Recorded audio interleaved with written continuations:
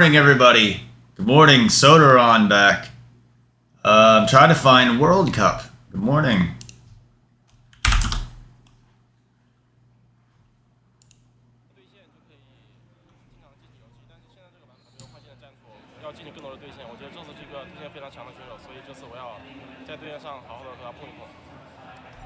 Because there's actually a change in this training all the time, and right now I really want to improve my vacuum wave, and since he was in a priority slot, it executes. and I really try my best to do all my efforts against the That is going to be all for the pre-match interview. Thank you so much for joining me, Ben, and we'll see you on the 好，刚刚现场的话，我们也是看到。 Oh, there we go. There's Degon. 的电竞世界杯啊，如果你有开幕式那天收看的话，你应该不会错过他有非常多的环节，想象。 Double the unkinked neck, but we only want to pay once. So let's do that. All right, we're on Twitch today, buddy. Twice for the price of having it all once. For a limited I time, know. the haircut experience costs the same as the MVP. The ultimate MVP. Well, we are live streaming this stuff.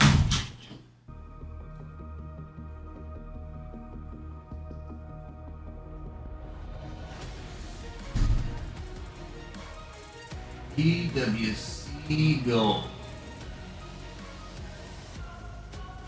Oh, there. Oh. There it is. We got it.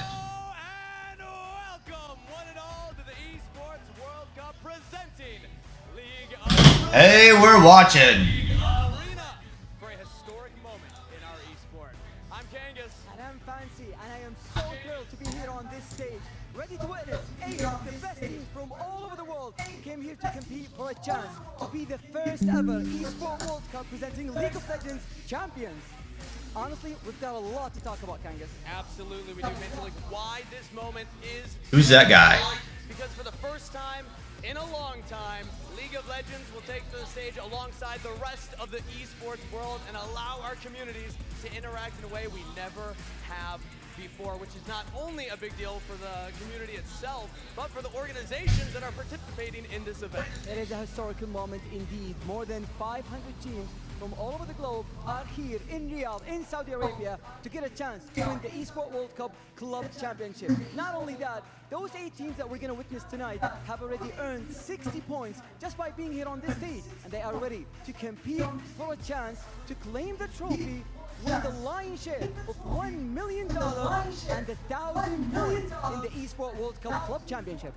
Points, prizing, and pride on the line as the winning team will place their key on this trophy and adorn the bottom with the keys of the teams that they beat along the way. So without further ado, let's introduce your quarterfinalists. First off, the 4th quarterfinalists. Ladies and gentlemen, this is the moment that you've all been waiting for. Please welcome to the stage, all the way from Germany, G2!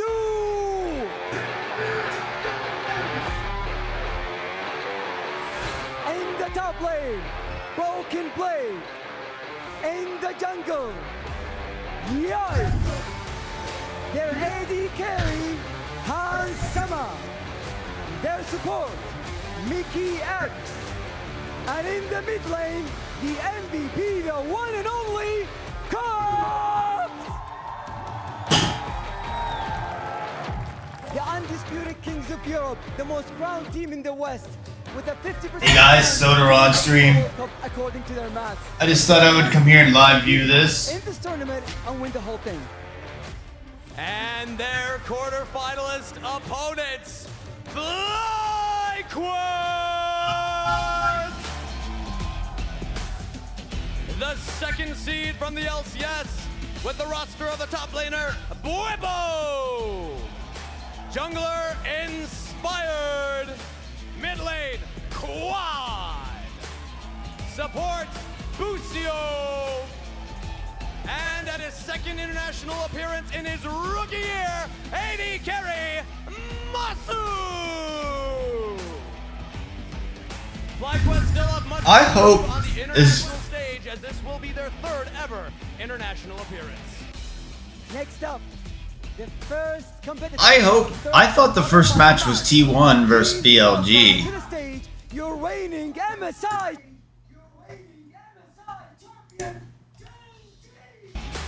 Oh, okay. In the top lane, King. In the jungle, Canyon. Their AD carry, Pain. Their support, an MSI Finals MVP, Lehan. And in the mid lane, give it up. Now, if my stream's lagging from... This roster has shown a dominant performance in LCK and international competitions, winning the LCK Spring Split, MSI 24, and being the first seed in the group stage in the current split right now. And their opponents in their quarterfinals match, Top Esports! Guessing that's the World Cup trophy there, that little plate. Maybe there's real gold on that. The second seed from the LPL with roster consisting of top laner 369, jungler Tian, mid laner Dream, support Mako, and in the AD carry position, the mainstay on the roster, Jackie Law. They are currently undefeated in the LPL Summer Series. Well, this is already better than Riot's Rivalry. broadcast. Fourth international appearance. And now, the first team in our second quarterfinal match. Please welcome to the stage, Team Liquid!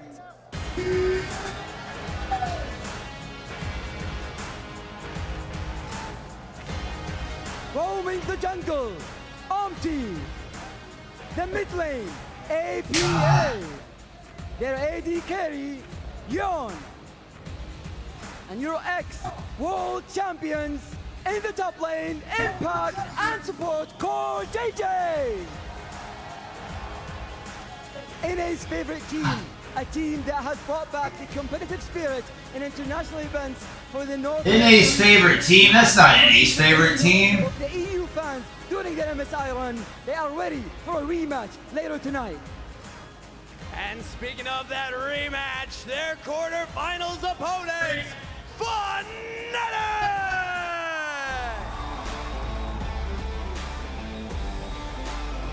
The second seed from the LEC with top laner, Askarinen, jungler, Razork, in the AD carry position, Noah, with support, June, and their superstar carry mid laner, Humanoid!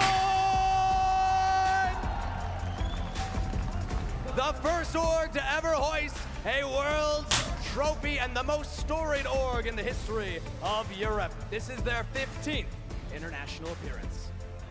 And now, for the first League of Legends match in the history of the Esports World Cup, please welcome to the stage, BLG!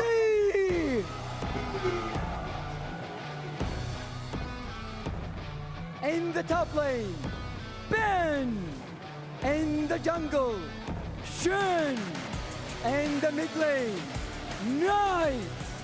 Their AD carry and support, Ilk and On. Looking for international revenge, BLG returns to the big stage to overcome their first challenge on the road to victory, and in their fourth international appearance. And their quarterfinals opponents, the one, the only, T1!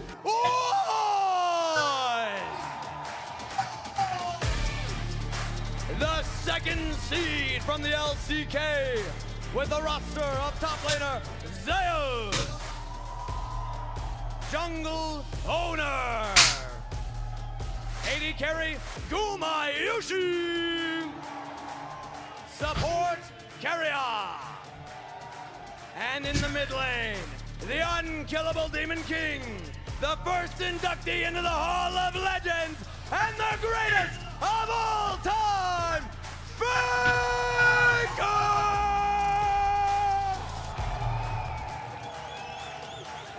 Jeez, I feel like the players are getting more respect than they ever did playing with Riot's tournament. National appearance, and we are ready! Team captains, please take your keys to their starting positions. And everybody in the arena and those at home, give a warm welcome to your first quarterfinalists. Single elimination, best of 3, T1 versus BLG. Nothing is granted. Alright, well, I guess I gotta take notes. Games begin!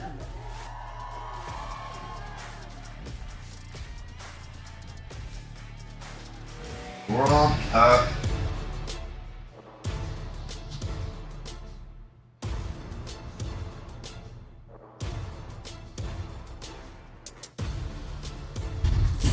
Ah, my leg is hurting.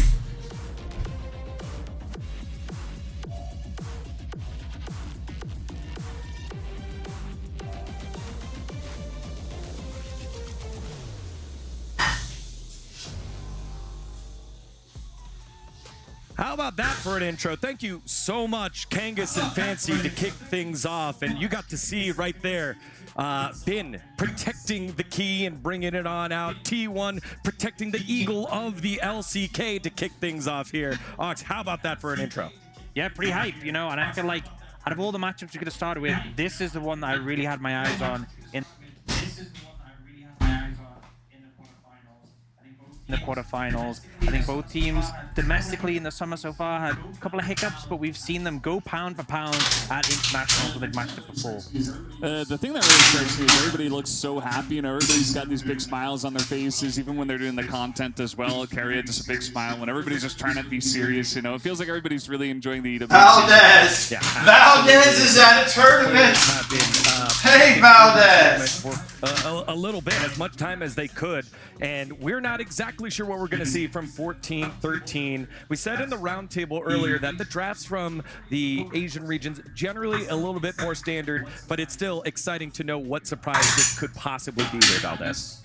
Yeah, I mean, I'm expecting it to be relatively similar. I don't think we're going to have any huge changes coming into this one, but I would expect that this should be relatively similar. All right, check your smoke alarms, because this one's going to be hot. Let's send it on over to our casters, Atlas and Wolf, for the call.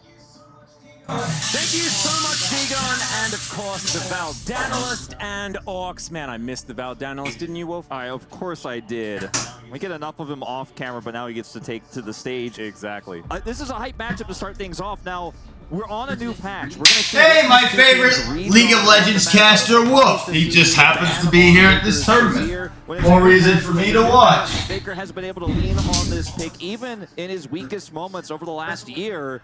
Senna, also a pick that has been so strong, especially in the LCK. Removed the Rumble, still top tier, untouched on this patch. No big surprises just yet. Yeah, the Nidalee, though, is a little bit of a surprise to me, Wolf, just because we know Owner did earn his Nidalee card, but the pick is very up and down, and Shun is an incredible Nidalee player. So an interesting ban there, of course. Callista, a slight tap on this patch, but felt a little bit cosmetic, not necessarily something that we really need to worry about, and still something to be taken away from both Gumayusi or Carrier. Guys, I'm letting you into my pick is still very coaching League of Legends life thing of how I VOD. It's been. You got to take that one away. How I do my coaching thing of the League of Legends stuff. Priority. The Zyra going to come in here super early, but this leaves open the Tristana. But considering neither Tristana nor Corki has been banned, you can kind of handshake these two very strong AD mid lanes here. So T1 can get their pick in the litter. I'm leaning towards Tristana for them. I think it's the stronger of the two at the moment in terms of the utility it gives you around the map, the ability to split push turrets, grab plate gold. T1 gonna, though, opt into the Corki instead here for Faker. Yeah, why not both?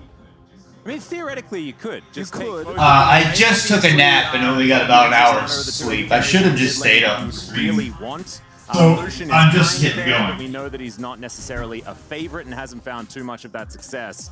As Owner is just cycling through a few choices here. We'll see where he lands. Of course, Sejuani does feel pretty owner at this point in time, but up against the Zyra, you're never going to match that clear speed.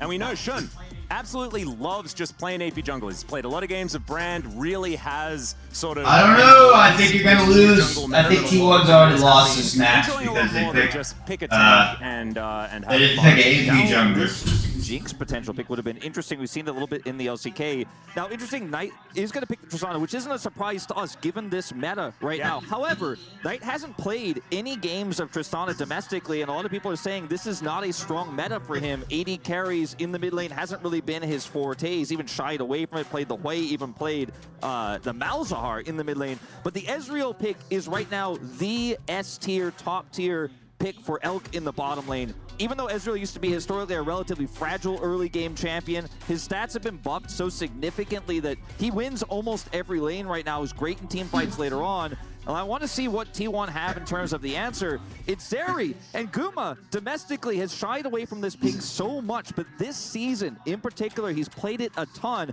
I actually got the opportunity to sit down with him and interview him. He talked about how he's actually really been working on improving his Zeri. He never felt like he was weak on it, but wasn't that comfortable. He's really put the hours in, and in a meta where it's so important, he's going to pull it out in the very first game here against BLG. See, that is good information Wolf just gave me. That he's of that interview, Wolf. I think it would Gumayushi's been working on this Zeri. A lot of the T1 fans that don't necessarily like Gumayushi's Zeri as much as some of his other more famous picks. Of course, Varus getting a little bit of a change on this patch. Not going to see him in this game. We'll see whether he does crop up in this tournament as well.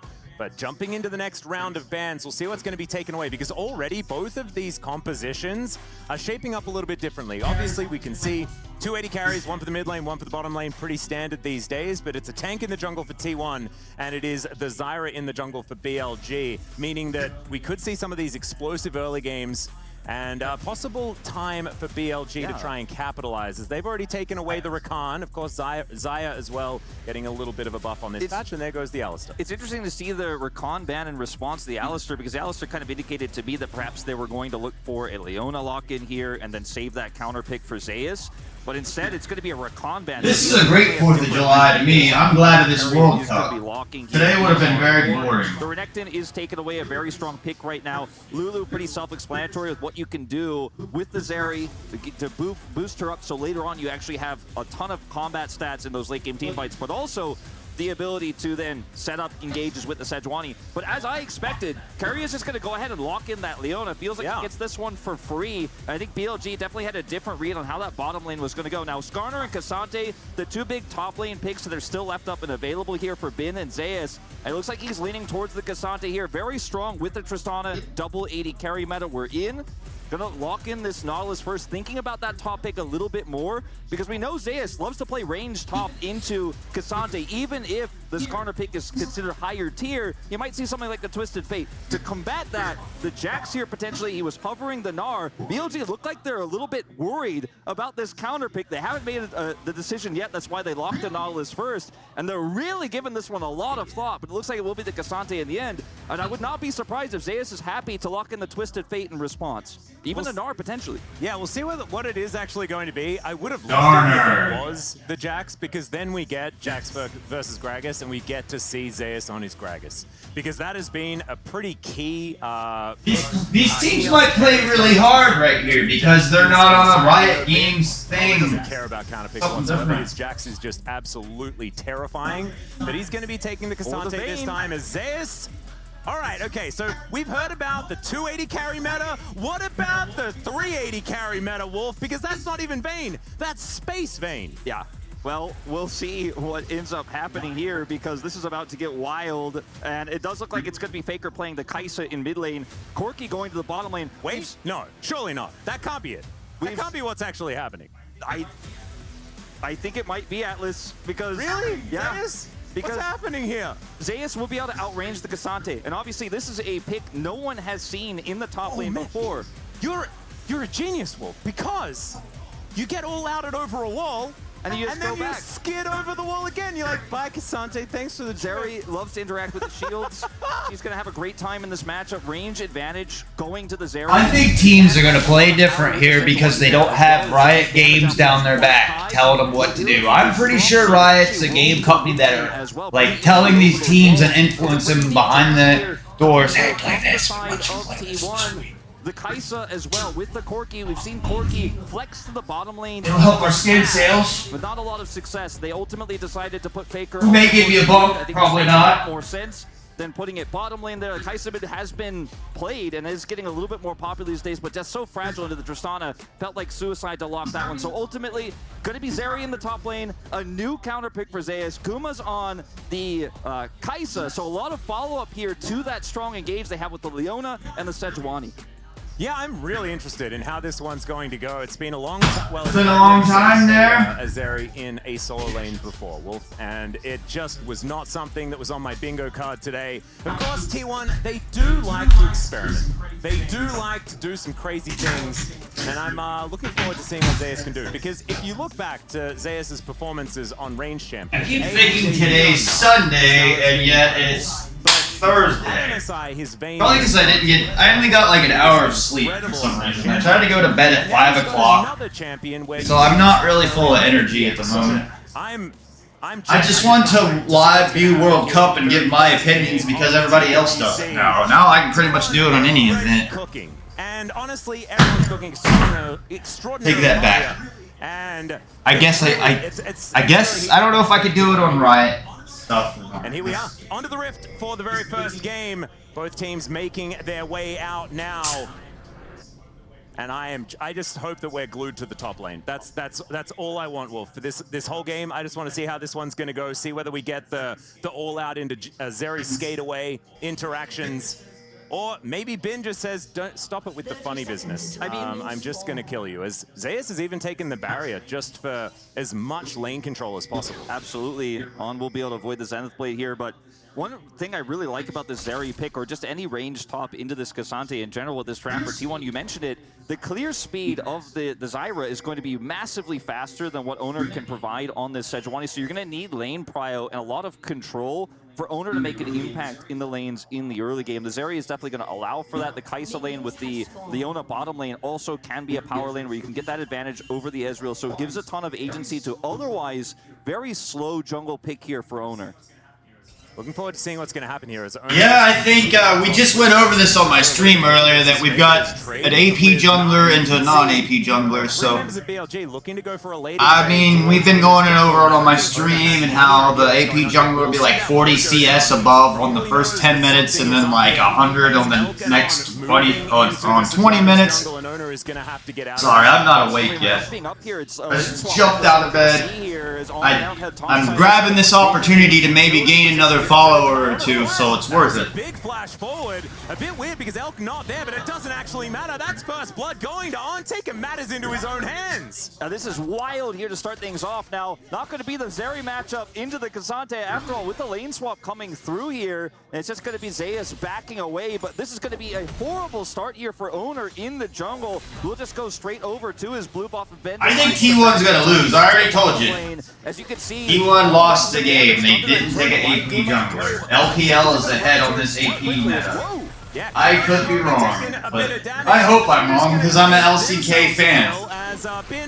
But I'm telling you, I think they're behind on this AP meta thing. That's a huge win here for T1 on the other side. So 2 big wins back to back, and then the momentum is now shifted. Now with the turret shots taken here at level 1, Guma and Keria will have to back immediately. Won't be able to push this advantage further.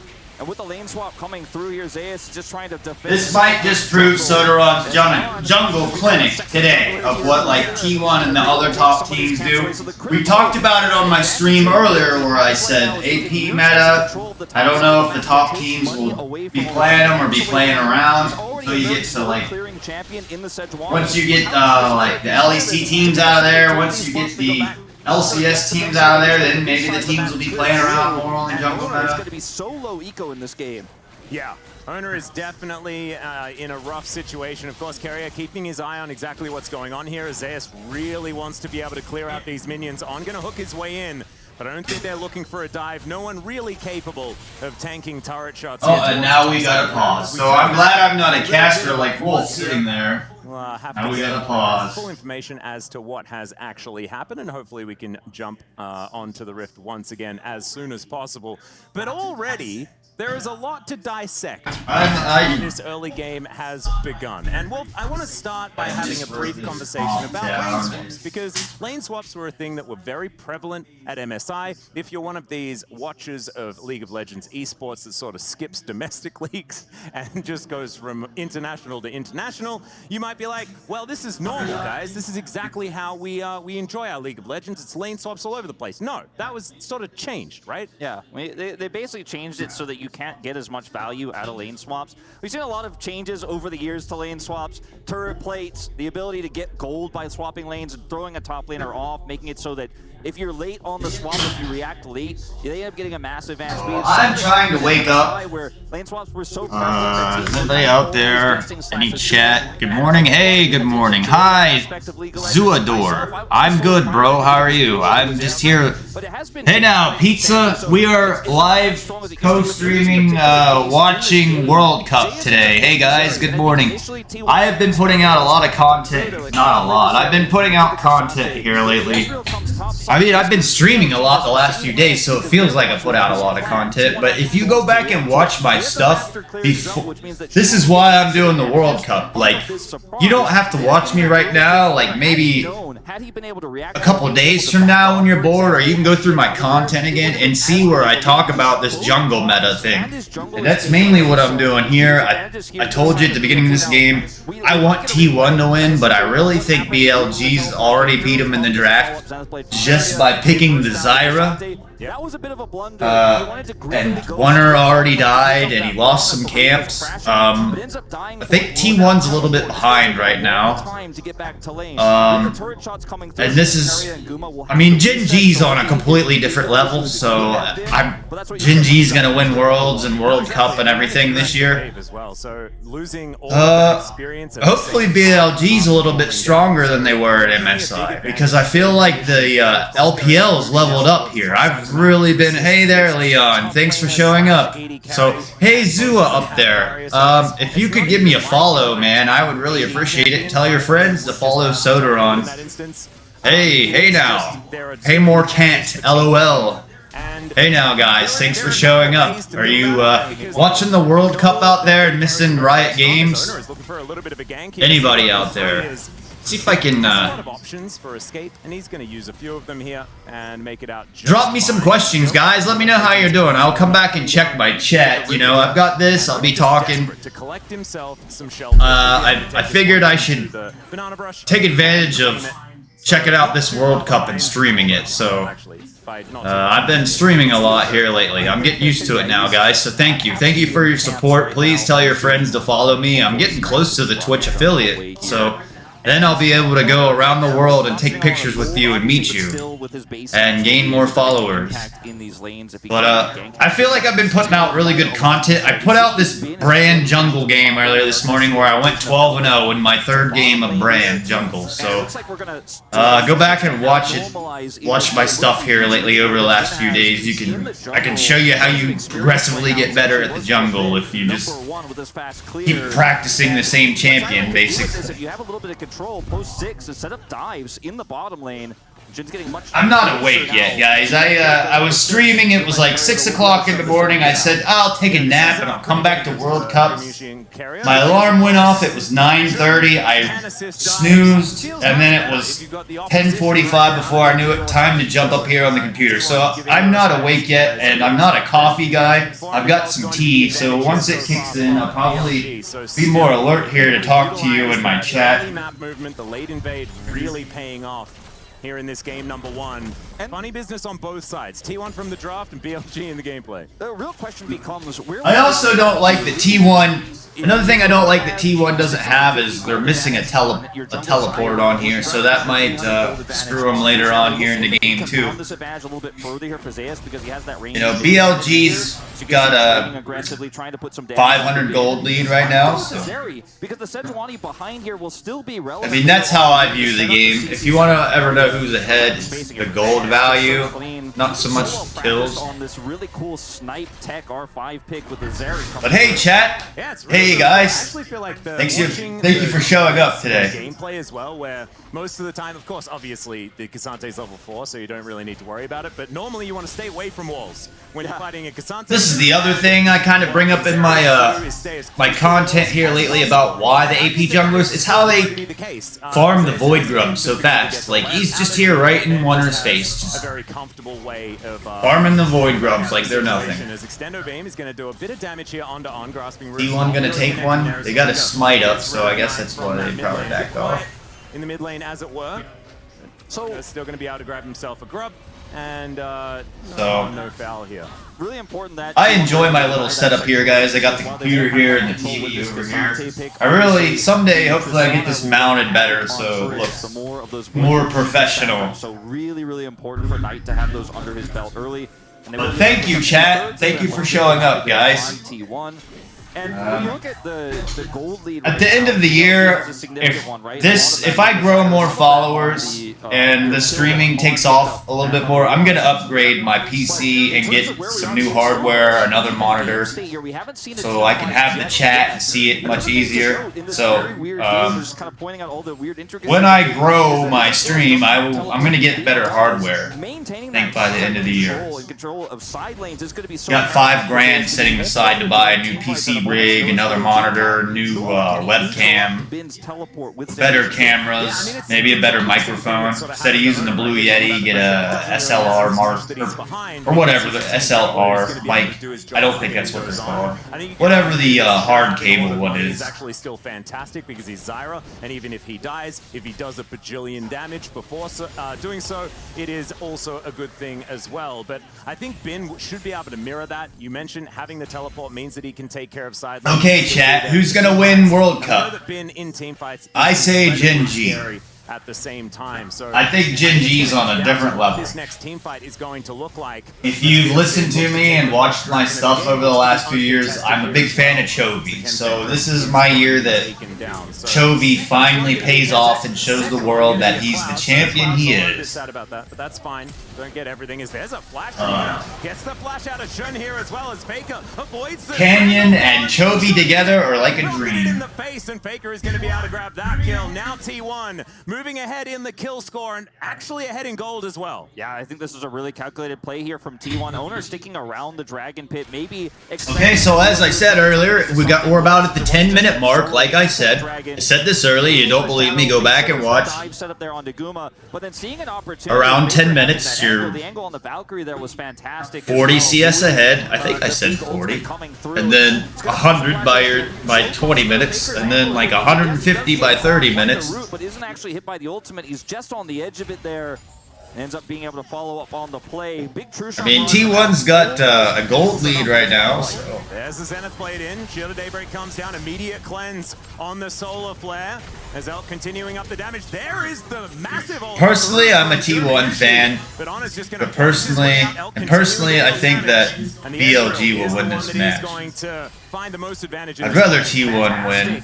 Peel from On in that situation doesn't even have level 6 just yet. I don't know how the bracketing works if T1 can get to Gen G in the finals. I didn't sit and look at how the finals could be because I thought I don't know how they did the group brackets, how they drew the matches for today, but I thought they were the best you could draw. Where Riot Games would have done something dirty to us today, where they would have put like Team Liquid against T1 or Team Liquid against Gen G today.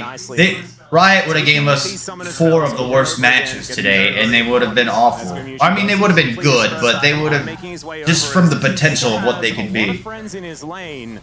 Or like we would have got Gen G today versus FlyQuest. But right off the bat, they're giving us T1 BLG. Gen G top. BLG. That's what we want. Once again. Who plays G2? Solar Flare back up. They need to respect this, and I don't think they can actually break through this choke. G2 gets an easy team, basically. Returning as I think it's FlyQuest and G2. So they. No contest whatsoever. Elk trying to push out this top side, but Guma can clean. I think I would have rather seen Team Liquid versus G2 just to see the top LEC and LCS team, but Yeah, going to be able to It's fine. Maybe they could hype up Whippo versus Caps. So not wanting to greed for the final grub. Maybe that's a pretty hype match for people over in the LEC that they want to see FlyQuest versus G2. So whoever set this up, I think they gave us the best matches for the first day. Just looking at it. Going to be avoided here by Knight. Pretty quiet as far Because now that I think about it, yeah, that's kind of a hype match, right? Whippo versus Caps, because they were on Fnatic back in the day. As he tries to dash away, the Q comes out. There's the ulti. As All Out is going to be utilized here by Bin. Decides instead. Yeah, I got any? Hey now. Go with the Zeri at this point in time. Just a trade of ultimate. Hey now. I almost forgot about my catchphrase. There's not much else Bin can offer here. You got Zeus' ultimate as Knight once again. Trading with Faker. Faker having a fantastic laning phase here. We haven't seen too much of it. So this is the lane, but he is winning Corki versus Tristana. Somewhat of a rarity in the boring matches we get right now. This is the LPL and special right here, where they only play Tristana and Corki. Least managed to land the Stranglethorns, but Zeus will come over and just executes the Zyra. Caught in her jungle, and T1 really starting to take control now. Yeah, Zeri just I would expect BLG to be able to out-rotate assist on the gank T1 around the map and make some plays. We'll be able to get back to taking advantage of the Sante teleport and the Tristana teleport. TP there, but not going to punish the back of Zeus. So strange to see a Zeri in the bottom lane. Meaning T1 only has one teleport to play with. They can the world we're living in, at least here. Easily lose this match because of that. Pick there onto Shun. He tries to ult his way out of it, but does not have flash. The barrier I don't really get, but I guess I've never laned into Cassante, so I'm guessing you need the barrier for Cassante. T1, if they give 2 dragons, that is potentially going to be a big problem if the soul is relevant with Chemtech already there. Big chance. Yeah, Zeus once again going to be ulting. Anyways, I'm glad I had a chat show up this morning. I didn't expect any viewership here at the Sodaron. I think that's how I first pronounced my name, not Sodaron. It was actually Sodaron, but Sodaron. I always thought Sodaron sounded kind of cooler, but Sodaron's catchier and soda, and people remember that. But I didn't expect any chat or viewers today, so I really appreciate it, guys. If you can tell your friends, check out my channel, follow me. I'm slowly growing now, and but I don't know whether he's going to survive this one. There's the Stranglethorns, and there is the I mean, I could grow faster, is what I was gonna say, but I do see as I stream, I'm growing, so it's worth my effort. So I think it was a kill. So just a 1-for-1. That is going to be. So we got one dragon for BLG, and we got a dragon for T1. This too is where I can test my casting skills. I've always thought I would be a really good caster, and if I sit down and really try and smooth talk my voice, like right now, and turn it into butter, that I'd have a really good caster voice.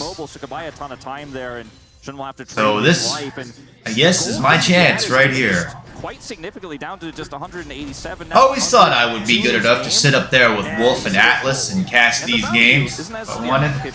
Yeah, we're dashing over the wall here is Zeus. Gramushi going to go down as well. There are too many 80 carries in this game. The Rift Herald will be taken here by BLG, but they'll have to sacrifice Bin. Zeus taking a fair bit of damage, but is ultimately on a killing spree at the end of it. So Rift Herald collected here by Shun.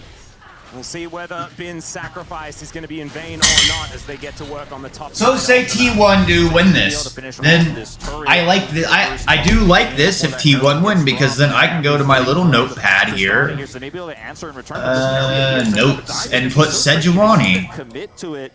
Is trying to find owner or anybody here, but they're already. And we will play Sejuani on my stream. It's just going to explode. No way out, and they are picking on this extremely squishy Zyra that just seems to be over. Sejuani might be the AP jungle counter or the AP jungle whisperer. Oh, I know. You lost the bottom turret. You lost your top laner in the side lane. You've got to make a cross match. Judging from this game, BLG look really bad at the moment. You could drop Heraldess. You got to group. You got to push deep into the jungle. But T1 were already one step out of the play.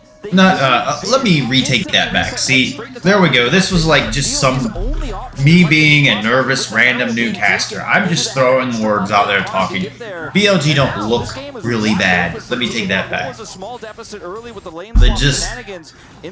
look like they're not on their top form.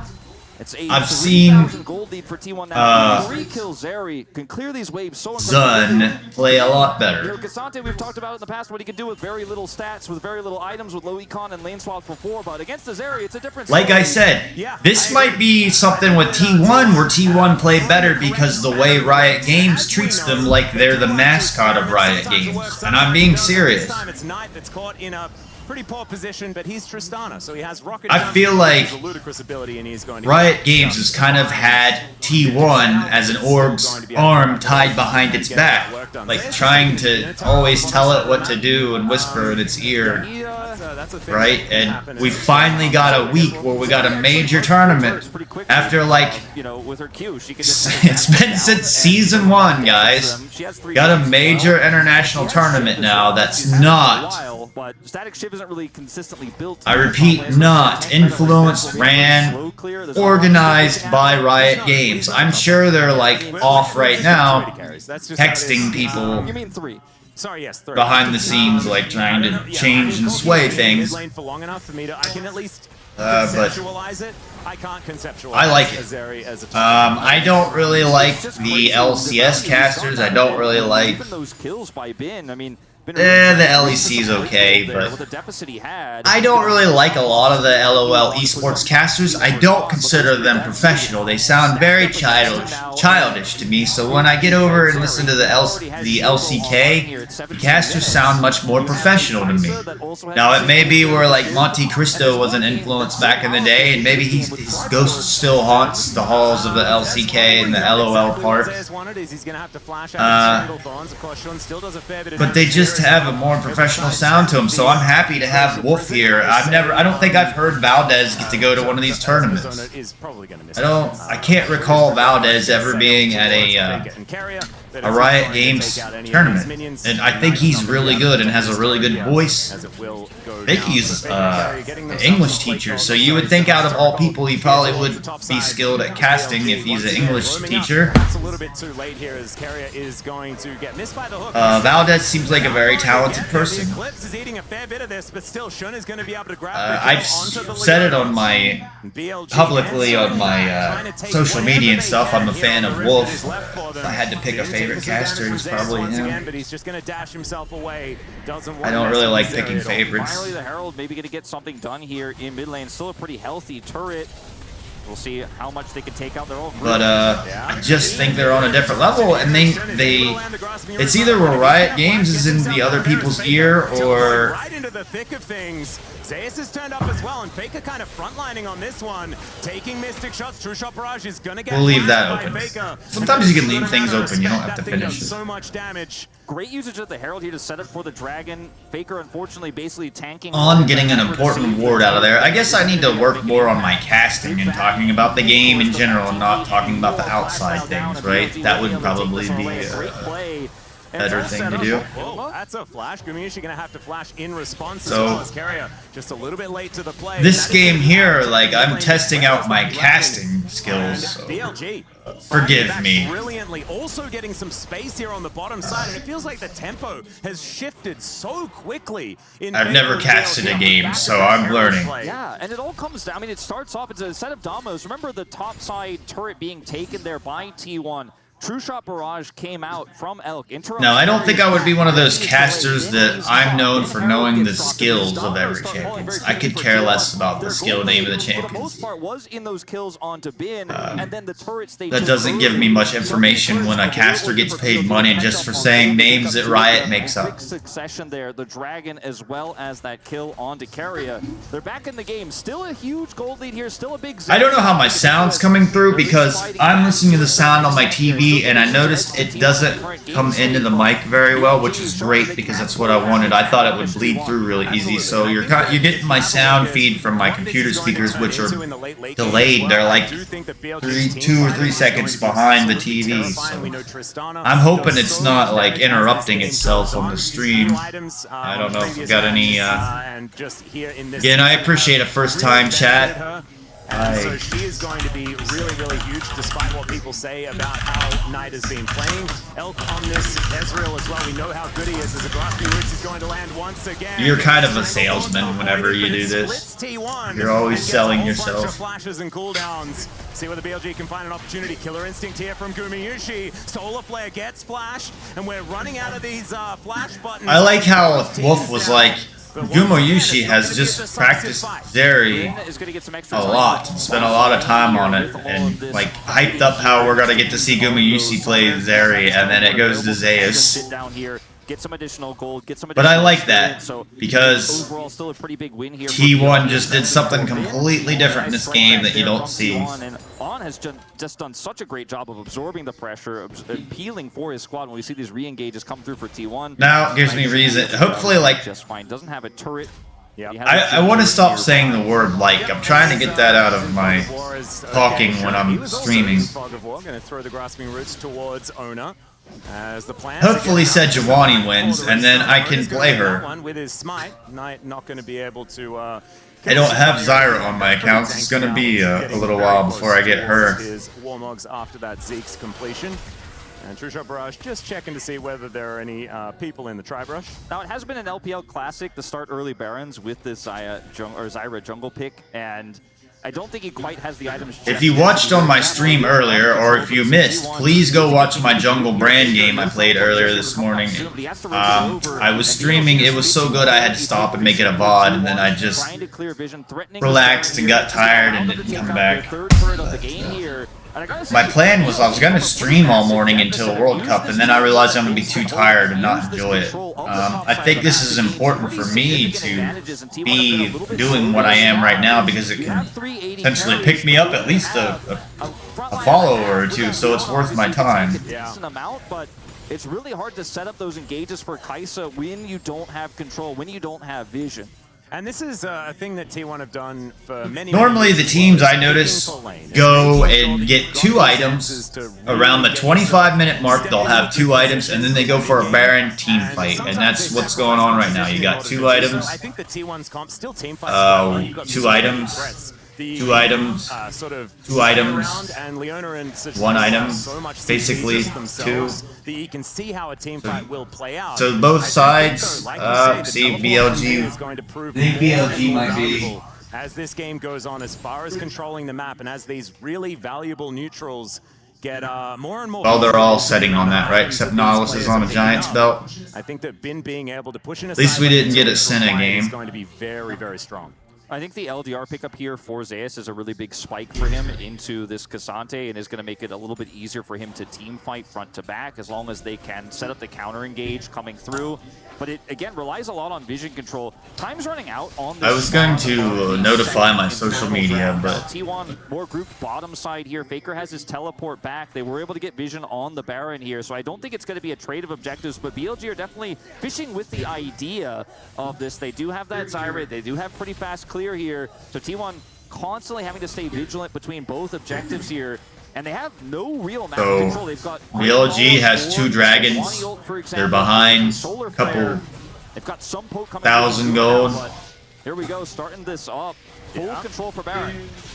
Shun is going to annoy Baron just a little bit here, who's just going to be one-shotting these players. I'm trying to think if BLG place those seeds, but does collect the can turn this around in a team fight. BLG were looking for in that moment. Now just keeping control of mid, playing this one out, seeing who can get that push, who can then get the right leg up. They do have a teleport advantage where Ben could be shoving out a lane right now, non-stop. Dragon making things very dark for T1 though. Yeah, you can see the observer showcasing how little vision there is here for T1. I also want to stop saying that's another thing that annoys me. And Elk is just kind of playing with his range advantage right now. Zeri, fairly low range, obviously. I just say it when I'm fishing for things in my head to say. And T1 just aren't able to skirt around, and this buys enough time now for the Dragon start. I don't think I've ever seen a Pepsi sponsor. Tristana, she can do Dragons very quickly with this Zyra. T1 will clear vision, but they don't have the speed to trade this, so they're unfortunately just going to have to give the Dragon up, but it's just... There you go, so T1's indecisiveness just lost them another Dragon, and BLG is 1 step closer to the Dragon Soul. Makes a bit of sense, and BLG BLG a little bit more decisive. But with these 3K plays in the behind. neutral. Now moving towards this top side, and what we want to see is a little bit more of the T1 we saw in the early game, right? The T1 that was making. I just think in a team fight that BLG probably. That's what gave them their initial advantage, and now they're trying to hold on to it instead of BLG pushing it could forward. beat T1 right now in a team fight. Vision, which is, I assume, what it was looking for. And stopping any single back there could have staggered T1 to a situation where, you know, Keria has to then flash out or something like that, and then it's just an easy Baron start here for BLG. But again, T1 walk away with no vision. Now the farm, shoulders in terms of dealing with and you're still 50 CS ahead of Sejuani. He's the one who could be far from Baron, whereas otherwise you see T1 are just constantly grouped, constantly fighting for vision, which means Ezreal gets to keep pushing these mid waves in, and it's a constant juggle of vision that BLG. It's just unreal how fast the AP junglers clear the jungle. Ezreal poke as well, really starting to be a big problem here for T1. If you actually go and play the game, you'll start playing AP jungler. You're like, wow, this is really easy. I don't have to do much. Yeah, Ona now possibly out of position. Does have Keria there, but there's no real damage follow-up unless they can create some plasma here for Gumayusi to react to. There is a snare, and the Void Seeker not going to connect. Hook as the re-engage does come in. Glacial Porky's coming in with the teleport. Shutdown onto Zeus immediately, and BLG, they might use this to start off the Baron. At least Elk, that's what he's decided he wants to do. Yeah, I'm not really confident T1's gold lead they have right now. And BLG looking for don't really. More poke coming through here as the more you hit, the more you can throw. Gumayusi's still just firing them out willy-nilly still. It's going to be a wait for Zeus to come back up. 25 seconds on that one. Yeah, no teleport, no barrier for this fight if it does break out, but at least the Void Seekers, like you say from Guma here, the accuracy of them good enough to actually deny BLG from starting this up. But you know, Atlas told you already, Zeus, you're not a top laner, you're not a tank, you can't be that far up on Zeri into a Nautilus. He got punished so hard with his positioning there. Again, it's not something we normally see Zeus play. In fact, we've never seen him play it professionally here. He's pulling it out at the Esports World Cup, but gets punished his first death of the game. And that control for BLG does continue. And that's a lot of money going. It kind of tells me like maybe Zeus struggles in the bin is why they had to pull out this. 3 items done for both 80 carries. Maybe Zeus is struggling in the bin. I don't know if they scrimmed or not. I think they did. They've probably scrimmed each other since they've been there. And of course the Ginsus and Static Shiv are a bit cheaper than what has been put together here by Elk so far, as T1 possibly looking for a fight, but on so incredibly tanky. 1-0-3 on this Nautilus. Never thought I would see Pepsi involved. It looks like a Senna Nautilus situation here with how well On has peeled this game, how incredibly well he's played around these choke points. Sendo Beam gonna hit him pretty hard in this moment here, but he's got the Warmog, so not gonna feel too bad about that. You know, meanwhile, Elk continuing to control this mid lane, out-pushing the Kai'Sa consistently as he just offers more and more poke. Even with True Shot Barrage, you can see his Qs really stacking up. Yeah, well, another Glacial Prison goes down here as... I'm gonna watch from this view, guys. I'm here. Leave me questions. I'll check my chat. Don't worry. Killed on the side of T1 into one. Even if you're not there, I will still get back to you somehow. The envelope too far after their last pick. We'll see what T1 can do with theirs. It's such a neutral fight here over Baron Vision. It just continues to rotate, and one pick alone isn't enough to actually wrestle it back. In fact, it's often the team that gets the pick that uses more resources than has to pick up some items, and then the other team juggles it back. And we're just constantly playing Ring Around the Rosie here in this river brush. BLG now taking their back timer. T1 will rotate over and grab control. We're going to move back to this moment. On really far forward here, not completely cleared that ward, but hitting it there gave Ona the information. He could look for that pick there, so well played by him. Good punish onto On after our little caster curse. But this really reminds me of the old, like... Let me ask you, chat. Do I need overlays and stuff for my Twitch, or am I fine? Like, do my overlays and stuff bug you enough that I need to go spend money? BLG have constantly maintained that control. I don't know how much that stuff costs. Every single one of these rotations. I don't think it's worth it, but I'm just asking. T1 no longer really to you kids out there, do the overlays and stuff matter that much? Because I don't even pay attention to Twitch overlays, and I really don't even know what they do. They can give up a Drake. You know, not the end of the world. T1, they cannot afford. But I have artists like after me all the time, and As T1, you can see, positioned to try and take this one down, and they're going to be fighting. There may be one I might want to help out here that's nice, so I don't know. I may get the overlays and all that. It's custom work done. Is it really that important? Because I think we're doing fine with going on our own like we are right now. That's the dragon secured for T1. Carrier is just taking Bin for a ride, and the rest of BLG are just melting. Now the top lane is going to do battle. Yeah, Bin's going to win those as he walks into melee range of the Cassante. Still, it's going to be a one-team fight, and still T1 are going to look towards this Baron. Yeah, T1, they win more than just the Dragon. They'll get that Baron. You know, you lose a support, you lose a pseudo top laner in Zeus and Zeri. It doesn't matter, though. T1 have the damage to rush this Baron down. There's no one left really to contest. Only Bin stands on the graves of his teammates. Just look at how this fight sets up. Look at where Zeus is. He's not even here initially. It's just a great collapse onto Shun. And T1's target selection in this fight is fantastic. Then Zeus swoops in. Knight can't actually turn or carry. Bin is denied entry back into the fight. This might have been a bridge too far. Unfortunately, Zeus walking straight into that Q3. But a great target selection onto Shun, taking the Zyra out of the fight, guaranteeing the Dragon, then having I guess there's a crowd there, like you can't see on the camera. That may be like the, Guma feeling pretty good, I think, about the secure. I think they're weird about that stuff on the Dragon. over where they're playing. And Ona looking like he just managed to secure the Baron as well. So as you can see, Baron going to be up for 2.5 minutes here. We'll see what T1 can do with it. See whether they can actually break open this game, because T1 have been the team that have found so many advantages in this game, but it always feels like BLG. I'm not a racist person. I don't care they're in Saudi Arabia. I like it. It's a different place. Like I said, I could care less if they broadcast this from the moon. I'm glad they're in a new region. I just saw 3 years ago a rogue golf league broke away from the PGA Tour and did. Now it's not going to happen in this, but this is kind of what World Cup is. Broke away and made its own golf league, and it's doing fine.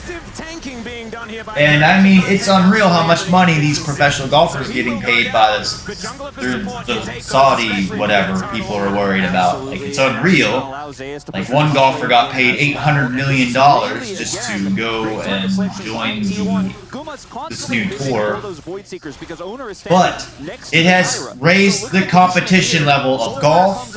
The guy that just won the last major is from this tour, Bryson DeChambeau. It is raising the level, or raising the competition and bar of golf. It's going to do the same thing for this. Normally, we're going to get some boring Riot tournament. This week, these players are going to be, I think, much happier and have more fun on stage and give us better games, because Riot's not in their ears telling them what to do. It'll raise the bar. Closer and closer to a victory for them, and they'll push this wave towards the inner turret and really expose BLG's side of the map now. Yeah, we'll see if they can actually grab this inhibitor with the last 30 seconds of the Baron. They really want this. Yep, Solo going to set up for the Zenith Blade. It's a decent Stranglethorns, but he's still going to go down. So really didn't see like a team fight, right? Great buffer there from the Tristana, but Knight not able to offer any damage back, and that's going to be base broken. I was kind of ranting there and yeah, they ain't stopping lost my concentration of the game. On this Baron buff, they're going to take at least one of these Nexus turrets as the minions are starting to run out. Well, I'm happy T1 won because I'm a T1 fan. Still trying to push forward. Carrier, not sure about that one, but I like the gusto. Has been in a whole host of trouble. Faker taking matters into his own hands. Gen G's the one though that I've wanted to win for the last 4 years or so, and very disappointing how it ends every time. So Gen G is, and my main account has the Gen G logo on it, so you can't say I'm not a Gen G fan. You can't say I'm a... 3 seconds on Infernal Soul for BLG though. And so T1 are going to have to book it as soon as owners spawn. They got to get to that dragon. Yeah, they're going to have to rush through. You can see even with the... I gave Chovy some money out of my pocket as soon as I could. I bought that Gen G Summoner Icon. Knight does not have teleport, but he should get a percentage of it. So, there you go. He's got an insane amount of damage he could do if given the agency. And well, I think all eyes are going to be on Shun here. But I just think that Gen G is my ultimate LCK dream team ever, because I've been I'm a big Keen fan. I think Keen has been the best top laner in the world for 5 years, 6 years, and he's been stuck on really bad orgs, and then he makes them look a lot better than they are, like carrying a freak up. And so there's Keen. Then I'm big on Lehend, so I'm glad to see him getting to shine, because a lot of people are really down on Lehend. And I think he can be kind of a coin flippy player where he looks really bad some days. Because he is one that tends to make a mistake like every game, no matter what. Like Lehend's just gonna be Lehend's and mess up somewhere. That's fine. I like the guy. His team the roster's so good that it doesn't matter. But it's like Lehend adds a level of comedy and fun relief to the roster that's needed. It's like Canyon seems a little bit too serious at times, and so does Chovy. Seems, I don't know, like not so much serious. It's just a LCK dream team.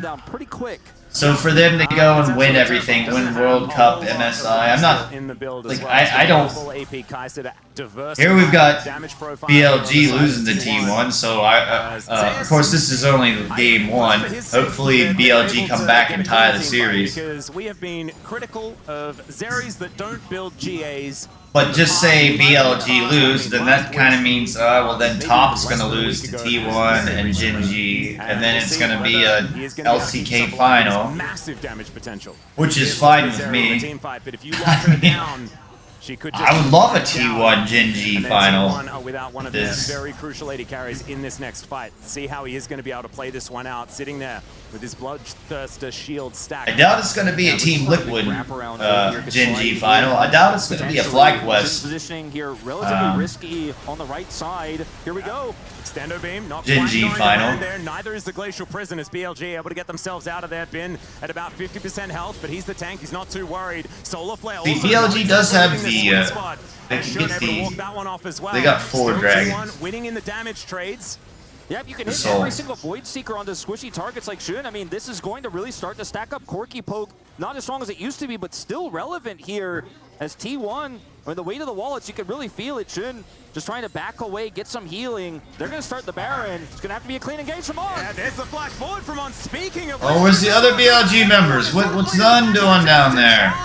To get rid of them, and now Guryushi, that killer instinct. I guess he was like building up plants to make room to kite them through something. Flashes over the wall. There's the double kill. T1 dealing with Bin on the top side. Zeus not going to be falling this time around, and T1, it's another team fight, and this one could be the end of the game. Looks likely they're going to push down mid here. You see Zeus pushing top side, but he doesn't. I guess it's over. He just rushed to join his teammates. They've got the clear here. Only one Nexus turret stands between T1 and winning the first game of the World Cup. That's a big old flash forward as Knight's going to get slowed down. There's the Glacial Prison. Set him up and you knock him down. Well, I expected T1 to show up and look bad, so I'm happy. T1 looks... EWC League of Legends.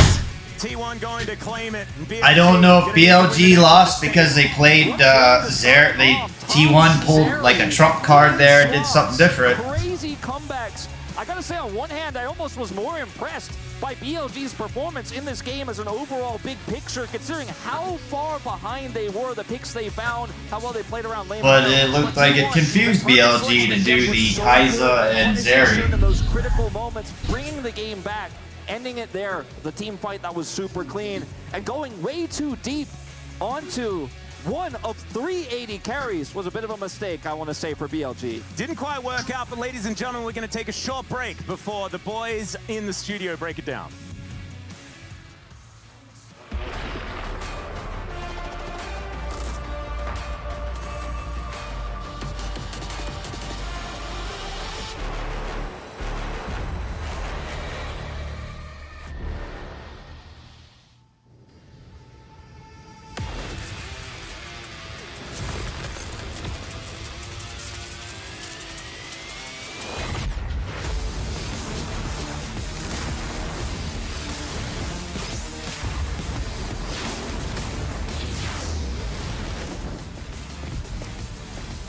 I take my notes in here. Walk around a minute. Hey now, guys.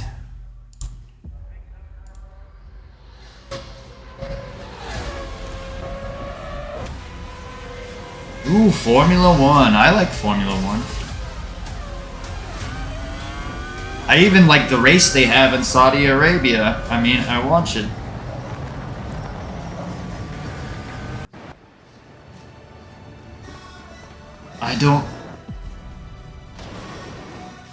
I don't sit and think, oh my god, the F1 races ran with Saudi money, I can't watch it. I don't think like that, because all money is evil to me. American money is just as evil as any other money.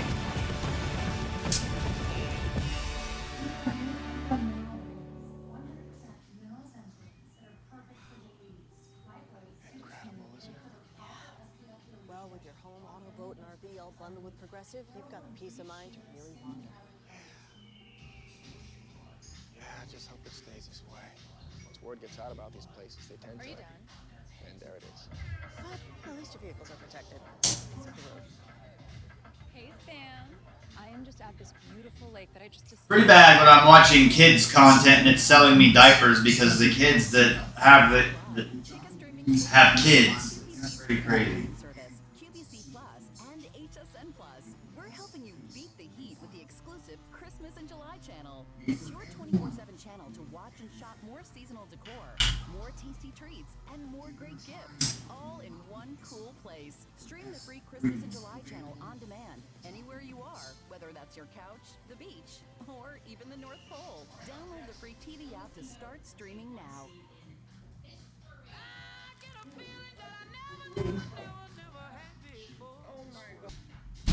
Hey, wake up.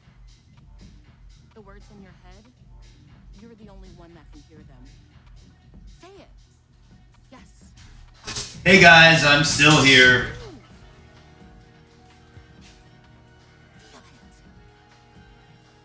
Hold on to this feeling. Yes, I can. Yes, I must. Watch me. Red Peloton Bike or Bike Plus at onepeloton.com. Terms apply. When you find a charcoal toothpaste that epically whitens your smile, you might find yourself... Did you just take a selfie with our toothpaste? No. Maybe. Hello, strangely selfieable toothpaste.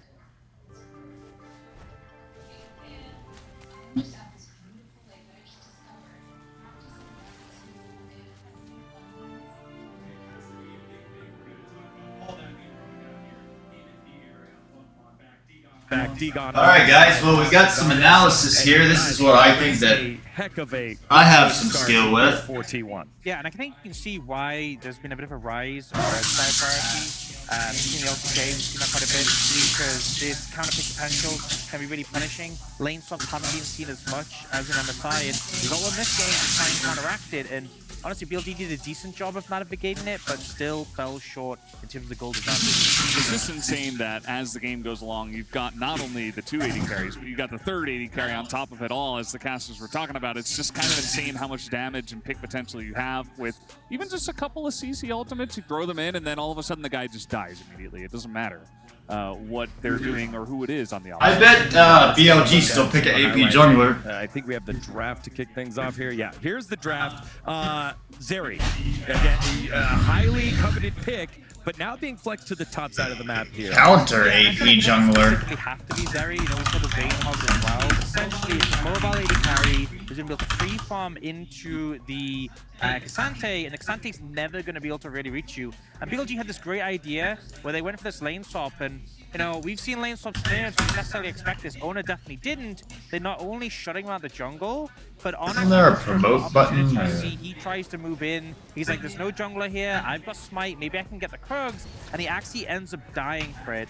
And the reason this is so punishing, if you look at the minimap in the bottom right, Shun is doing his red side jungle. He then crosses over to take Ona's red side jungle and completely locks him out. Gets a big lead. Counterpoint here, we do see Bin get dived as a result.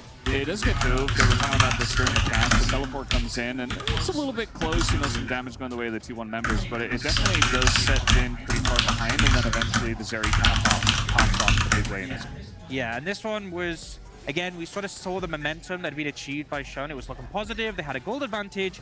But the vulnerability to Zyra is you are immobile, and I think Owen did a fantastic job using the ultimate to consistently find this pick potential and really claw their way back into it. Yeah, that was the play that then T1 took the lead. Then here on the top side of the map, Luminous Herald gets taken. Yeah, the Herald does go their way, and you know, you saw some picks go in the way of BLG in this one, but this was really a big moment for them because they were coming back in this game, actually, in this mid-game. They were down like 5,000, 6,000 gold, but just kind of one by one the dominoes fell because people kept getting picked on the side of T1. The Heralds came in, took down the turret eventually, and a lot of big moments did go the way of BLG. They also took the first Infernal Drake in this game, and it kind of felt like they were going to come back in this one. Yeah, and I think this is kind of the power of having not only the Zyra, who's difficult to engage into, but the Ezreal at this mid-game point can just kind of stand there in the mid lane, constantly fire harass. It's really hard to challenge him. And this passage of play between the Herald and then moving down the Dragon where you had complete control netted them not only, obviously, that Dragon, but you see the mid turret just fell down, and they also secure that front tower as well. So tomorrow when I do this, guys, I probably won't be so tired. Now, I'm kind of tired, so I'm not full of energy. I mean, I streamed earlier. I've already streamed the decisive team fight where T1 at least 8 hours today, I would say. I mean, they try to extend in here, but then I took a nap. So many times, like, you just I only probably got about an hour's sleep, and then I'm back here. So I'm about ran out of gas right now. I might have to make a cup of coffee just so I can sit here and have way too much damage on the side of T1. don't really want to do coffee. That's a little bit too high for my caffeine tolerance at the moment. I'd rather do a cup of tea, but I feel like I kind of need the coffee. Yeah, and I think, you know, if the front line is able to create space for the side of That it, up, it's really difficult to approach when you have an Ezreal who's so safe, a Zyra that is disengaged. But I think T1's target selection was really excellent there. 23 hours or so. Minus I did lay in bed. I mean, I to the AP junglers that are less mobile, unlike the Nidalee, is the Sejuani. You pick a target, you blow them up, the Leona's there. And if you're on the side of BLG, you look at your draft, you got a lot of priority things there. You're feeling pretty good. What are some of the changes you want to see here in game number 2 here, Ox? So I think going to the next one, you know, choosing to go on red side could be a big advantage. I think you can clearly see that Zeus is willing to use the red side last pick. With things like the Zeri, things like the Vayne. There's a lot of counter picks that you can bring out. And we saw... I'm thinking what I see in LPL besides AP junglers. You'll see Viego come out. You'll see Wukong come out. They also were on that Fearless draft thing. I don't know. I think Skarner's really strong in the jungle as well as top. You know, T1 can be very good at some of these drafts, and it's only a best of 3 here in quarters. So now BLG, with their backs against the wall, it's a very rough format to deal with, right? Where there's so much pressure now. T1 were just able to pull out this very weird combo with the 380 carries with all this flexibility. Because I thought Skarner was jungle, and then the way his kit was, they discovered, hey, you can't dive Skarner in top lane because the way his E works, and he can go through a wall, so you can't even dive him. So then they took him top lane. Time to experiment. If a team has been cooking something up like a Zeri top, it makes it very, very difficult. That Kai'Sa last pick, again, surprising everyone. I was looking at some of the co-streams, surprising some of our co-streamers as well around the world who are watching this one. For T1 now, again, it's been so much success on the international stage. They find ways to continue to innovate. Did you expect something like this, Valdez, where they had something ready, especially given the fact that they lost to KT earlier last week? Yeah, I'm not surprised at all. I think, you know, you kind of have to look at yourself within and say, okay, what did we do wrong? What went wrong in that best of 3 over in the LCK? And I think that coming into this format, where again it's a best of 3, but now you get knocked out. You know, it's not a regular season format. You see it even in times where you have to deal with best of 1s. You want to bring out, you know, cheese picks or really interesting strategies, right, for the matchup, especially up against such a strong team like BLG. So I really want to applaud what T1 did with this first pick. Not sure if this was prepared or if they were just like, okay, we're we're going to see if this works, as sometimes they do that as well. Yeah, you could see the players on the walls there, the teams on the walls, and how the contrasting team rooms are. We're about 90 seconds away. So final thoughts here on game number 1, what you want to see from game number 2 for both these squads here at the first ever Esports World Cup here, Ox. Yeah, I think typically T1's been successful when they're able to play through strong either top or bot lane. We saw that kind of here with the other top lane advantage. But the time when I really thought that BLG had a massive edge against them was last year's MSI, where Shun was able to impact the bot lane and drive that 2v2. I feel like as a trio, the bot lane and Shun are so good. I don't know how good of sleep I'll get tonight, because tonight happens to be the 4th of July, where fireworks go off till about 2 or 3 in the morning. Because I live in, let's call it redneck territory, so a lot of people, sadly, they don't even, I mean, you know, they picked Zyra first pick. Don't really have the money to buy fireworks. Come in here, carry, affect the map. Let maybe they alone anything else and get through the month. But yet they spend their money on fireworks. Like to watch it go up, like to watch the money go up to the sky and go bang. So I do think you have to. That's sadly the territory I live in. The majority of the people that live around me. Against the walls already as T1 have found I went outside game number 1 last night and two of my neighbors, like teenage kids, are shooting each other with Roman candles in the face. And they had motorcycle helmets on, but I wanted to yell at them. I felt like an old man because I felt awkward. It was in front of my front door in the road, and they were shooting each other with Roman candles, and I wanted to be an old man and be like, hey, stop that, you darn kids. But I just kept my mouth closed. A huge sponsor for the EWC event. Let's take you around. Is this Kitty? All very refreshing and new to me. Towards my right-hand side, there is a lot of choices for how you would like to relax with your friends. I believe there's some people playing some cards there as well. But as we walk towards the left, I like there cards. are multiple activities that you I'm really can good at utilize spades. to play some Want to know games. where I learned how to play spades? And there's also a machine that makes you coffee. But the most important Like, thing today, I'm really good at spades. Do you want to know how I got good at spades and where I learned to play that game? towards the left-hand side of this building, we have a huge... Oh, I don't want to watch an ad. I want to watch... No! Breakage. New Dove 10-in-1 Serum Hair Mask with Peptide Complex. I want to see the venue. I don't want to see an ad. That's lame. Keep living. We'll keep repairing. How do I block these? Will you kids please teach me how to block these ads? I thought you could have an ad blocker. Reload. Will this block the ad? Yeah.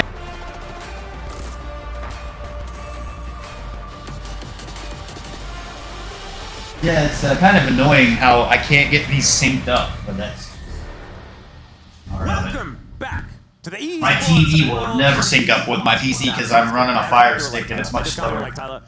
We are getting ready for the draft for game number 2. BLG. I don't know who Tyler 1 is. I'm sorry. Who is Tyler 1? At the hands of top lane Zeri. I think I don't know who he is. It's very easy to look towards Shun, and the fact that he went 1-7 or something like this on the Zyra, it didn't quite work out, but the early game did. And I think one of the biggest problems that you can look towards is the fact that, you know, Bin teleports to the bot side of the map and then dies instead of picking up all that experience. I think that was the main moment where things were really kind of messed up. So hoping that we can see a cleaner early game from BLG and something that can really propel them into a mid game where they can actually have some good because we saw that even when they get a semblance of the grip of the game, it's very difficult for T1. I gotta wake up.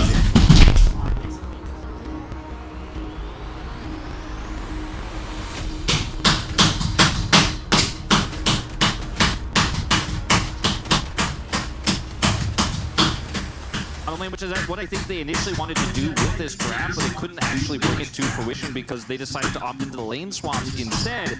Can certainly be a bit of an issue with the draft, but let's see where they go here. Blue side or red indicate. Oh, it wouldn't be a game without client crashing. Very, very strong counter pick in R5, but at the same time, so many prio picks for first pick are really important here as well. They will. Kind of funny how Riot Games is involved, and it looks like they're having less problems. And we'll see what T1 are going to prioritize, because I don't think it's going to be a Zyra first pick for them. It'll be a ban, in fact. Yeah, and I think you still have that degree of flexibility in the bans when you are on the blue side. One really difficult thing when you're on a new patch in a tournament playing the very first time is that side selection isn't necessarily intuitive as you go from patch to patch, right? You don't necessarily know what picks are going to be the strongest and what picks aren't necessarily going to work out. And therefore, it's really So I do my little, I take notes on all of the drafts, because this is the starting of the coaching process. Answering what your opponent's going to do. And so far, we've seen that red side has kind of worked out with T1's very eclectic draft, and we'll see what BLG is going to do with the red side this time around. If I don't, I won't remember game to game. That's the whole problem. So you gotta write it all down. Them when they were trying to press their advantage, their control over the map was punished by glacial prisons and, you know, shouldn't being out of position, getting caught by owner. Then follow-up came through from Keria, weakens the Kai'Sa pick substantially. So of these 4 bans we've seen until this Kalista, that was my favorite so far. Is Kalista will be taken away from Elk. The Rumble will once again be gone. Where do T1 take us is the big question right now here in this first pick. Could just be a safe Tristana lock-in. Skarner, we haven't seen just yet. Is laning taking a big hit with some of the stat stick nerfs we saw from him or on him on this patch.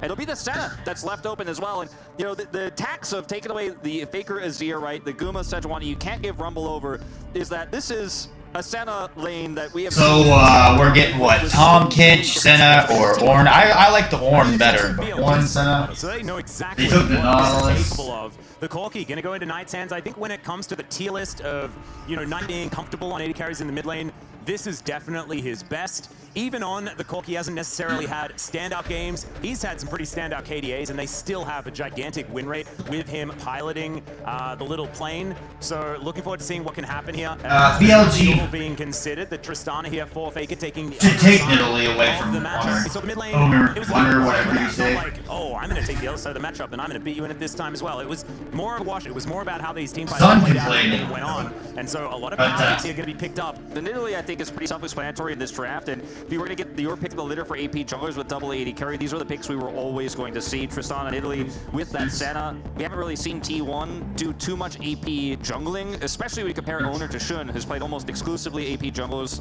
in the LPL. Now, his highest play... There he is, Brand!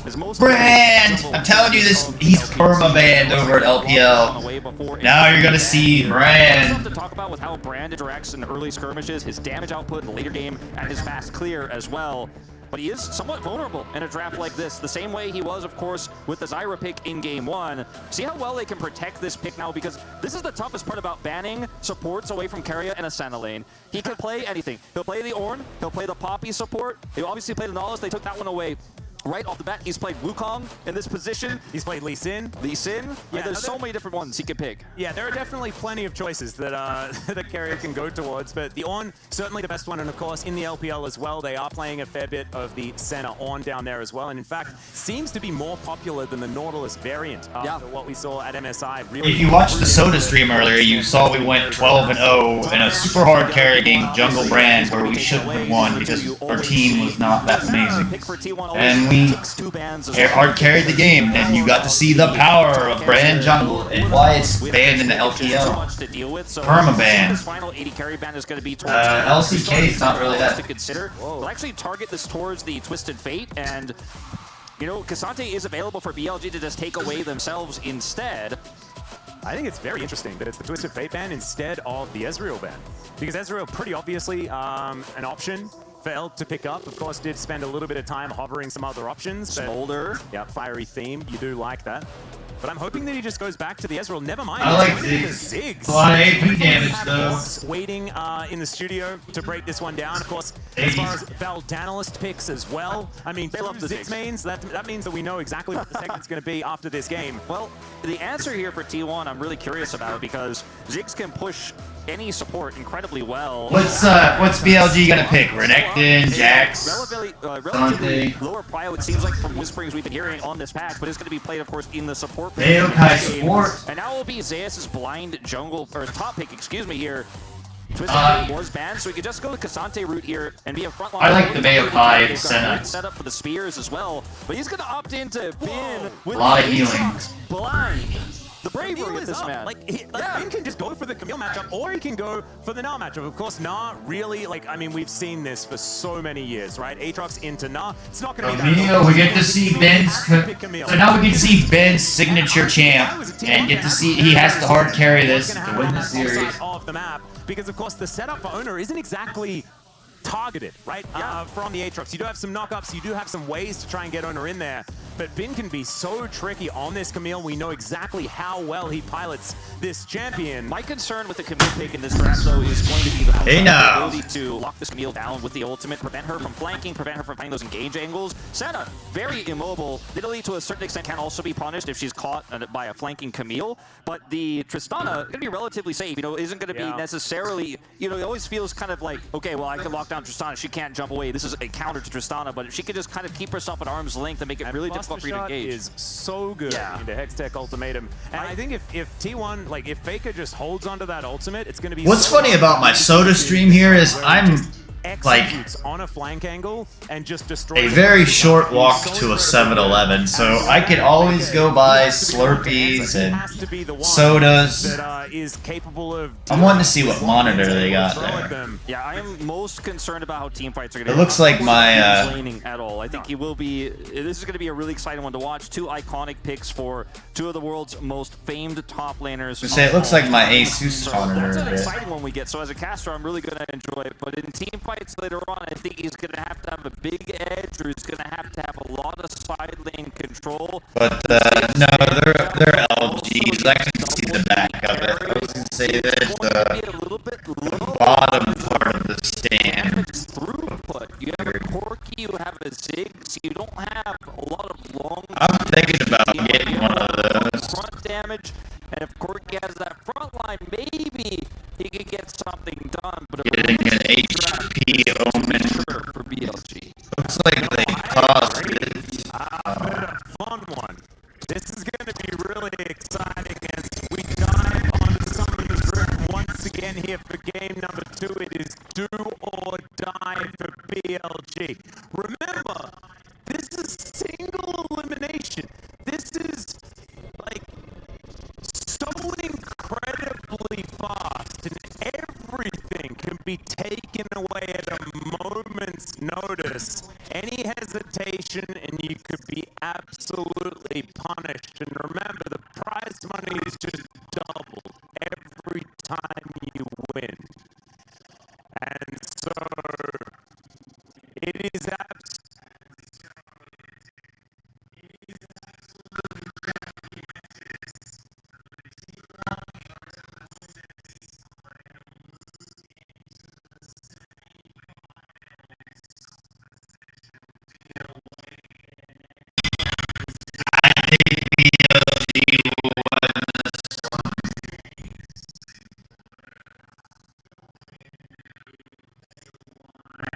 absolutely gigantic.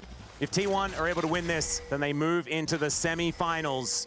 Look to await their next opposition. BLG, there are 2 games that they have to win if they want to keep their hopes alive for putting their frame on the totem. 2 for 2 for Owner Spears, by the way. Oh, there we go. That's the start you want to see. I'm an LCK fan, so I'd rather see T1 win. As Faker is just going to jump on top of Shun. Shun may have to flash extraordinarily early in this game, and he does so. Faker still looking for a little bit more, but a brand without flash, that is very, very scary for BLG. Already squishy, already so vulnerable. No pot on this brand either, and it's going to be able to regen with a little bit of the changes to the jungle pets and how you can get your health back quickly even if you are chunked down. But the lack of the flash, as you mentioned, is the real big one here. And, you know, they will be able to normally clear. If you watch my stream too, Brand does worse on this side of the clear. Like, Brand does much faster when you clear red side first, so this is going to hurt his clear. But if you also saw my stream, I got behind like this and it didn't matter. Because I just went back, recalled, got a Dark Seal, an HP pot. It didn't put me behind at all, really. Yep. And I mean, it's more like a frustration thing. You just can't let it get to you. Rocket jump early. And we saw Faker getting a bit of extra. Zun didn't look like it got him at all. He was kind of laughing and smiling. I've never seen Electrocute on Brand. We were 1 week ago with Arcane Comet. And you can see so far trading relatively effectively. I'll have to write down the lick. And I find this matchup so fascinating because there have been so many different takes around the world as to who's supposed to win this. In the LCK, we see Tristana pretty much dominate as Satchel Charge going to come on through here. Carrier going to use the Twisted Advance to try and get himself out of the way as the Piercing Darkness comes down onto On. And that's confusing as Hook is going to connect down to Gumyushi. He has the barrier to avoid that damage, but On may have overextended. Titan's Wrath comes in. Elk just free firing with these rockets. Rockets? More like bombs, Atlas. You silly Billy. But On's still able to get out of there. Flash now. I don't know why you said rockets. Digs, man. Relatively even on that trade, and On gonna have that back interrupted momentarily. Yeah, I feel like this was not the exchange that Elk and On were looking for. Obviously, Ziggs can do a lot. He has a lot of burst damage, even in these early levels. You hit the Satchel Charge, but Ascena is going to be able to maintain that damage, and her Q is going to be able to offer a little bit of sustain. Ends up getting both of them with that one, so some additional damage coming through. I don't think that On and Elk calculated for that one, so... I guess you kids can watch this later, you know, at a later date, like a day from now, and you can hear my reaction to it. Again, my commentary and reaction is probably not very high right now because where I streamed last night and didn't get any sleep, I laid down and took a nap, but I mean, it went by like that where I feel like I only got an hour of sleep. So I'm not like very talkative today. Now tomorrow and the next day, hopefully I can give you better commentary and detail and more coach-like analysis. I think that's a reasonable flash there, so big value. You know, I was going to say it's common to see a roaming support with the Ziggs because he has teleport, right? He's just going to sit there under the turret, farm it out, then back and teleport back to lane, grabs his tier here and a refillable. So going to be feeling pretty good about that, but feeling much better about the fact that On is able to grab a flash away. So two junglers now flashless after the early game. This top lane we haven't watched all too much. Been trying to trade, of course, with his shield a little bit here, but finds himself a little bit down on CS, in fact. Yeah, I mean, the early game is always going to be a little bit more difficult for the Camille. There is ebb and flow in this matchup. This is very, very good at the Aatrox as well, so you can understand why it's going the way it is. Definitely, I feel like it's going better for Zeus than I was expecting moving into this one. But still, I'm not going to count out Bin on his very famous Camille this time around. Gumyushi getting some vision down as Carrier trying his best to just exist as a tree in this bottom lane. And it is proving difficult. The landmines being thrown down by the Ziggs, quite frustrating. And Gumyushi will come down for some healing support as BLG given an opportunity to move into the river now. Yeah, see Ben just going to be able to comfortably catch this wave here. We're going to see a back from Zeus. He's not going to actually commit to any sort of mid lane play. Faker probably not wanting to rocket jump right then, but the hook is going to go entirely wide as the minion wave was there to protect Faker from that one. And so not perturbed, just happy to continue fighting and brawling as Shun comes on over. Pillar of Flame is going to connect as the stun just barely not able to land onto Faker. But Faker is playing with a lot of gusto, man. Like, this guy is not looking afraid of anything at all. No, he's certainly not. And, I mean, knowing the minion wave is there feels relatively safe. The ultimate would be T1 win this whole tournament and take it away from Gen G. That would be the ultimate. I would love to see T1 have leveled up and be able to beat Gen G. Is that going to happen? Probably not. Gen G's on a different level. Wanted to come over and catch any sort of rotation here for Shun, who is on vision as well. Spears flying through, not connected. I think it would take, like, some original ingenuity from T1's part to be able to beat Gen G right now, and I think Gen G's in their own meta and ahead of the curve. Communicate about the trading patterns here and say, look, keep trading with him. I'm closer. I know exactly where he is. I'm going to try to slow him down with a spear. He can't all in you because I have the fast track. And not only is that going to lead to a good trade in the top lane, but it's also going to allow T1 to take advantage on Grubs. Knight coming over now, but it's going to be tough to contest. Hex Flash will get on closer. Oh, come on, Owner, don't give that over. Kind of huge as I think that T1 utilized this best. I feel like they prioritize Grubs so highly. Now go get Dragon. They come out of They need and to get Dragon. Going to be able to grab all of them. And so once again, T1 going to look to try and push ever further as Gumyushi coming towards that top side. Finn getting that ward down, but Zeus just holding him in place. Hextech Ultimatum is there, but it's not going to be all that useful in this moment. He is able to get himself out. No teleport. He just TP'd, yeah. That's the timing of this. He just TPs back to lane, but because T1 have that topside grub control, they get a huge advantage. Now, cross map here, they are going to be able to take away this red buff from T1. That's a bit of a trade here in mid, but does feel like a huge win for T1 in every regard. Bin is being put behind significantly now in this early game. The wave is away from him as well. And you have 3 grubs for a Tristana. Denied those from a side laning Camille. And even though it's an even gold game right now, T1 picking up all the big advantages. Yeah, it's feeling like that. BLG should be... There we go. Okay, so BLG gets first dragon. As Ocean for first, we're hoping that it's Chemtech, the second dragon, then we're guaranteed a pretty spicy soul, which we would very much like. Smite comes down, that's going to be Mountain as dragon number 2. As now, T1 just looking to catch this wave towards the bottom side. And scaling's a really fun conversation to have in this game. Because absolutely. There's Senna who scales to infinity, we know that, right? Faker's gonna draw beads. I still can't wait to see how anyone's legend plays against BLG. For a moment, the Mega Inferno Bomb comes down as in Gumayushi in so Yep. much trouble. The Nature's Grasp comes in, but that is going to be the first blood going over to Elk on his Ziggs. On gets that shield back as well as the flash from Carrier. Needs another auto and he will not find it. And now Elk at full health should be able to take down the tree. And there he goes. 2 for nothing on the bottom side in the 2v2. Yeah, big miscalculation there from Carrier, and I think actually looking for the smash timed with the shield expiring, but actually messing it up and putting it into that shield there really costs him, as he needs that extra auto and he won't have it. Flash down for both bottom laners here for the side of BLG, but it's traded for T1s, and Shun is going to be fine here.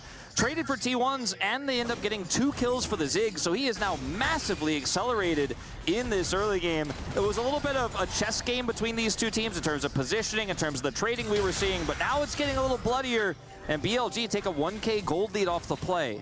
Yeah, that is absolutely massive, and maybe that conversation about scaling is less and less relevant, as Zeus thought he was in a 1v1. He is absolutely not, as the World Ender comes in. Ona is here to try and help out. Let's see whether he can keep himself alive, but the answer is no. There is so much damage, especially coming out of this brand, and BLG will take their 3rd. They are starting to run away with it. Oh, they really are. Now a potential punish here. Yeah, Ona pounces over the wall. And it looks like we're going to have backs channeled, not too much else gained here. As T1 were thinking about it, not actually able to make it happen. Bouncing bomb flies down, and Elk just going to be able to clear this wave out at his leisure.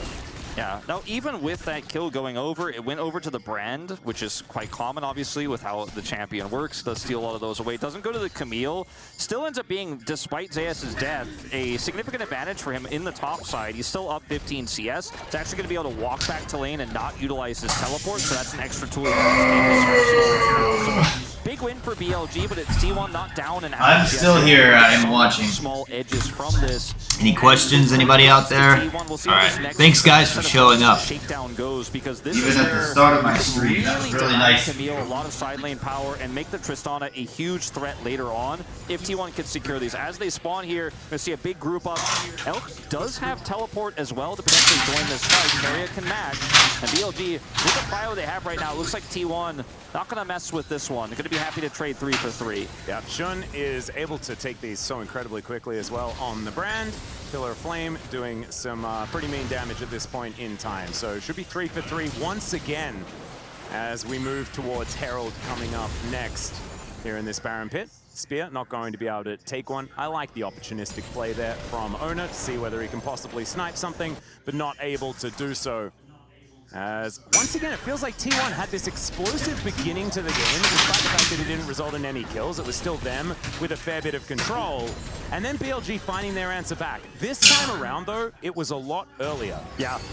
Some first rank value coming over to Elk here in this lane. I really like that choice of rune. We didn't really talk about it too much. We've seen a lot of different runes on Ziggs depending on the matchup, but in the Senna one here where you're facing off against a Maokai that you can constantly harass when it is just you against the Maokai alone, it's going to generate a lot of income for this Ziggs that's already so far ahead. Well, might be getting taken down a peg or 2 here as he is looking to run away. Spear not going to connect. Nice sidestep there from Elk, but still the swipe damage is decent. As Ona is going to heal himself back up. There's another ulti out of On as he moves towards this top side. Bin can throw down the Hextech ultimatum. And now Zeus nowhere to go. Finds the sweet spot. It was decent. Worldender is doing a fair bit of work, but On still able to tank that turret shot, and he will be A-OK. Meanwhile, here on the bottom side, Shun is going to be punished. Ona almost taken down there. The brand passive is so dangerous, but he's still going to be able to take this Gromp down, and T1 still able to get that cross map off. Yeah, no ult here for Elk to impact the play further, so it is just going to be a little bit of a steal away on the jungle. Zeus unable to flash during that moment top side there with On. If he gets that flash off and gets away, maybe he could have traded one back. He played it so beautifully, but ultimately is still taken down with all that lockdown there, the Nautilus and the Camille. So Zeus now the lead kind of withering a little bit, as you can see the damage is coming through. We'll watch this play here, bottom side. We missed the beginning of it. That's just Shun getting caught here by the end of Carrier's ultimate. The teleport comes through in response here from Elk, but nothing he can do on the play. Yep. Pretty cool that Carrier is also utilizing his ex-teammate Juhan's skin as well on the DRX Maokai. Very, very cool stuff. Do you love to see it? Yep. At least I believe they were on DRX at similar. I'm not 100% sure about that. It might have been, unless. Wait, were they on Humble Life Esports at the same time? I don't. No, that was Johan. Never yeah, mind. you're thinking of Johan, Arthur. That was a different time, but we digress. It was definitely a very different time, and yes, we are indeed digressing. Old LCK casters, you know, sometimes we just gotta remember the old days. Old LCK casters that remember things wrongly sometimes. As Flash out of the way from the Phosphorus Bomb here from Faker, really respecting Knight's damage as he was trying to get some more plate gold. Turret is going to fall there on the bottom side, and of course Ziggs, he is always going to win those, and now he's so ahead. Looking for even more. So this inner turret is now under fire. Carrier dealing with the minions. No, there is one melee minion still left alive, and Bin is able to grab that kill, and they can keep Oh, absolutely. I mean, I feel like Carrier's ult was just coming back online. I don't know if it really would have saved him, but it might have been able to buy some additional time. But T1 are just going to trade it for topside here. But it is going to be 2 turrets for 1. BLG with a massive gold lead, an insanely fed Ziggs, a brand that's about to finish his jungle item, or rather his pet, already picked up the Leandries early, has been clearing like a madman. Yes, Unar has cleared more minions, has been able to clear more of the jungle.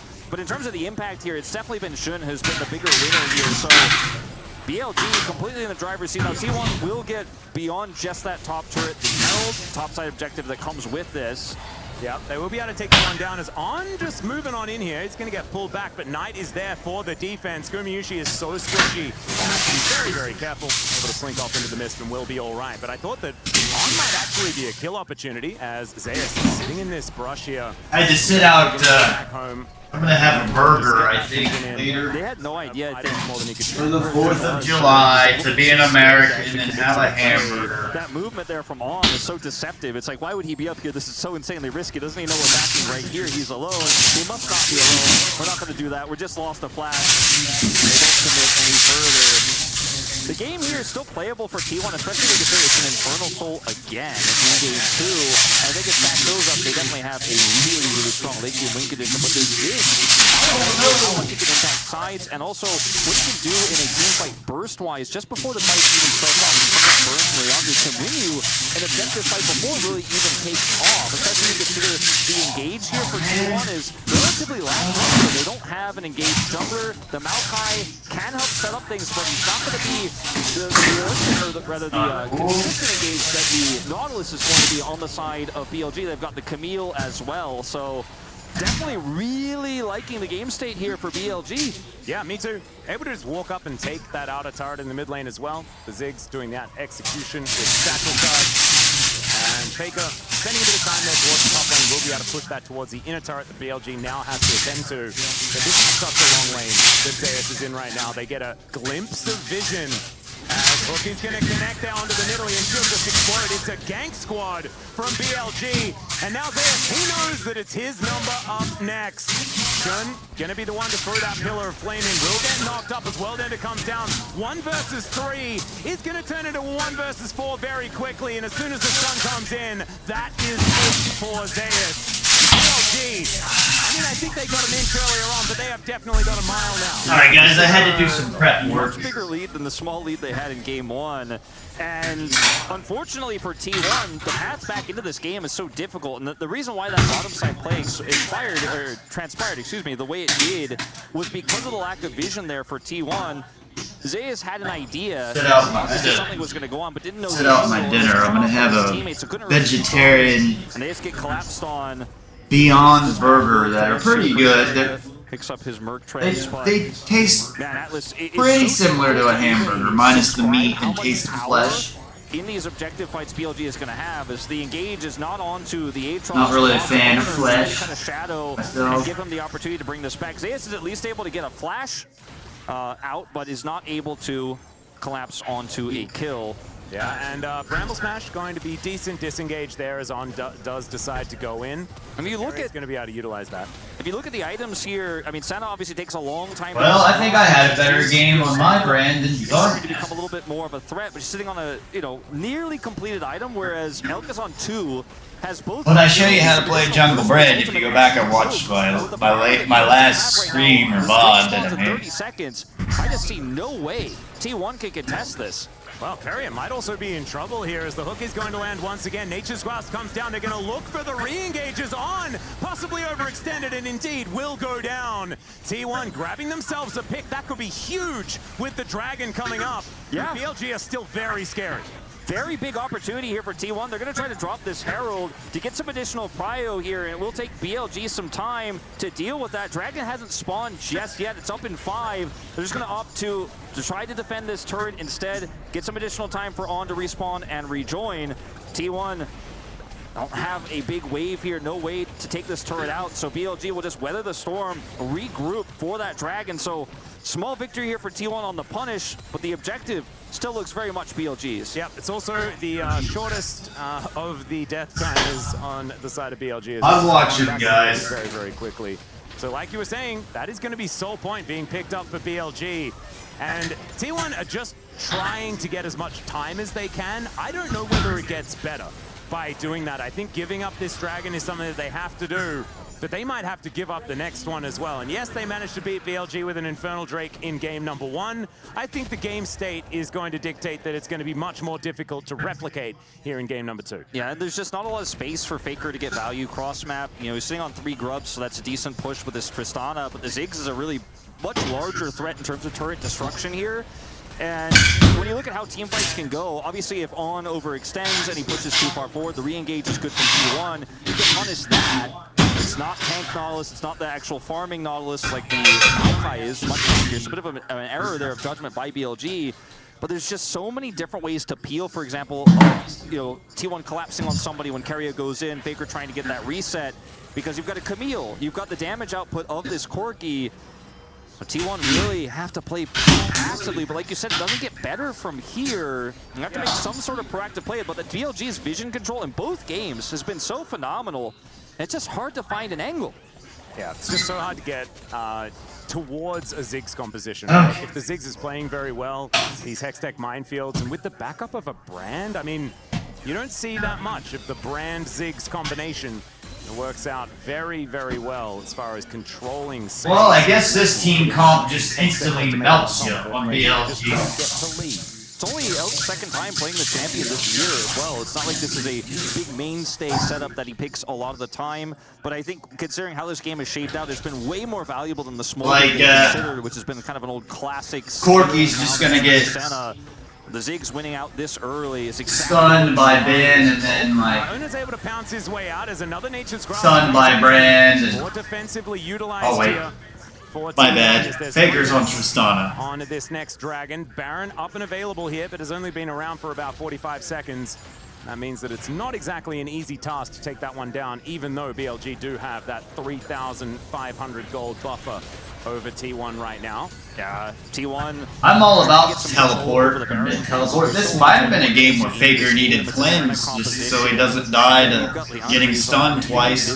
But you don't really have the opportunity to threaten a Baron, so BLG can just kind of come over. They have insane wave clear with the Ziggs. and the brand as well can kind of help out here to say, well, you had vision control for just a moment. It's mine now again. And Bin is about to become a much larger side lane threat than what they've been dealing with thus far. Yeah. T1 just trying to find these small opportunities. Professor Sodaron here. Maybe we can catch Elk if he's trying to look for a little bit too much poke damage. But it's just so methodical, so clean, the way BLG, both games, again, played around this same scenario, clearing waves, getting prio.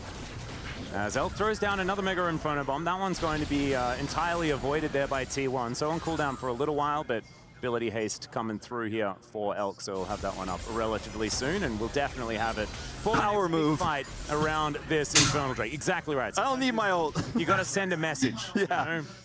What a power play. And it would have been a lot of damage if it had landed there as well. So definitely good that T1 are able to sidestep it. Total gold, you can see Elk and Knight, both carries for BLG. Really starting to rake it in, and a Ziggs that is accelerated Heyo! is a very Heyo! scary Hey now! does so much damage in such a wide AoE. I mean, you look at how far behind on the curve Faker is. It's really... There we go. Now I am more awake and alert. It starts to feel unwinnable. We're not at that game state just yet, but... Anything cool on X at the moment? Items here, if given an opportunity, absolutely can pop off and get resets in a team fight, but the oppressive vision control is hard to circumvent. Now, T1 are just going to do the Hail Mary Baron because they've got to pull BLG to them somehow, because BLG is playing back and playing safe. Yeah. Bin does have TP. He does have TP, but he's just continuing. Okay, here we go. Here's where Ben's doing what I was talking about earlier. Baron without actually using the teleport. He needs to be constantly shoving into there. Exactly what he didn't do the last game. From Shun, just trying to keep himself in there. He's gonna go in and get Carrier. Nope, Carrier's dead. There is the Baron secured, but can they actually keep themselves alive as Faker is just gonna... It went on Faker. That's where Faker needed the cleanse, guys. That's what Faker needed, that cleanse right there. He got double stunned by the brand and the stun from Camille. Trying to get themselves over these walls and into safety. I actually think that if I will be able to keep it, I would have made Faker take cleanse in this game, even though I want the teleport to make cross-map plays, or T1's gonna have to make a cross-map play. That wasn't the game. Played that so clean, constantly That's threatening the teleport. what I saw brewing. If Like, you get T1 off that Baron without actually committing the Camille There's- teleport, you also get more turret gold as well in the bottom lane. there's double stun from Brand and Camille, and then Ziggs is gonna hit you with his ult and then a Q at the same time. Carrier looks for the flash engage play to push BLG, And then you're gonna get Nautilus knocked up and rooted. from Bin as well. I really like the comp that BLG have. Flash was utilized as everyone used their flash in that last fight. There is You know, Camille's off meta, but this is Ben's mega pick that he could play. It's like my Trendamere. not going to be avoided, but at least Gumiushi didn't stand in the middle of it. Still takes massive amounts of damage. And so BLG... But it goes back to the AP meta I'm talking about, and here again, LPL team is ahead of the LCK team. Despite They won't be ahead of Gen G. But as a whole, the LPL is ahead on the I feel like there's a pretty good chance it's going to go into the negatives. AP jungle meta, from what I've seen. Trying to push the bottom lane. But Carry is engaged. I mean, I watch it every day. I would think I watch more than most people. Does do a decent amount of damage, but look at Bin getting over the wall here onto Faker. You talked about This is where Faker needed cleanse right there to maybe survive that fight.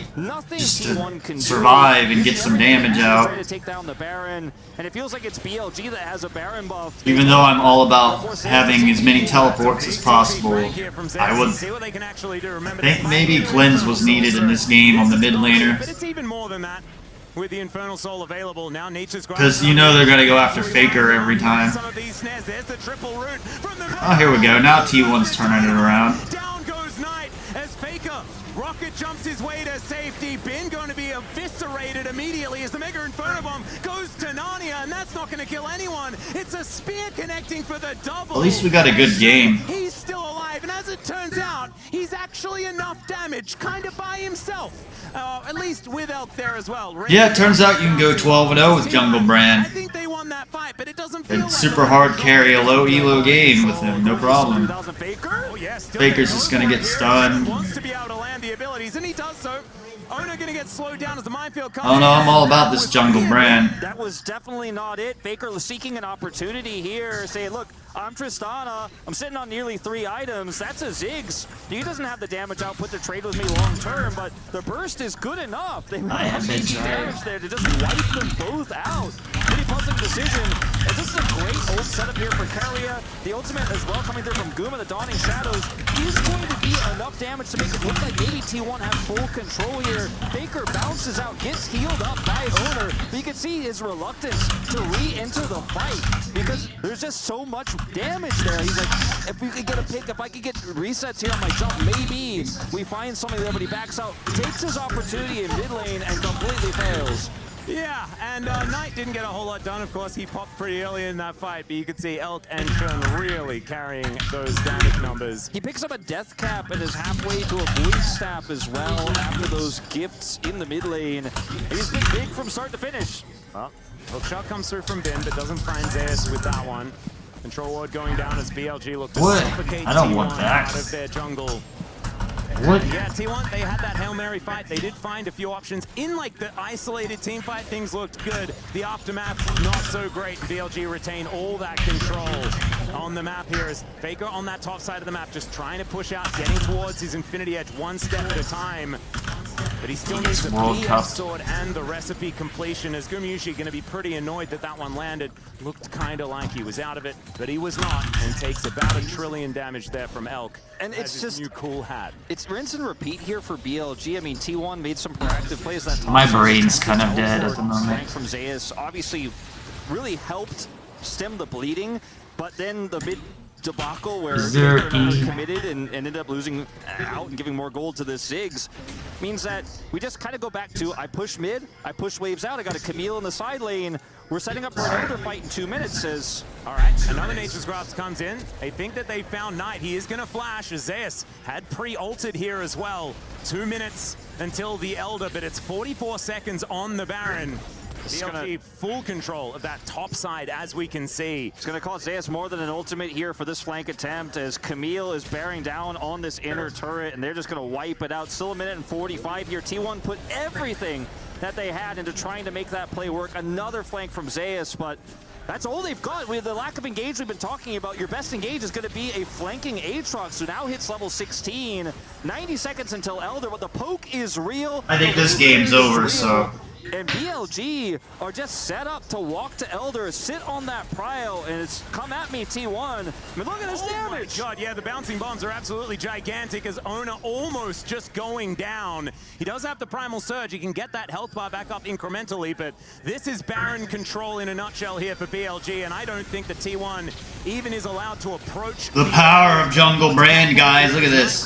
Cleared out that bottom lane. He's very powerful. Uncontested this time around. BLG will be able to take it, and then they can use the extra pushing power in order to get those lanes full of minions moving towards T1's base, and then full control of that Elder. And I think did Zun just Baron getting Exodia was never really. I personally did Zonya's second because I could just straight up buy it. You saw that damage come up. You saw Elk's ultimate, and with T1 getting that low, he's got his Magi's even. Poke from the Ziggs, so like, okay, well, we get Baron, and now guaranteed we already had Elder Prio, but now we've got it even harder here. You've got Bin with teleport, Baron buff. T1, how do you even walk towards this Elder? I mean, it is looking pretty doomed. It's an 8,000 gold lead here, nearly 7.5k that T1 have to face. And BLG, they're just not going to drop the ball in this one. Yeah, it's looking like avoiding every bit of poke. That's going to be important. Keria doing a decent job as now Zeus once again flank angle once again, and he's teleported in, utilize that cooldown in order to get this opportunity, and let's see whether it's going to work out. As BLG not really taking too many risks at this point in time. T1 with a lot of healing, actually. Piercing Darkness and Primal Surge together. And now Nature's Grasp is going to come on through. Zeus wanting to find those knockups, but the push away. I know, like T1 should be able to kite around and heal for days. So is Zeus, in fact, but Bin's going to turn up. And now Zeus is... There's just too much burst damage all at once. Delivering Bin into the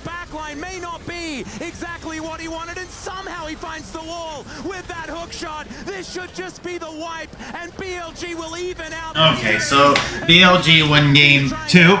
You get to see the power of Jungle Brand, which we talk about here on my channel. I just did a VOD.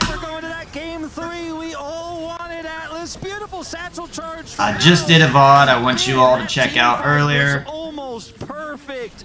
They don't even have to take the right here, Jungle Brand. We went 12-0. I show you all this, and I even messed up. We're going to the conclusive game 3 And after this. What a way to solo start hard off carried a the game I first shouldn't have won. Esports World Cup So presenting check it League of out. Legends Atlas. And we saw the Ziggs get accelerated. It was out of control. They took full map control. Insane wave clear to constantly have prio. And T1 just had no options. They tried, but they couldn't find the angle. Couldn't quite figure it out. That means we're getting with another game. We're going to go to a short break, and then we're going to hear from the See, boys I in the will even studio. put my opinion out there.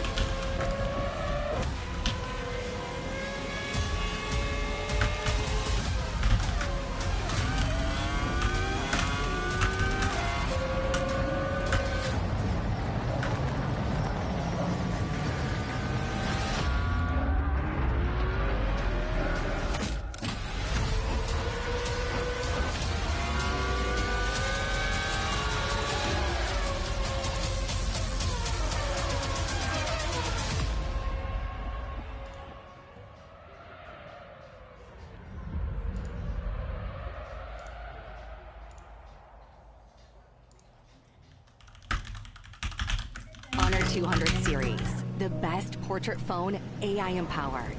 Studio level. Oh, AI little dog portrait is camera, on Dog Island. hardcore Oh. portrait mode. Katie, we gotta watch Color, vibrant and classic to capture portraits that truly stand out. AI empowered magic portal. Snapdragon 8S Gen 3 AI chipset. 5,200 milliampere per hours silicon carbon battery, 100 watt. Honor Supercharge. This is Honor 200 series. Well, I'm gonna have to take little dog out.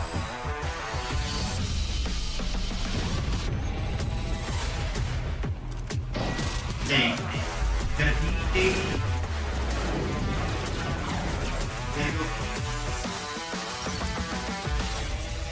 Well, stream, I gotta take little buddy out real quick before. Hopefully, I don't miss the next draft.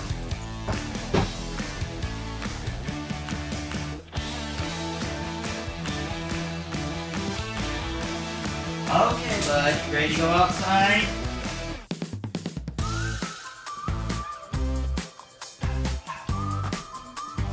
Hey, Katie, say hi to everybody on the stream. Say hi, everybody. We gotta go outside.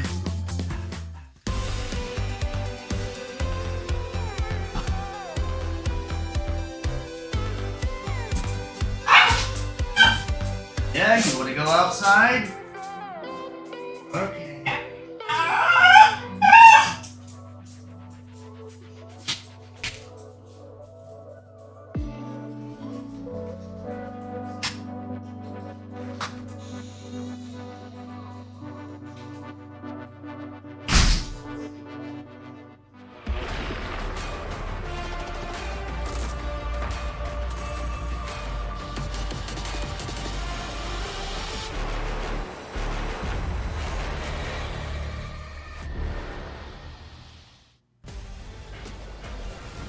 After game number 2, it's all tied up, so it's do or die time for BLG and T1 after BLG take a decisive game number 2. Big plays from many of the players that we were asking to step up on BLG, giving T1 no options, no answer, except to look forward to game number 3 to keep their hopes alive for victory. Faker not able to make any plays on this one as BLG march their way to victory here in the second match. A great matchup here between two Titans. Welcome back to the area. It's Degon alongside Ox and Valdez. And y'all, third game is going to be our decisive one here, Ox. Yeah, and it was a hype run. You know, we saw the red side coming out pretty clutch for the side of BLG. Bin bringing out the Camille, which is something that, you know, over the past year or two hasn't been that much ingrained in the meta, but worked really well for them to set up some of those plays. Yeah, the draft was definitely pretty interesting. We saw the Brand and the Ziggs coming out both, and we thought maybe it was going to be too much AP, but certainly it did feel like that the counter pick with the Camille coming out last felt pretty good for the side of BLG. Won't be surprised if T1 move over to red for game 3. Yeah, here it is, the draft on your screen here. One of the big things, though, like the play of Jun, like given the fact that he played so poorly on the Zyra in game 1, bounced back in game 2. And, you know, I love compositions like these into things like Senna, Tristan, and Idli. They all can be quite long range, quite hard to pin down, but you have Nautilus and Camille with the great equalizers. You press R, they ain't moving. There's no way you get away. And then you have the likes of a Ziggs who can throw the ult on top. And it just meant they constantly had this pick potential, and they were the ones setting the pace of the game.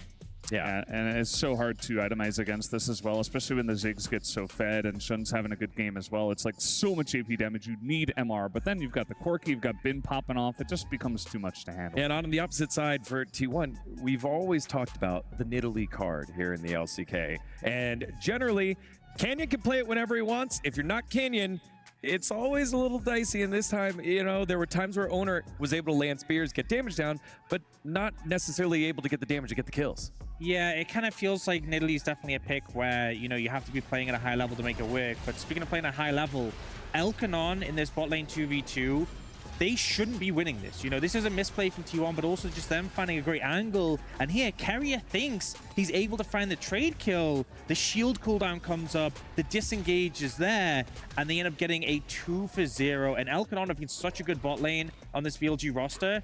And I love seeing this matchup because Guma Carrier typically strong in the 2v2 as well, but they got outplayed.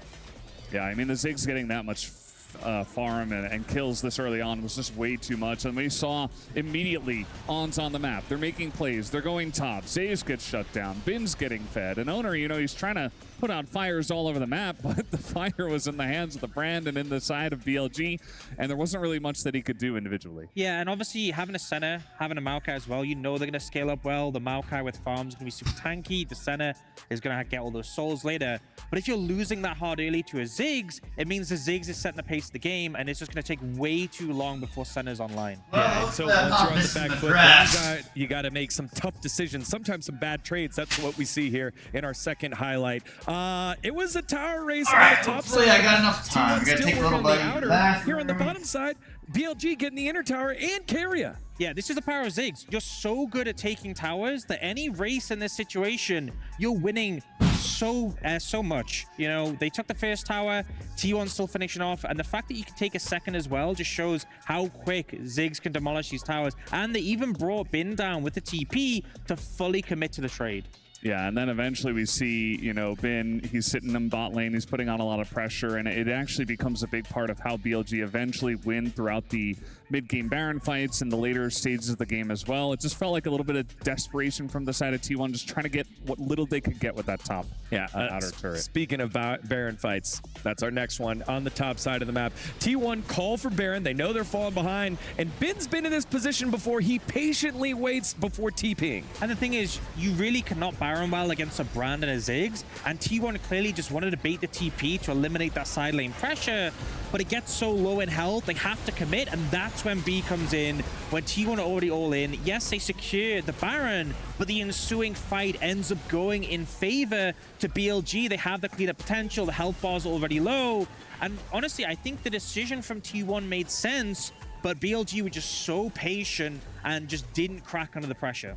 Yeah, it was actually perfectly played from BLG. I mean, you really have to give them a lot of credit. T1's play was a little bit too obvious, perhaps a little bit of desperation in this position. They were already pretty far behind, and then eventually, you know, even staggering the death on Zeus just leaves Owner the only guy with Baron. Right, which made it so difficult for T1 because the Dragon timer for the Dragon Soul just spawned. T1 tried to look for a fight there, weren't able to find it, but we're able to find a fight in our fourth highlight around Baron. You're thinking, okay, it's going to be very, very tough for them to find anything, but as BLG try to take the top inner turret, T1 with a huge, huge flank. Yeah, and this is the point where T1 know they're behind, and they start trying to get creative in ways they can approach the team fight. And this is a great idea. You know this is super strong. We're gonna make it back for the So draft. finding these flank angles, and initially it looks great. The root connects onto the core. We're gonna make it back for game 3 draft. Hey. In this choke against this Fed Ziggs with Inferno Soul, and they're trying to go in and out to get these kills, but look at the damage in return. They're just getting decimated. Yeah, it just shows that even with T1 having pretty much the perfect setup, you get a root on 3 people, the perfect Aatrox flank.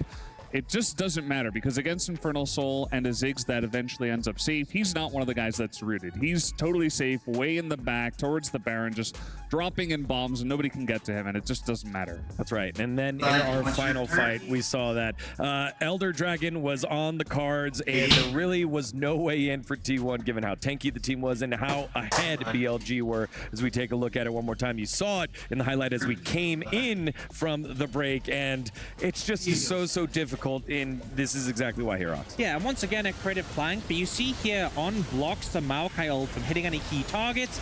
This stasis comes out there from Shun to avoid the return damage.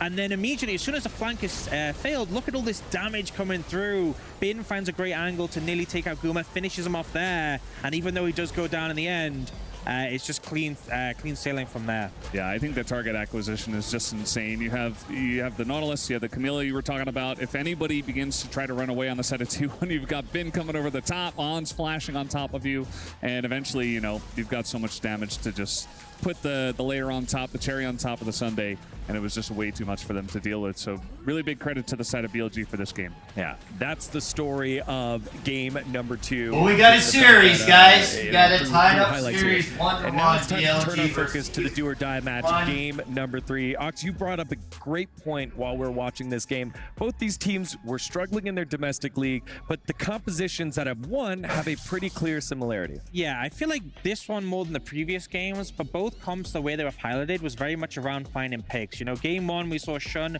constantly picked on the Zyra, and this one, the setup was there from the Nautilus and the Camille, so you had the follow-up from the Ziggs, and it was basically see champion, kill champion. And given that both these teams have come off the back of some domestic struggles, I think it makes sense that we're seeing the easy-to-execute game plan working well, and in game 3, that might be the strategy that leads a team to victory. Valdez, who wins? Oh, that's really tough. I mean, a hard one. I was talking with Ox actually right before we went live. I think T1's going to take it. They get red side, and I think that counter pick is going to really help them out. I think they've seen, you know, what happened in game number 2. They'll be able to adjust and adapt, and I feel like BLG still won't have a great answer for what they threw in there for game number 1. All right, well, let's find out. Game number 3, just a bit.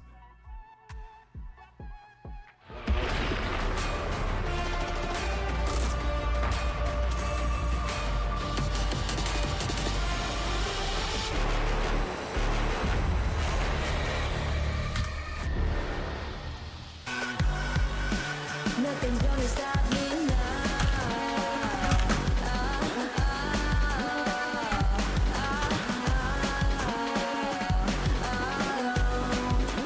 Nothing's gonna stop me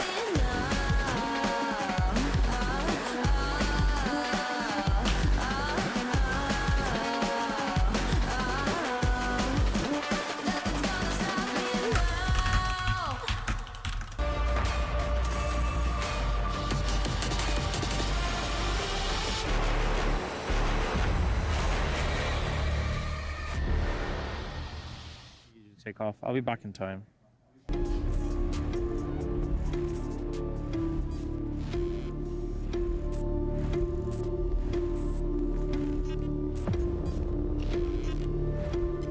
Yes, hello. Can you hear me? Welcome back, ladies and gentlemen. We're ready to dive into game number 3, the deciding match between T1 and BLG. One of these teams will have their keys shattered after this game. One of these teams will advance. 2 of our big tournament finalists, or favorites. Yes, not finalists, not quite yet. We're a bit ahead of ourselves on that one, but this final draft, I think, is going to be so pivotal because both games 1 and 2, I think, were defined in a large part by the draft. And T1 in game 2 at a draft that felt so rickety when it played out on the Rift when they fell behind that it was just impossible to take any objective. They gave up another Infernal Soul. They just couldn't contest for Elder, couldn't contest for Baron. And what BLG has been able to do with wave control, with Prio, their vision control game has been phenomenal. The T1 need to find an angle here. Ox was talking about simplicity and ease of execution. I think T1 is definitely a team that can execute on more complex compositions like the one they played game 1. But I think that we're going to have to see them go to red side here. I want to see them stick to a game plan that suits their play style. I'm kind of with you. You and I have been talking about it. The Nidalee pick's not one I'm really feeling too great about here for T1. I'd rather see something that allows Owner to have a little bit more oomph, a little bit more engaged, a little bit more playmaking. Yeah, I mean, I live perpetually with Chronicler's voice in my head saying you need set up to play Nidalee. And there's only one player that we trust to be able to do that. He's at this tournament, but he's not on this team. And Owner, he has been able to do it in the past, but I think that you need to have an extremely explosive early game, and into BLG, I just find their ability to restabilize a game is just too strong. And so I think that you need more than just having sort of that Nidalee that can sort of control how the tempo is played in the very early stages of the game. So now, like we already said, with counterpick available on the red side, T1 are going to be in a better position to protect themselves from Bin's Camille and possibly getting surprised by the Ziggs coming in and really ruining their day. So we'll just have to see how this draft is going to play out. I expect it to look very different from games number 1 and 2. I don't think that we're going to see Triple AD carry again. And even if we do, I don't see BLG fighting it the same way that they did in game number 1. I think they're going to have renewed vigor moving into this game number 3 to try and keep themselves alive here in the tournament. Remember, prize money doubles every time you get to a new stage. It is absolutely massive getting from the quarterfinals to the semis. And you got to keep your key alive. You can see right here on your screen, T1's key. They don't want to put that into a hydraulic press straight away. Oh. That's too early, Wolf. It's way too early. Remember, these teams traveled as we did, all the way from Korea, all the way from China, all the way to Riyadh. 2 of our big favorites, right? We have, I think, 4 major favorites in this tournament. 2 LPL seeds, 2 LCK seeds. Genji, the main favorites, they'll be playing tomorrow, of course. But these are 2 powerhouse teams. So when we saw the bracket, we knew one of these teams going home after just one best of 3. All the prep you put into this tournament, all what you've done to try to prepare for this patch, getting ready, living up to the first Esports World Cup. You want to be the ones lifting the trophy at the end, not the first key to be crushed. And whoever loses this 3rd and final game is getting back on a plane and going home empty-handed. Yeah. And it's wild, you know, to think about that when you think about how League of Legends tournaments have been run historically. But I think it raises the stakes to an insane degree here. There's so much pressure on these players, and both these teams play in their domestic leagues with, you know, a round-robin system LPL historically was. Now they've got the group stage, but you play against a lot of teams. You play a ton of best-of-3s. You don't have this sort of finality ever this early in a tournament, but both these teams are faced with it now. T1 having side selection is going to be pivotal. I think there's no doubt in both of our minds. They're going to go to red side. They're going to look for that. I already wrote down that T1 selected red side, even though we don't know that. Ends up working out pretty well for I'm them. with Wolf on this. See what their bans are going to be. I think the Zyra, in particular, probably a ban you can skip going into this 3rd game because red side's generally a stronger pick. We are having a few issues getting into the game. We will have draft for you very, very soon. That sense of anticipation. I feel like the PCs, they've felt it, and they want to give us a little bit more time to really try and understand. It's not, you know, guys. This happens really well. In the most control. But this client crashes every single time, and then they have to go in and remake the game, and it happens like every single time over an LCK. It's almost like Riot does it on purpose because it's a Chinese-owned company that they give like Korea a worse client or something that crashes slightly shifts the rest of it all to BLG. A crushing defeat for T1 in that second game. And so I'm with you. I think right now BLG feeling great. You can even see it on the players' faces. You look over at the T1 side, looking pretty stressed out. Okay, well, maybe it's a bad time to mention it because until this moment, BLG, well, all smiles night, was laughing. But the tension is real here as we do have that technical issue being resolved as soon as possible for you guys. But I gotta say, I mean, even this pause raises the stakes even further. And, you know, when you think about T1 at international events, they normally go through an earlier group stage against some weaker teams. You know, they don't normally go straight into the big hitters at the beginning. They ramp up, they learn the meta, they master the meta, they improve on it, they iterate. But that's not Thank you, live streamers. That's a good one best there. on day one, on that first best of 3. All right, we're back in the game now. What do we got? Got anybody in here? All It right. has looked like BLG's the better team so far, so T1 have a lot to prove in this final game. Yeah, and I think that like T1 meeting BLG here in the first series of the tournament as well is really rough for them, right? Like I think that stream really lagging or something, had guys? a little bit more of a run up, a little bit more of a warm up than jumping straight into the fire against the team that I don't know. It's probably time to upgrade computer. only a little while ago, right? Like it's a very recent memory.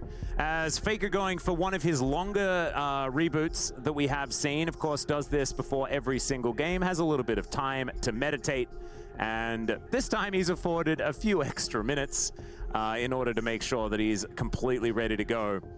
Zeus looking like he is ready to jump onto the Rift as soon as he possibly can, and hopefully we will have everything sorted out and ready to go as soon as we possibly can as well. Indeed.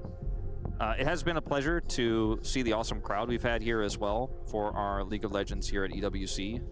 Yeah, I see a crowd there. They haven't really shown it on especially when we had our walkouts earlier. For that every might team. be I something think, about the territory that in they're this in. tournament, there's obviously no local representative for League of Legends. The land so that I think it's fans played kind of on, I picking don't their know. Maybe favorites. the Some of the people fans don't going like for the European squads, some even cheering for North America. Obviously, T1.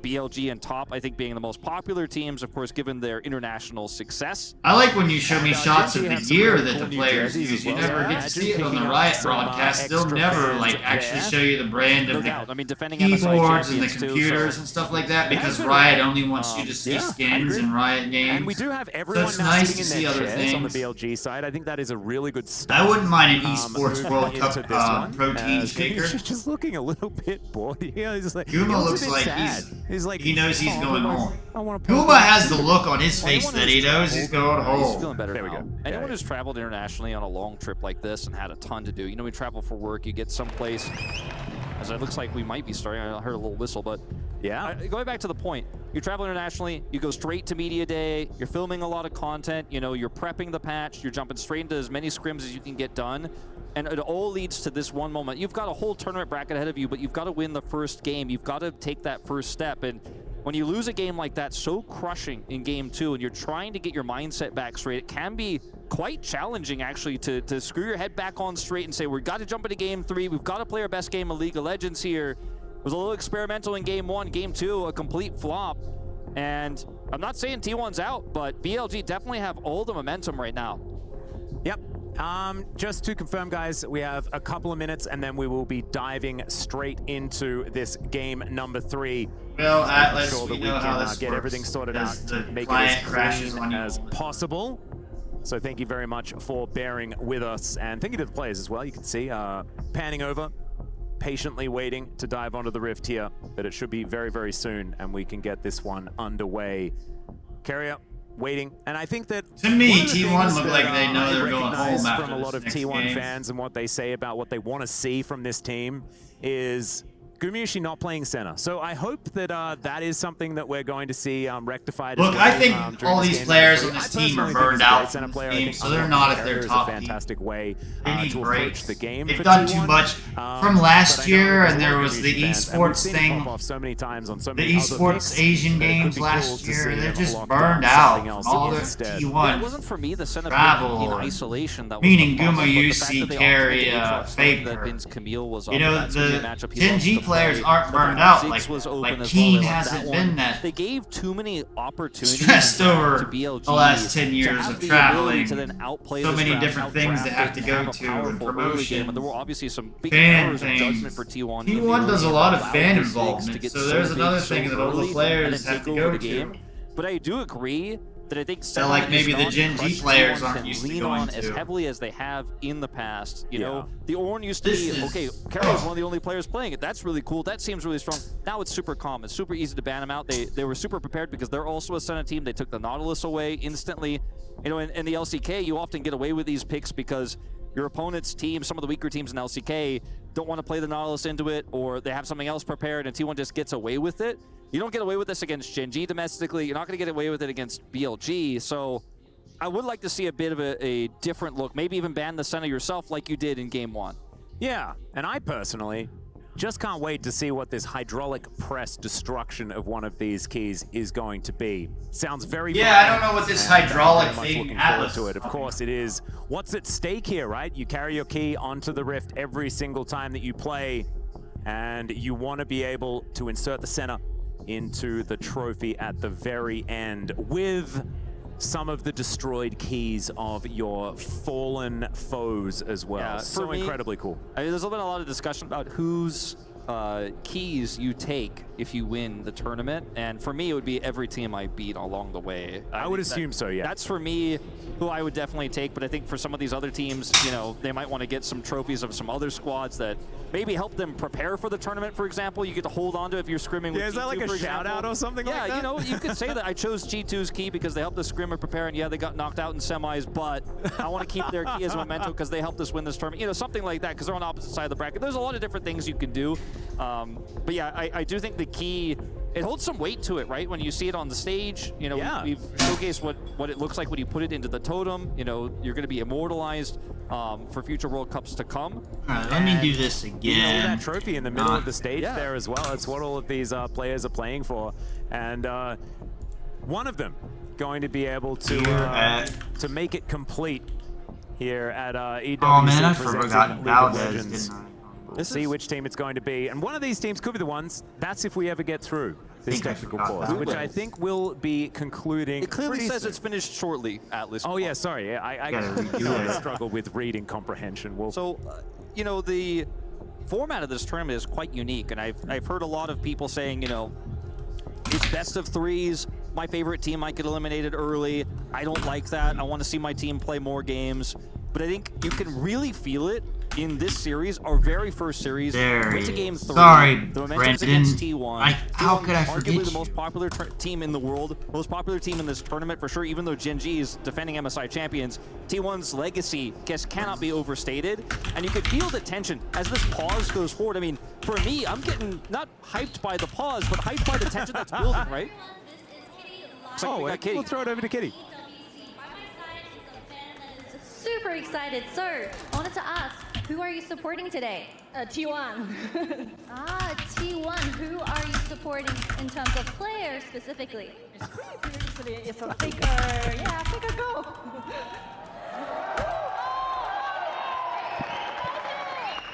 We are currently sitting at 1-1 in this best of 3.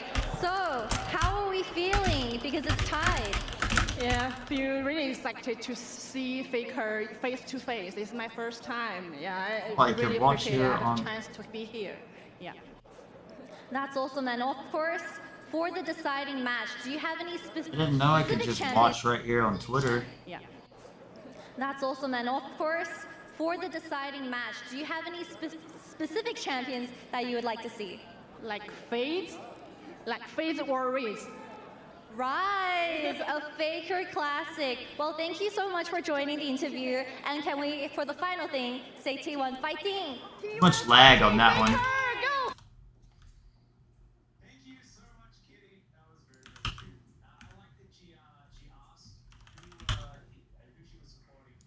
This one? That's a good interview technique. Ah! Let's be real. Let's be real. And also the sign was facing away from Kitty, right? She didn't know. But I it think was a mine's clue that. given to Mine's us as the behind viewer, now. and I loved it. I think So if that's you much ask better. almost any fan, if you picked a fan at random out of the jar of marble of all the fans, all of League of Yeah. Legends, What I mean by and mine asked is them the same TV. question. I think I enjoy watching this on TV. They'd say the same thing, but it's awesome to see people traveling here to Riyadh as well to support these teams. I've seen, you know, walking when through I get a the new Cube PC Arena rig, here, then I'll be so able to many hook fans the that have actually PC probably up traveled to to Riyadh to actually watch these teams play. cooler Not stuff. just T1. I've seen some Fnatic fans, BLG fans are here, and the stakes are high. The tournament is so Meaning I cool can in use terms my of what we're current gonna see. I PC mean, I have it's now it's as a mini media repeat device to of our last stream international whatever event on the here. TV. Yep, and you know, I was leading into it before Kitty came on. The single elimination tournament. Right now, I and just for use a these fire moments stick where one team's key is going to get crushed. limits It's all down to this.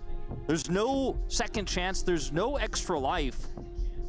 And you know, we're gonna just be eliminating teams every single best of every three, day, like that's, twice a day. Yeah, right. It's a lot. It is absolutely a lot. And then we'll have our top four that will be coming after tomorrow's matches. And That's what I was talking about this tournament. Like, it's normally Riot would have regions that are gonna get skewed eliminated, this, whether so we're gonna have a representative from each.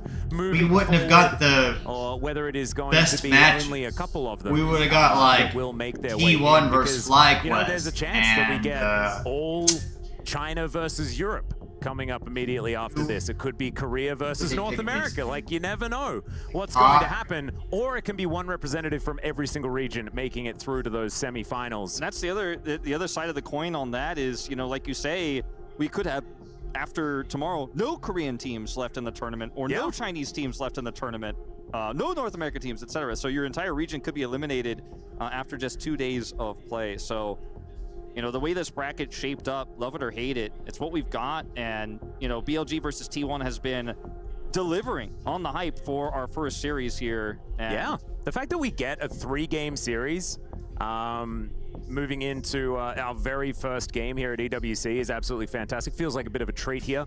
And T1, BLG, we'll see which one is actually going to be able to win as we get ready to dive into this. The next one. On. Yep, headsets back on. Always getting closer when you see that, you have to think. Yep. And it seems like we are trying to make sure that all of the audio between the players, coaches, and refs is working out just fine. And it looks like we're doing some tests, trying to get it done. A bit of a smile on Faker's face there as well. And you can see not too much tension here for the players as we look to get into game number 3 as soon as we possibly can. As soon as we possibly can. You and I are no strangers to long pauses. We've done a pause or two in our time. Yeah, together many as well, apart as well, across multiple esports. You know, majority of them are at Esports World Cup broadly here, actually. I mean, it is really difficult to run these sort of offline events as well, because you're all on new equipment, different equipment, stuff's all having to work in tandem, and you don't get that much time to make sure that all of the kinks are ironed out. When you imagine how many games we're running here, how many stages we have here as well. You know, the vehicle of esports, as in Control wants to put it. You know, sometimes you... It's okay, guys. You had a 2-hour pause at T1's home ground, so, you know. One of the GOATs. Yeah, one of the GOATs for sure. We got a GOAT on the stage. Indeed. His tournament life on the line. Still handling it better than Riot. Biggest announcement too is deserved. I love those introductions, by the way, man. I love them. I kind of I'm a little bit sad that our weddings have already happened, you know, because we could have got Kangas there to hype us up as you're walking down the aisle. I'll recommend him for my next friend that gets married. You know? Yeah, I think that's definitely gonna have to happen. I assume he's willing to travel, which for us he'd probably have to. Well, I need to use the restroom. We are getting very, very close, but first we are going to throw over to Kangas, who's waiting alongside.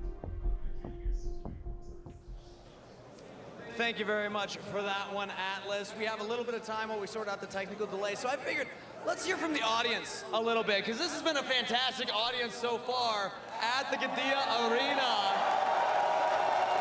And I know that you know who you're cheering for, but I want you to prove it. We're going to start off with one team, okay? I need you to say this with me. BLG Jayo!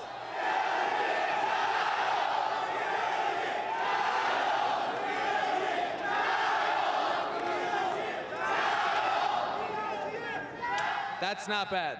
That's not bad. But we do have another fan base here that I've been hearing throughout the day. And I want to hear from them. And we actually have Fancy somewhere over there to ask them how they're feeling. Fancy, how are the T1 fans feeling?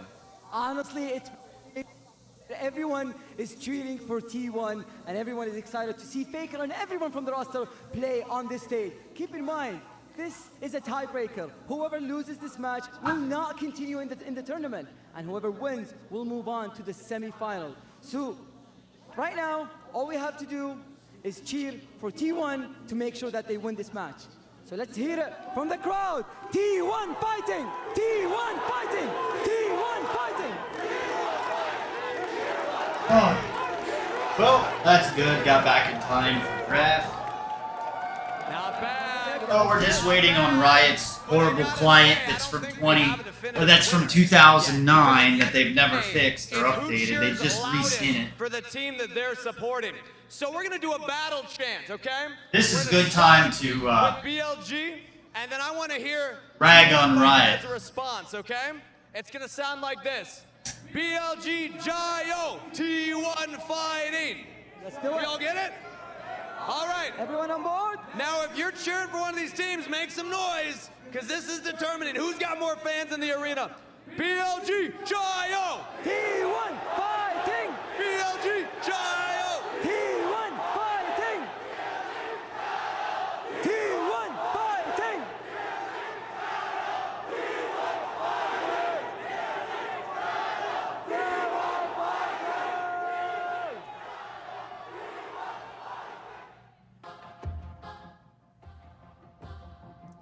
Thank you so much, Kangas and Fancy, for that one. I don't necessarily know whether we got a definitive winner at the end there. I guess we don't know who's going to win the series either, do we? Yeah, I think maybe what we're going to have to do is play a best of one between BLG and T1 to decide. It was going to be based on fan reaction. We were just going to play one game of each and then the fans decide. But instead, we're going to play a third game here to determine who the winner is going to be. Whose key will remain alive and whose will be I got the draft. Who will be staying in the Looks like. tournament. So, we've got the draft. Here we are. We're in. We're doing it. It is game number 3 time. As BLG once again, is on blue same side. bands to come through. Apart from that Sejuani. Yeah. She's going to be taken away instead on the side of BLG. The Senna ban I was calling for, you and I were discussing, is going to come through Come here. on, On red T1 side. play We'll see what cards. the final ban here for T1 will end up being. Again, the Zyra, not a huge issue here necessarily. You know, they had problems with it in the early game, but they were able to circumvent it. This is a ban I'd rather see. And oh, yeah. The Camille was so pivotal in setting up some of those fights, locking Faker down on Baron. It wouldn't surprise me if T1 got paid extra from the prize pool to show up. Tristana obviously is a given, but this time, as you mentioned, Owner won't be able to go back to the Sejuani. Looks like they're going to take the Zyra away themselves here from Xun. Yeah, that's actually a big one. Ona hasn't really been much on the Zyra hype train, but it has certainly been picking up steam in the LCK, so obviously has been putting a fair bit of time into it.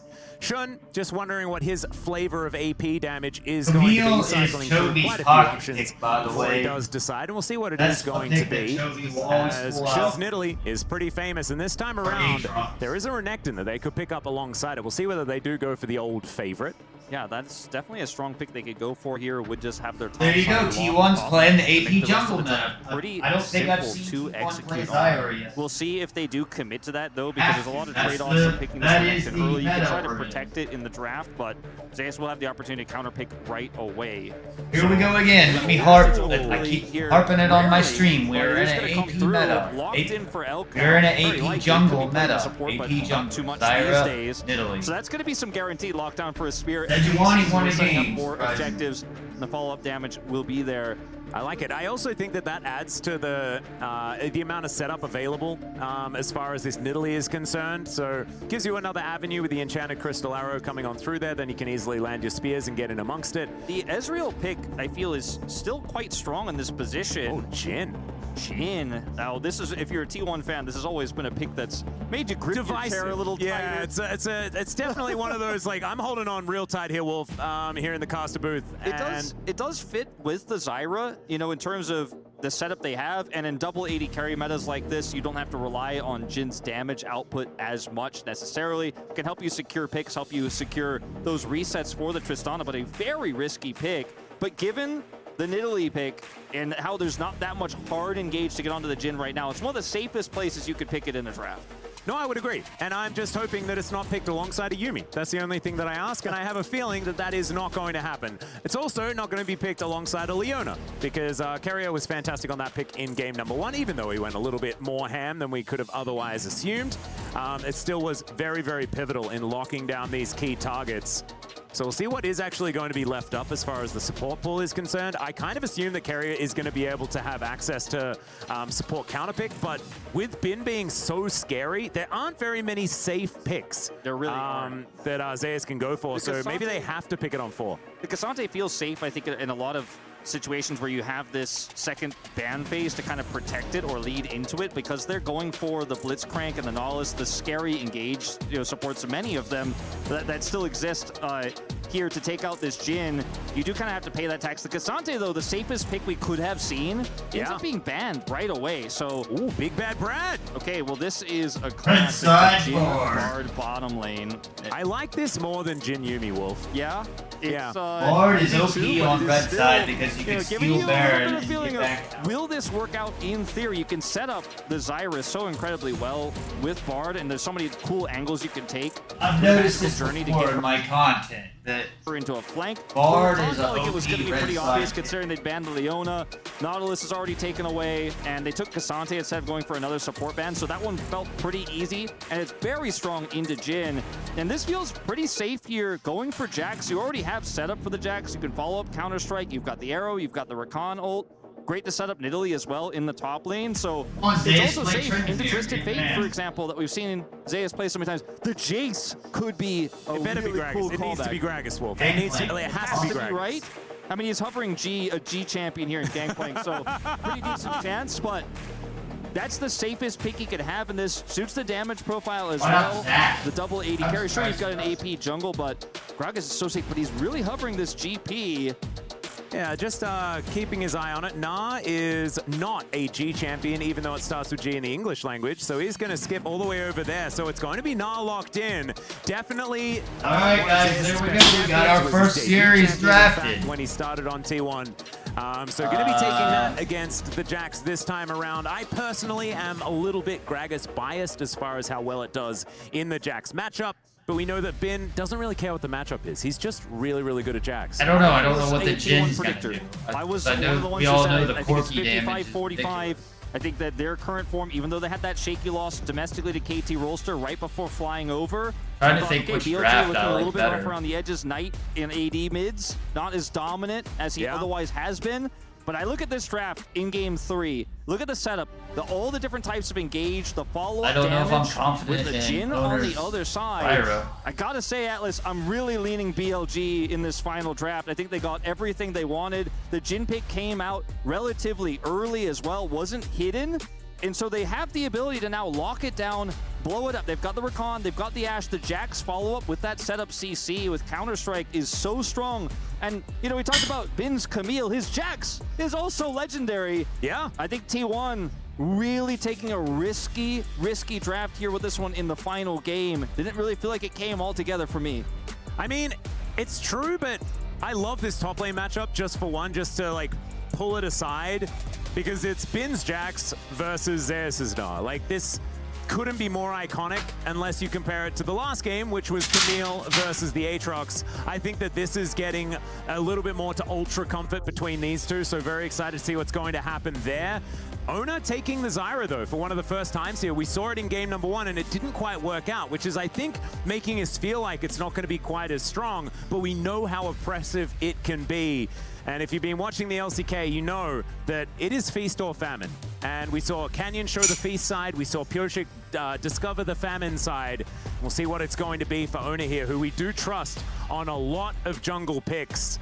And the Bard for Keria, like, this guy is an absolute seeing genius how when it comes T1 to just utilizing lost a lot at of the home toolkits to KT of these champions. That's why is certainly one of them. I think he's really going to have a big role to play in this game. His ultimates are going to have to be huge, can definitely get them out of dodge, but also really help them set up for the Zyra engages. And in the lane, in the 2v2, he is going to be the one thing to stop the Ash Rakan lane. He's going to be able to offer a little bit of healing, obviously a little bit of push, because if this Jhin gets dove early, if this Jhin gets collapsed on, the setup is there with the Rakan knockup for the Nidalee Spear, and they fall behind, this Jhin might be less than worthless moving into the mid and then late game, and that is a big concern. Guma, positioning is going to have to be everything on this Jhin.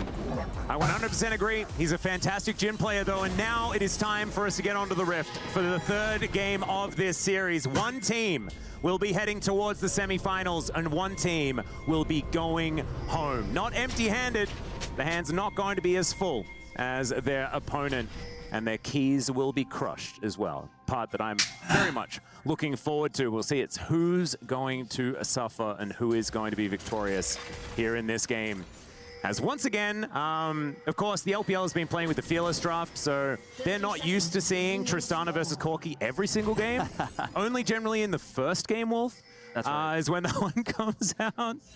But now we get treated to it every single game. We'll see who's going to be able to take it this side. Of course, I think in other series, we will see this matchup actually get looked at, but I think there's just a lot to ban between T1 and BLG. As Faker going to spot on the bone plating. One reason Zyra's so good is they've implemented the movement speed rune. The rocket jump once again as Carrier. Now going to be the one in she's trouble. one that He's he going can to run have it to on. heal. This is the power of Ash Rakan at level 1. If Faker's got to take W, Carrier's got to heal. Faker greeting a little bit there as well. Really did not want to lock in that rocket jump, was playing with fire, but ultimately takes the damage and then locks it in. So not only does he have to start it, which again isn't horrible. We saw him manage it. Faker didn't get his earlier ward on in off. this There's series, always what we call the but takes Faker damage ward there that as he well. gets So off Faker here pushed around 1 aggressively. minute, Faker 25 seconds in the Actually grabbing on Raptors. in, He didn't trying to get make that. sure that You know, he's able to trade back there's with one Knight, but thing still has to Faker didn't sacrifice get. a lot of T1 his health don't bar, as have we can play- see. Still just going to be farming. We do see this a lot don't in have this matchup, information. but Knight really starting to utilize that health lead that he's picked up, and Ona might actually be called in. You can see he's moving towards the blue side jungle of BLG. A very difficult thing to do without lane priority, as we can see here. We know he is absolutely going to be fine because Shun nowhere in the area, but Faker down to about 100 health, and it is looking a little bit rough here for the little Gunnar Yordle.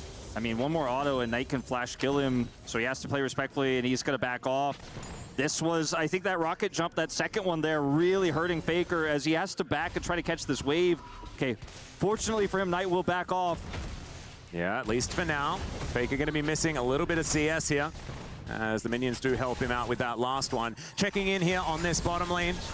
We just witnessed Faker be Faker. Pressure, sneaking these volleys in through Fake the to wall. now. As Elk do like that cute little play. But T1, they have a fair bit of safety here in this lane, despite the fact that the CS numbers aren't looking too good. This is a big stacked wave moving towards them as Elkanon retain some control here.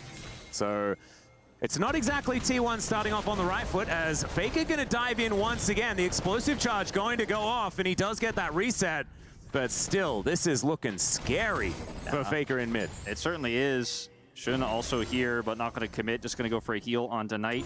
This is so awkward for Faker. Yeah. Against him, so really awkward for him to CS, or he may just be killed, but he doesn't want to back here and TP in. It'd be an awful scenario. So, you know, he's not down and out, but it's a huge edge here that Knight holds. So we're going to fight over Gromp. Yep, Carrier moving in. That is going to be T1 securing the Gromp. As the grasping roots come on down as well, Shun able to grab the blue buff for himself, of course. Ona was able to steal his away, so it is going to be a 1-for-1 as far as those blues are concerned. But still, would have liked to get that 3-buff start there for Ona if it was possible. And on looking for an angle here by the looks. Yeah, great start here in the bottom lane using that Pride to grab blue, and here comes on a ward though. Yeah. Teleport back from Knight as he gets towards the mid lane. Oh. Picture in picture is Shun going to collect some shellfish for himself. That's going to be a double scuttle for the Nidalee. And yeah, scuttles definitely have some of the best mechanics as far as avoiding skill shots. Faker picked So up a call. understandable that he's not going to be able to find that spear, as the popcorn chicken will be taken down there. Shun comes in to try and grab a couple. Sun's Ona playing eats pretty very quickly, aggressive and so he's going to looking be like able to he's secure the majority. better As here on the jungler other than side of the Ona. map, I'm just talking forever because there is just action all over the place. Elkanon taking a fair bit of damage as Magical Journey gets Carrier out of there. Meep Slap working out, and then not going to be responded to because he has that ability to move. So T1 able to answer back quite well. And this is an isolated 2v2 once again. They know what happened last time. Gonna have to be definitely very respectful towards On and Elk here. Even though Guma's Jin has been relatively controversial in terms of his international performances on the pick, he's very confident on it. He's picked it up, obviously, in a lot of high-stakes moments like this one. And you can see he does know how to pilot the pick. I like that Wolf so has a we'll see relationship a back here for with Knight to grab plated steel caps and rush back to lane. No TP. Faker will be able to push this wave and might be able to deny a little bit of CS. Meanwhile, yeah, there's a grand entrance. Carrier going to be the one knocked up here. As we can see, T1 still able to do a fair bit of work, but Carrier is the one that's taking the brunt of the damage. Needs to put down as much hot cocoa as he possibly can. Keep them in this. Sodaron. Mana down here. Carrier looking for that reset first. We'll leave that cup for Gumayusi as it is filled right there. And now Counter-Strike going to come on through. Knight on Corky's got his steel plate here on the top side, it is once again Zeus with a lane lead. We'll just have to see what Team's going to be able to do as this game goes on, because we know from last game and from just Bin in general that it is never a good idea to count him out. No, I mean, Zeus has the range advantage in this matchup. He obviously has... There's also a huge wave, so huge wave, level 6. Not be that much of a lead. Had Meganar, like, Bin can't really do much here alone, and Zeus gonna try to push him in with the last bit of that, but very scary prospect under the turret. Not quite able to get the plate, but the range advantage here in this matchup. Is the plate going to go down? Yeah, the plate goes down without Zeus actually being there, so that's kind of big here for BLG. Definitely a big deny there, as he just doesn't get the advantages he was looking for on that play. Now we're going to fight for grubs. Yep, first grub going to be taken here for Shun. That's BLG all he really wants. Majority of the experience is going to be available there. Spear is going to connect onto Carrier. Faker's taking matters into his own hands. Explosive charge onto Knight there. He does have the reset in hand as the Buster Shot gets the Corki out of there. Magical Journey from Carrier isn't exactly the greatest as he wants to find the Cosmic Binding. Doesn't get it as the Battle Dance is going to be there for On. And BLG still just looking for these spears, looking for the opportunity. Owner, you need to get back to farming. Owner is 20 CS you can see this game is just on such a knife's edge right Owner's now. way Every behind. single exchange is so close to being swinging to one side's favor, but it is going to be the grubs that do go Doesn't over have the his BLG. black torch. Are going to be able to take all 3 of these for a Jax, who's now proxying, as he was able to get a ton of prio up there top side. Feels fantastic. As Owner is going to come over here and shadow Faker. Yeah, there's the grand entrance. Faker gets out of it as the Grasping Roots connect onto On, but it's not going to do too much. Got to stop saying on to On, Wolf. That's it's a difficult one. As now, a little bit of a look towards the Dragon as the Flash Cosmic Binding's going to connect. Gumayusi trying to hold him in place, and now the curtains have been called. Shun gonna get slowed down there as On. He's his big target. Fourth bullet is going to connect as the arrow sails by. It looks fantastic. Premature Jin. As T1 also not able to grab their prize as well, but they'll get themselves a All right, T1, you gotta get this Dragon. Crazy no flash is used from BLG despite Carrier looking for the play. On blocks the follow-up. Get down, Mr. President, as Elk looking for the 1v1. Yeah. I'm enjoying this game. I'm being kind of quiet, but I'm sitting back and Carrier making his way down. Elk playing very aggressively. Dancing Grenade, fair bit of damage, is not able to keep him in place there. So T1... I mean, I really am enjoying 2024 because normally I only get 2 tournaments like this and they're not as good. And I've got cleanse available 3 of them already. There's no opportunity for Carrier to really make an impact there. Good read from Elk, knowing that he was ultimately going to be safe to take that, even if Carrier did, show up. Nice back tonight from On. On is having an amazing series. Yeah, he really is. We spent more time talking about it off the cast than we have on the cast, but the guy is just out of control. Good, stopping these backs, denying engages, the peel in games 1 and 2. Pretty incredible. It's been very, very impressive. His Nautilus incredible in the last game, and this game already showing that his Rakan is no slouch. And Elk will just have to see what he's going to be able to do on this Ashe as well. We know it's a pick that's been... I'm here, guys. I'm standing up. A lot of times I stand in both the LCK and the LPL. We haven't necessarily seen it have ridiculous performances. I almost fall for the could be in trouble. shtick that is a sport, even though it's not at all. I almost fall for it. I even stand. Get out of the way. All right, they're going for like a it's a real dive. sport. They're Like going to I'm be able to watching get an that first exciting blood. match. Bin was capable of tanking up the turret, and like I can almost buy into the dream that esports is real. Who cares? It's an R under turret. Doesn't matter. You got the Counter-Strike setup. You Even though at the end of the day, it's just a big Shun has the damage output. Just with Faded Ashes alone, they get it done. Oh, this is good for T1 here. They're getting the first dragon. And his lead is massively diminished as it looks gotta like fall. we are back in a little bit of a technical issue for just a moment. But meanwhile, T1 are taking the dragon. Very hefty cost for Shun to look for that play with Ben. As we take a look at this replay real quick. Zeus uses his hop here. Scared of the follow-up. Spike comes through, the slow is there. The damage output is really scared of the follow-up from Bin. Decides to flash, but that flash early means he can't do anything here under turret. No hop available, and Shun and Ben read it so well. And he also missed picking up his boomerang as well, so wasn't actually able to use that for the extra damage underneath the turret, and more importantly, the slow. So the juggling, absolutely fantastic. The fact that Ben knew that he's capable of utilizing his ultimate, tanking up the turret, and getting on in there. We'll have to make sure that we'll let you know as soon as we find out exactly what is happening. It's a little bit of a peripheral issue as someone's mouse is having a bit of a problem, unless I misheard and there is a mouse in the building, right? Which there definitely is not, because people play with mice in their hands, and that's what it's going to be. So we're just making sure that everything is all right with the mouse. And getting it underway. So it's not the same situation that happened previously. It was a very long one. I think this one should be sorted out relatively quickly. Yes, player peripheral issues are usually very easy to fix, and players often have backup peripherals as well, so it's really usually a non-issue. Yeah. Of course, there have been times in esports where the peripheral issue creates a controversial moment because, you know, it might have affected one decision you make, but ultimately peripherals are your own responsibility. Yep. And it usually ends up being pretty easily resolved, as you say. Game state here feels pretty good for the side of BLG after that pick onto Zeus. You know, considering the damage that Zeus was trying to put on there in the top lane, had that big wave crashing through, missed the plate, has a significant CS lead, but a lot of the wind is out of his sails now. And, you know, I think the demise of Knight's mid prowess on AD champions, I think, has definitely been overstated. When you consider how well he's been laning this game against Faker's rocket jump start.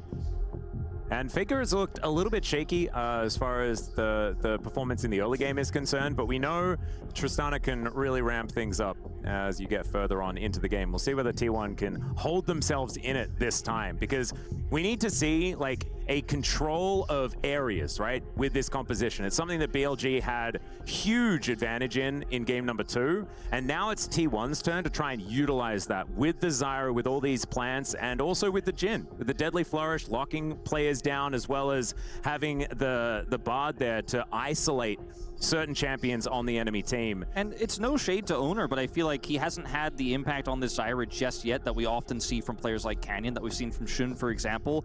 Whereas the Nidalee, you know, we've always been touch and go in terms of the Nidalee here in the LCK. Shun's iconic pick, you mentioned it in the draft, but how he's utilized that bottom side pressure, how he's utilized Zeus trying to get advantages top side, his punish play has been great, his warding clean. He was able to react quickly to the blue buff taken away from him. He's playing the Nidalee around the pressure points they have on the map so incredibly well. This is what a good Nidalee game looks like. He is really showcasing what the potential of this pick is. And even though he didn't get the setup spear after the counter-strike, for example, wasn't I gotta make a dig at Riot on this. I gotta put out a tweet. You can see what this he can is look very like embarrassing. arrow hits later on, and how much he's going to be able to control neutral objectives with that spear poke when we get to the late game. Something that there isn't really a whole lot of on the side of T1 poke-wise. So a little bit concerning potentially here. It does look like it's a Knight issue. Yeah, it looks like Knight having a very good time while his mouse is getting repaired and sorted out and checked and everything like that, just to make sure that everything is in fact working. You know, funny story about peripherals and mice. Yeah. The hardest ones to replace are the left-hand mice. Knight's, you know. Oh, true. The golden left hand. We've got to make sure he's got that working and set. Maybe that's exactly why everyone brings their own spares.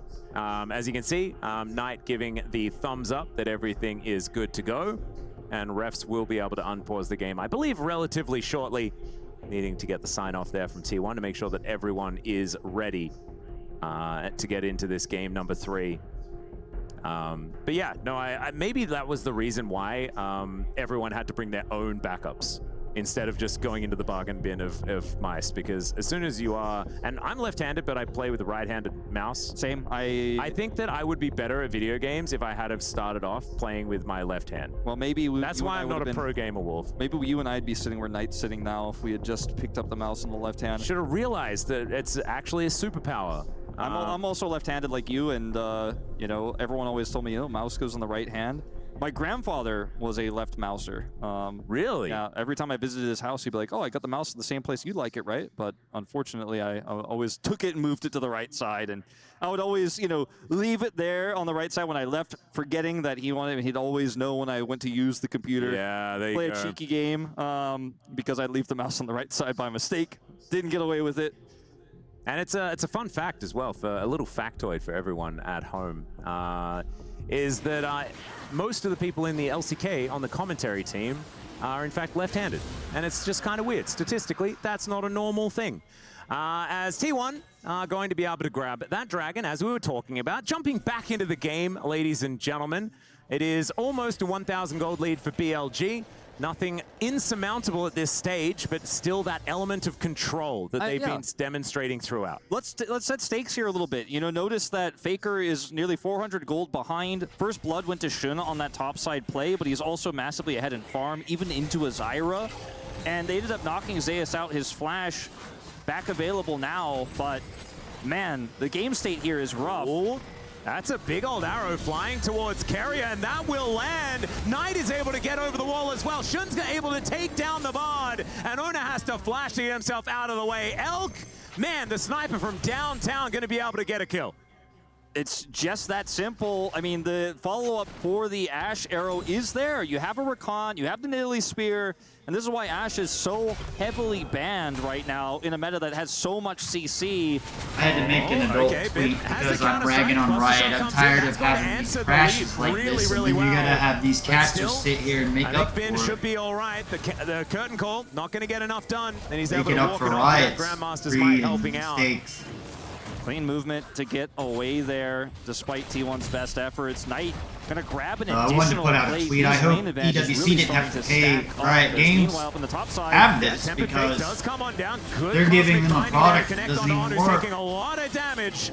Elk still offering a lot back as well, as T1 do defend their outer turret. And those the only reason it works is the love and dedication of all the fans that make so it he's work. feeling Riot a little bit doesn't more don't make it able work. to get up They towards just sit this back lane. and sell you more skins. But Take it more feels money. like T1 a lot They don't put answer money and into not the a lot of client. dictating here in this game. Redo the Shun client also so it happily doesn't just crash. taking these grubs in return, backs off. Just of the top reskin side it. play and says, well, we were playing for these anyways. That's going to be 6 grubs for the Jax. That's so deadly in a side. I mean, it's sad when you got people that make money off being a personality in this game and they don't even have it installed on their computer, like Thorin and Monte Cristo were admitting on Summoning The Insight. explosive charge will go Because off. of Vanguard, they don't even have the game installed on their computer, and yet their career and money and what they do for a living revolves around this game, which they don't even have installed. Just trading with him there is actually an Doesn't advantage that to Knight, as you mentioned. Low flag you as a problem? Fans out there? Mid lane. We got anybody watching? I didn't 2 minutes and 30 here. Well, of course. Oh, I need to will put be up the spawning IQ. 30 as well. I don't know why, but my And mouse full combat driver for just never a works moment. like it should. And I want to see T1 take a decisive call on contesting the objective instead of just avoiding this Nidalee Jax, which it feels like they've been doing the majority of this early game. As Knight just continues to stack advantages, looking for even Boy, am more I play, getting won't hungry. quite I get would it really this like to time. have another bowl of fried rice. Just Tofu, playing with the but it turret takes a range lot of very work. effectively there as he walks his way out. And so I'm BLG gonna be lazy not able to and get that eat an American Third last play. hamburger Look at today. the lane assignment. But they put Bin bottom side here. He didn't even teleport, so he has the TP to go top if he needs to. And he has 6 grubs, so given some time here, they need to answer this. Guma usually will, but this Jax on the side already this early in the game is such a big threat that T1 will have to respect. And it feels like just like game 2, I mean, it's not the same extreme advantage, but BLG just have control everywhere. Look at the deep wards here on the top. Oh, that's a big old gnar underneath the turret as Elk does immediately have to Jeez. cleanse. Now over to get that follow-up, but still a lot of value there given to T1. Yeah, it looks like Flash T1 and are just cleanse slowly both now losing being this down for the 80 game. carry. Spear is going to connect though as Shun dives They're forward. not. They Looks should for be the bounce, ahead in good flash farm from on the Carrier, jungle. gets him They're off to the not. side, but the Grand Entrance comes in. I don't think Alongside Ona the really likes quickness AP onto the mini gnar. junglers.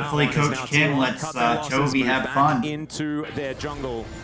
And Kerry actually looking for Elk here. Tempered Fate is going to connect the Cosmic Binding. I can't state enough how good Keen is. That Keen has been the best top laner in the world. It's not Special been. delivery of Knight as well. As T1 in this team fight looking good, but in comes Bin. Can they actually So I love deal watching with it? Bin Knight versus now Keen. getting taken down solo. There's a shutdown gold given over to Gumayushi. We said they had to come I just think the alive, and I T1 think players they are may burned just- I out. think It's they so just hard to have go two like kills to back-to-back Guma. The snipe coming championships. out. We're not done yet. This would really be like the Meep 3rd slap year in a row. as Shun, he has to flash. Deadly 4th? Flourish, too scary, coming through the floor. And T1, they're going to augment this with an outer turret take as well. Suddenly the map is all When was opened Ana up. on the Kills, T1? turret Was it going 2020? down. And BLG Basically, mid- trickled into the 2021, waiting arms of 2022. T1, overconfident on their ability to turn.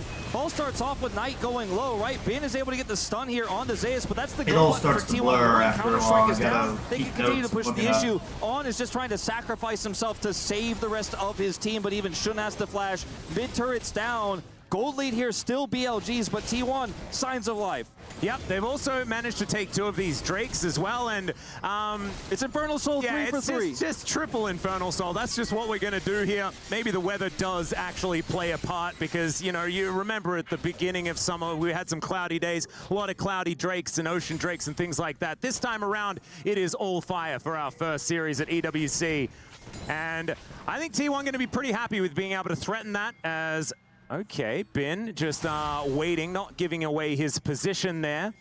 As Carrier moves in. He's able to pick up IE off of that last fight. Collector A is a big spike. Yeah, I mean, he is going to be hitting really hard if they can set up more engages, if they can punish BLG again. Carrier, the man in control of those setups. Zeus, meanwhile, you know, pushed in the top lane. Just farming it out. Hasn't had as big of an impact as Bin has, but Faker once again, given time in a side lane, Tristana could do a lot. Pushing that top turret now, bottom side here, forcing a TP. Yeah, getting that teleport from Knight, actually a big deal. As now Bin moving towards Carrier. He's very quick with the amount of meeps that he has picked up, or the chimes at least. Counter-Strike going to be utilized. Deadly Flourish going wide there as BLG do start off this Dragon. It's them on the back foot, though, as this Rift Herald getting a little bit confused about where it wants to go. T1 holding onto the Dragon 4 now, but Knight on that flank angle on moving in. Zeus doesn't have TPs dealing with this Herald, so BLG have full control. Faker. Yeah, there's another charge as the inner turret just barely survives. Faker, though, like you say, in trouble.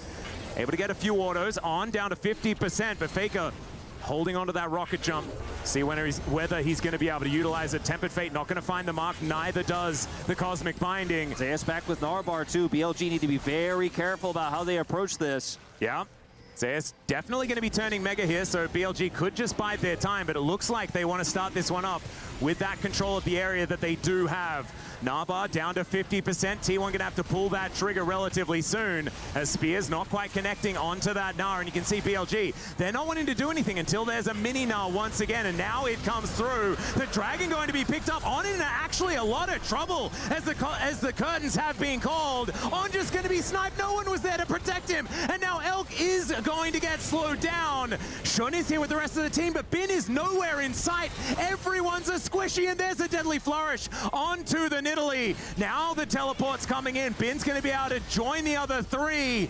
The BLG are getting closed in on, and this is not their side of the map. Certainly this not. This is getting real dicey. There is another snare as the Cosmic Binding locks down Knight. He's the target, and the Hyper Proc is going to do it. The Gnar into the wall. T1 turn. Oh, I should have been paying attention. T1 T1 at just turned exactly it the to right T1. time, and T1, they just team fight so beautifully, Right. even with backs to the wall. Backs to the wall. Wow, The I really teleport just, comes through from Bin. He missed that wasn't one. there. That was a big part of why T1 was able to secure the Dragon. He was so close to getting TP. He wanted to put some pressure on in mid and potentially head topside, get some push going, and just That's leave funny the that Drake to On's using T1. the Chroma But as board. BLG I'm closes gonna in, say, and you gotta get the teleports dragons. over, I talk T1, about this in my very channel and the careful team content. fight. How They're so you measured. really And went Gumayushi over took it big and over it. damage. If you He want to went win a from game, you have irrelevant to get all the 3-0-5 dragons. on this 2-item spike, and now they're going to get Baron.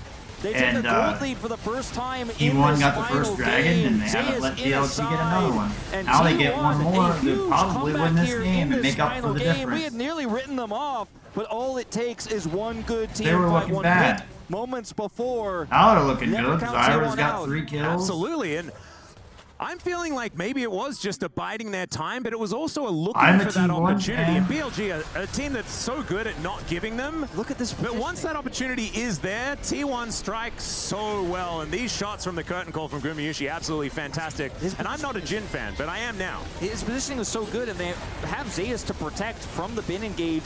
On was too far away to punish. Zeus says, get back over here, grabs that leaping Nidalee, and nothing else can do at the end. You could see desperation here on the faces of BLG. This game was completely theirs, but it is very BLG probably T1 needs favored someone now. like Ezreal or Zeri in this game, not Ash. Ash Tempest is Fate the does right go one. down, but Elk not going to be too worried about it. Keria still just going aggressive. Bin's just going to kill him. Not entirely sure what the game plan was there, but Shun's still going to take so much damage. Faker just straight up Goomba stomping him. As another bullet, there's the flash from On this time. He's going to be respecting it now. The quickness comes in. Faker with the sickest flash, and the double knockback from the Gnar is going to be there. Still, T1 losing as much as they're giving here, as this game's getting bloody.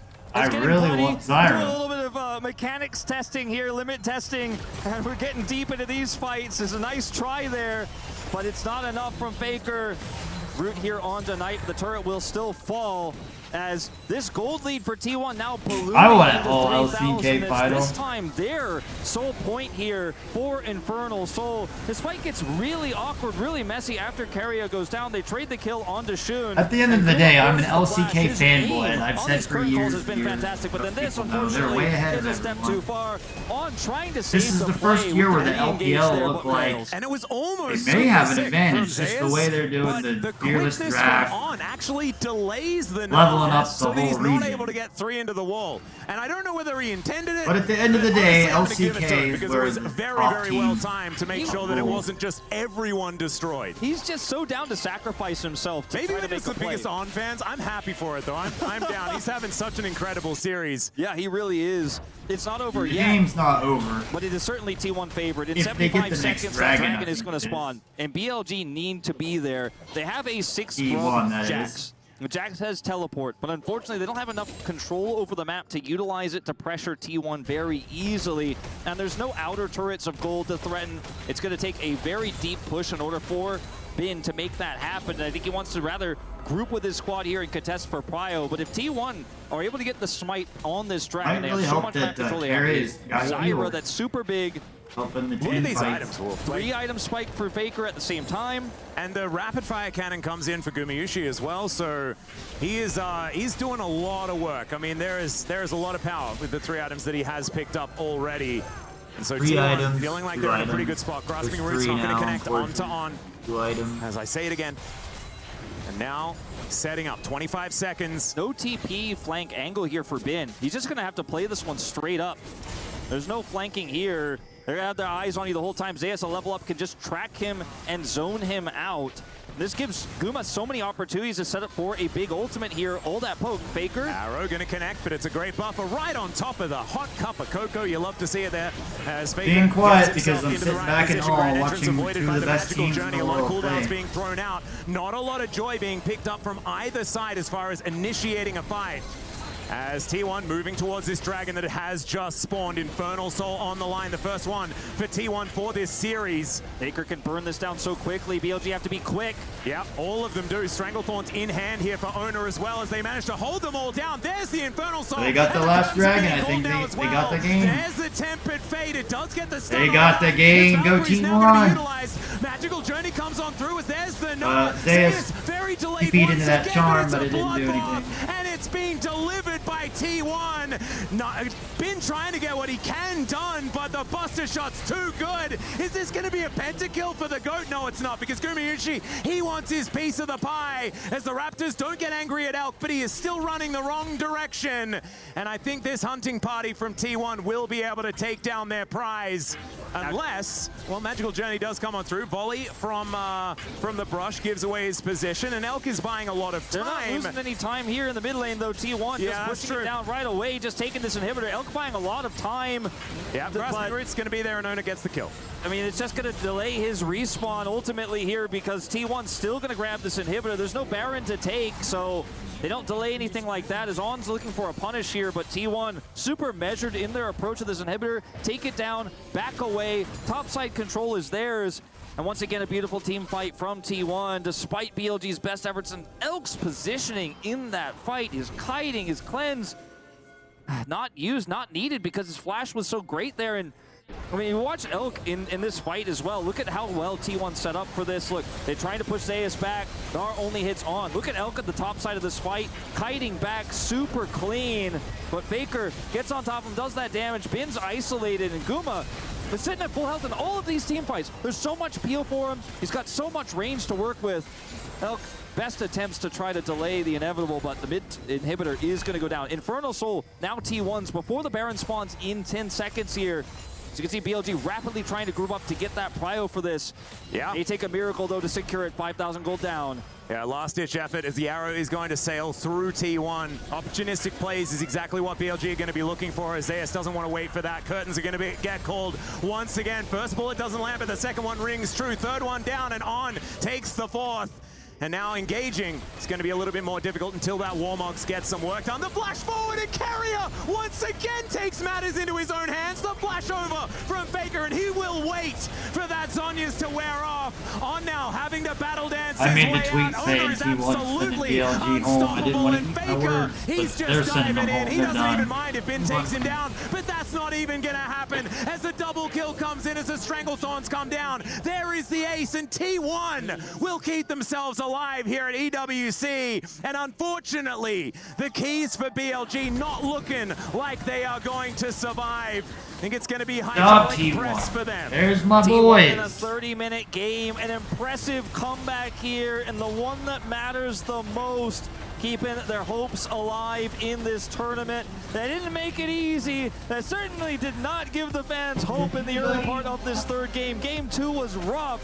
Game 1, they almost lost control, but what a fantastic series to start off EWC's League of Legends. And Okay, T1 chat, I'm gonna go make up will be my the bed first real ones quick to while I walk have- away. Signs of relief on the coaching staff and the players' faces. They knew they were just one mistake away from walking out this tournament the losers. For BLG, they're going to have to earn their right to return for 2025. Exactly right, and it's a bit heartbreaking, right, to have to say goodbye to BLG, an absolute titan of a team. But sometimes these draws, and especially when it's single elimination like this, that's just how it falls, right? And if you're going to win the whole thing, you have to beat absolutely everyone, right? You have to beat the best. And T1 with another opportunity. BLG unfortunately going home early. Not empty-handed, but not as full-handed as they would otherwise like to be. And also not able to keep that key alive for too long.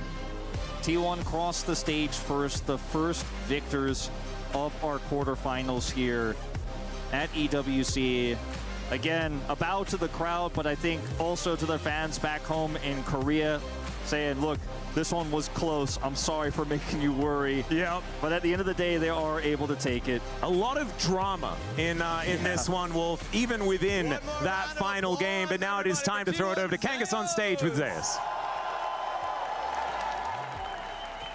We're gonna hear his thoughts after that match, but first, we have to ask the captain of BLG to please present the key of BLG to Zeus as you were I had to able come watch the finally key defeat thing. them Don't in they the crush a best of this key? year.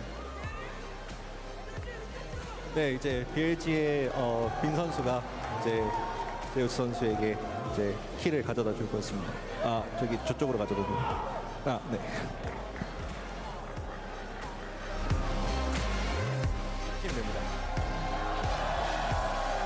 Ben didn't want to hand that over. Ben didn't seem too happy. All right, Zeus, you finally were able to take down BLG. I know it's been a long history between your two teams so far this year. What was the difference this time around from MSI? 일단은 BLG를 상대로 드디어 격파를 하게 되셨는데 제우스 선수 BLG를 이렇게 마침내 MSI를 뚫고 이제 MSI의 그 복수를 하시게 된 소감이 어떠신가요? 일단 사실 마지막 판도 좀 많이 불리해져 있었는데 그래서 게임이 좀 힘들 줄 알았는데 생각보다 너무 팀원들이 잘 해줘가지고 저는 그냥 하던 대로 하니까 이겨서 너무 좋았던 것 같습니다. So even for the last match, it was a tough start, and I thought I was going to lose, but our teammates and I have done better. So I think we finally overcame. Now we saw a fun pick in game one with the Zeri in top lane, and I know that this is a new patch that you're playing on. How has preparation been for this event for T1? 이제 1세트 때 제리도 꺼내드셨고 이제 패치 이후로 좀 많은 변화들을 이제 좀 I don't know who this guy is, but he's a good 같은데 좀 어떤 준비 과정이 있으셨는지 궁금합니다.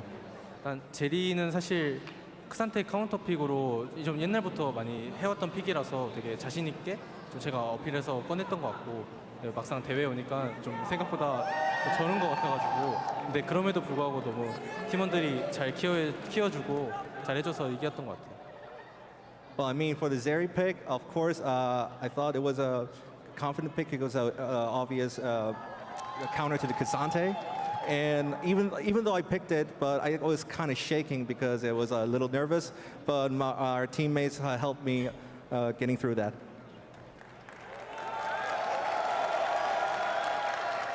Well, final question. Clearly you weren't nervous playing your comfort pick in the Gnar. So my question for you now is, are you the best Gnar in the world? 그리고 나를 3세트에서 픽을 하셨을 때는 되게 자신감이 있어 보이셨거든요. 그래서 묻겠는데 지금 세계 최고의 나르라고 자신할 수 있으신가요?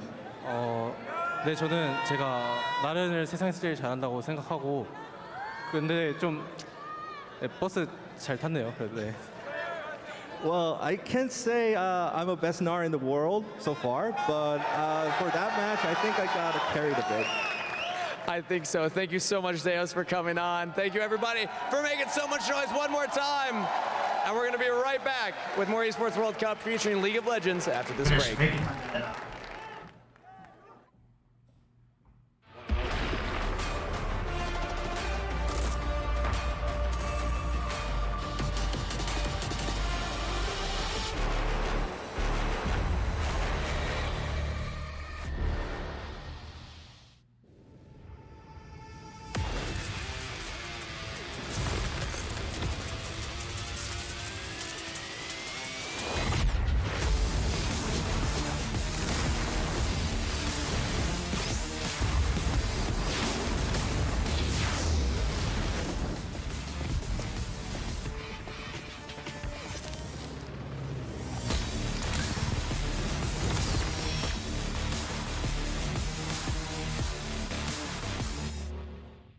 New adventures bring new challenges. Even as the heat rises, dandruff and grease won't stand a chance. With new Clear Men, powered by triple formula technology.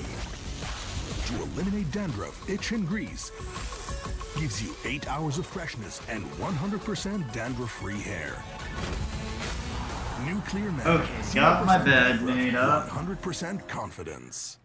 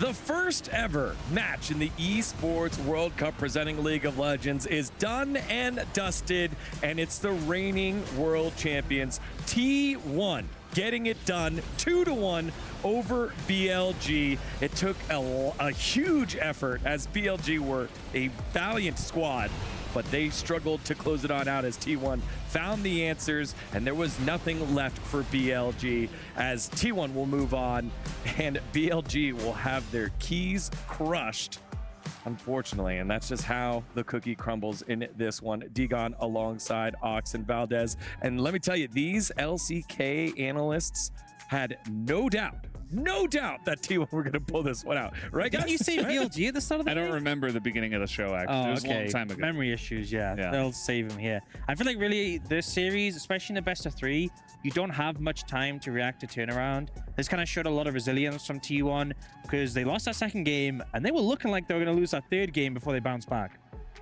Yeah, I mean, it was kind of a crazy game 3 as well, because we were assuming that BLG were going to win after their big early lead, and then T1 were able to come back in a couple of crazy team fights, but kind of showcase what they had in their composition, even from behind, to get it done. Yeah, especially given the fact that in game 1, Jun looked not so great. In game 2, he looked immaculate. In game 3, we're thinking the same thing. He's making plays as they were very much in control of the early game. We could take a look at this draft as well. When we saw this draft, Ox, it was very, very surprising because I think many people were like, the draft on the blue side looks a lot easier to execute than the draft on the red side. Yeah, I think immediately, especially any T1 fans, will see Jin Bard and be like, oh god, what's happening?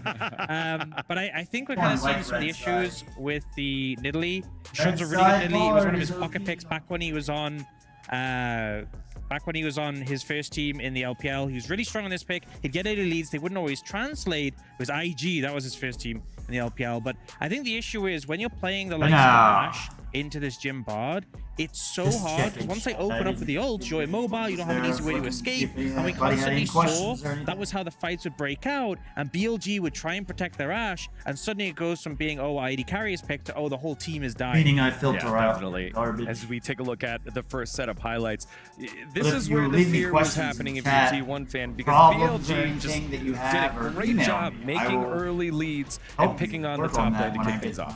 Yeah, I mean, this first kill was kind of insane as well, because you think that Saves maybe he gets away here, but then eventually Pin's like, no, I'm just going to dive him under the turret. I don't care. And that's kind of what the Jax in Italy does offer you, the ability to dive under this one, especially with the Jax ultimate. And there were so many great plays here from the side of BLG at the beginning of this game, right? They get the first kill. They're able to set up a second one here in the jungle. They get another one down on the bottom side of the map. And eventually they just run away with this game in a huge way, or at least you're thinking. They get a very nice gold lead, but it's not enough for them to close out the game. That's right. It was Wolf, the one saying, hey, you know, it's a big gold lead. T1, you got to do something, but it's not over till it's over. And here's the moment where T1 claw their way back on in. Yeah, and you see in this situation, them managing to get the ult on top of Elk from the Bard. The ult from the Jhin follows. No way to escape, even with the use of both summoner spells. And the thing is, both teams have a lot of pick potential, but it was this point where really T1 started to gain momentum. And you see, because the team moved in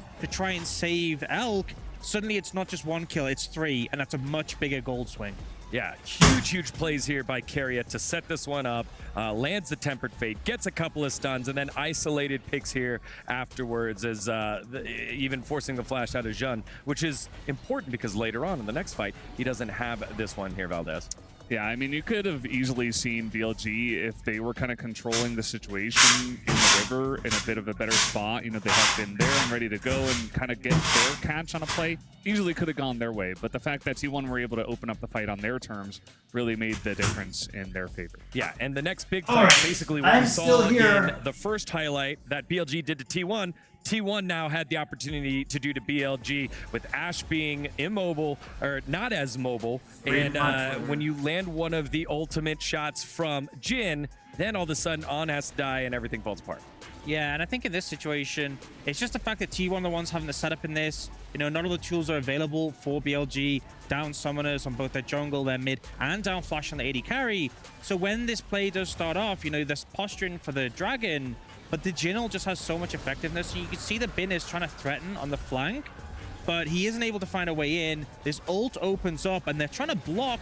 On ends up sacrificing himself, but that final shot still catches the Ash, and now they're on the wrong side of the map. They're trying to disengage, they're being chased down. They actually call a TP in from Bin, which seems like the only decision. You can't just give up 3 members, but that just locks them into this fate. And with Zeus coming on the flank, it's just doomed. Yeah, looks a lot like fight number 2, except this one, you know, BLG, they're totally caught. The entire team is kind of screwed in this kind of position because, you know, Zeus is coming down on the flank, everybody eventually goes down, and T1, they came back with the last highlight we showed in that last team fight, but then this one was kind of where they entirely took over the game. Yeah, and if you look at the very end of that highlight, still the gold lead in the favor of BLG, which showed how dominant they were in the early game, but after that, they were on the back foot. Here's the final fight where T1 seal the fate of BLG, where it's a decent fight, good hands, good look here by BLG, but T1 just too far ahead. Yeah, and I really want to praise Kerry. You can see him there using the magical journey to dodge the knockup.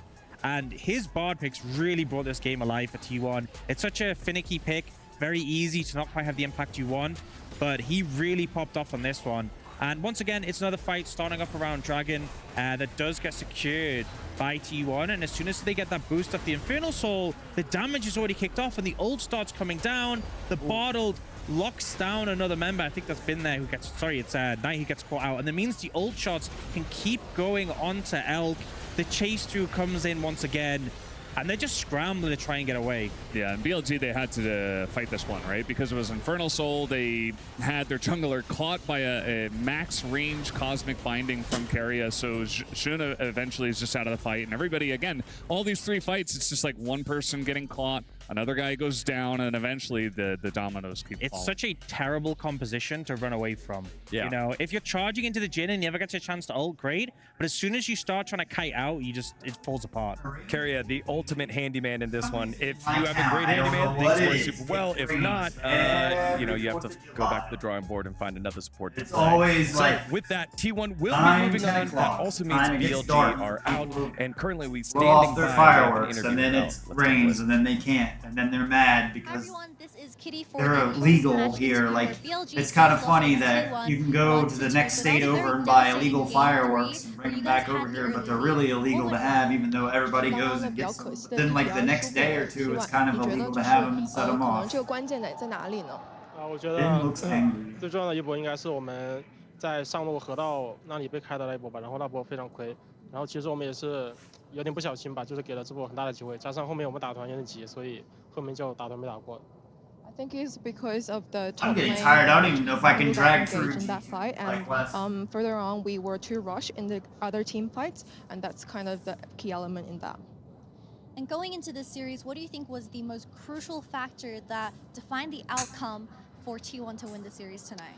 你觉得就是可能可以赢过 T1 最关键的一点是什么呢？我觉得，因为我觉得第3把其实我们前期是联动的非常好的，然后我们联动是比他们做的好的，但是在后面就可能我们自身出了点问题吧，所以被他们找到机会。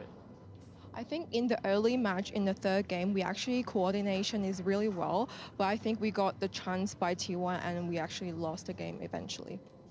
Thank you. And going into this series, who do you think had the biggest change from MSI and who impressed you the most?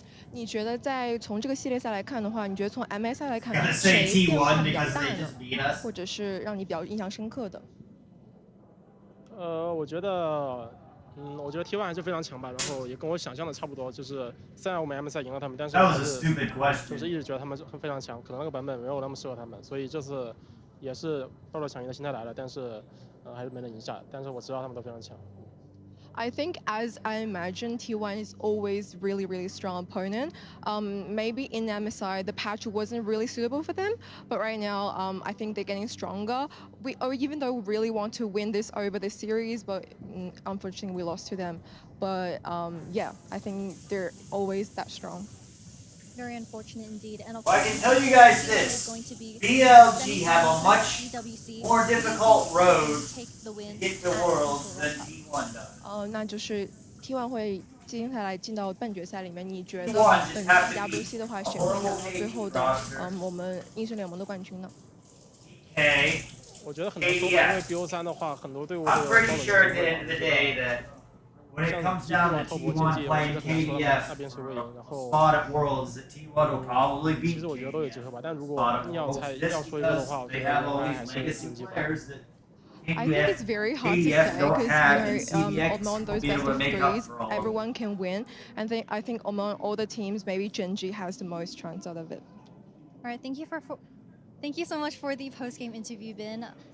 Unfortunately, you guys couldn't take home the win, but of course, we'll see you back on the Rift.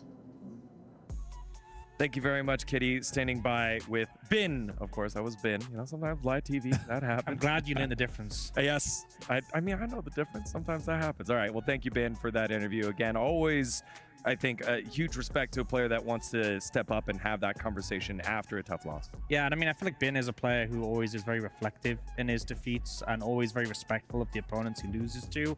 And obviously, I think this is one that's going to feel a bit of a rough, but it's always been this back and forth between BLG and T1. The last few times they've matched up at internationals, it's gone BLG, T1, BLG, T1. So, you know he's going to be coming for them at Worlds. Oh, definitely, definitely. Valdez, closing thoughts here on this? I mean, it was just a very close series. It's hard to say that T1 are the better team right now, but I think they got the better of them today, and best of luck to T1 in the future. You know, talking about Genji versus T1, I think that we might just get that matchup again later on in this tournament. Again, that was the favorite that Bin had thrown out there. We'll see Genji later on in this tournament, of course, against Top Esports. Let's take a look at the bracket. Now that this first match is done and dusted in the inaugural Esports World Cup, as T1 will be moving on, and they will face the winner of our very next matchup. NA versus EU, stand up, it's time.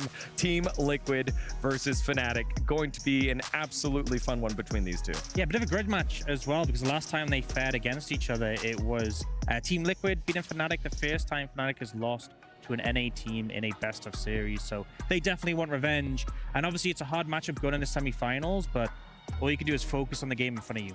Valdez, you're going to be on the call for this matchup. What is something that you are looking out for on this? I think it's just going to be a bloodbath. Like, we already saw it between T1 and BLG. It was so close, so back and forth. I think we get the same thing here between these two teams.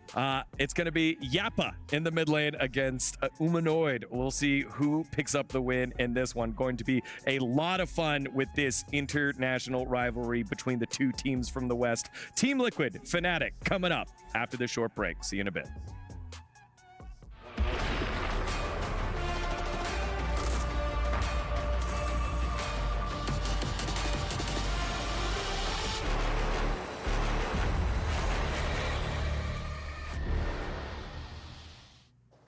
Hi everyone, this is Kitty in the Boulevard right outside of the Mega Arena.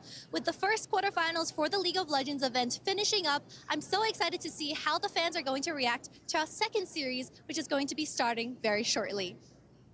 Our second series of the day, the Battle of the West, as the #1 from the LCS, Team Liquid, coming on into the Qiddiya Arena to do battle for the first time ever, the Esports World Cup presenting League of Legends. And their foe, someone very, very familiar to them, someone that they played over at MSI, handing them the first ever best of series defeat. It is Fnatic, who are looking to get revenge against the squad that did them in at MSI. The squad is rolling off of a couple of wins over at LEC as they have completed their summer season and will be trying to get their first win here at EWC.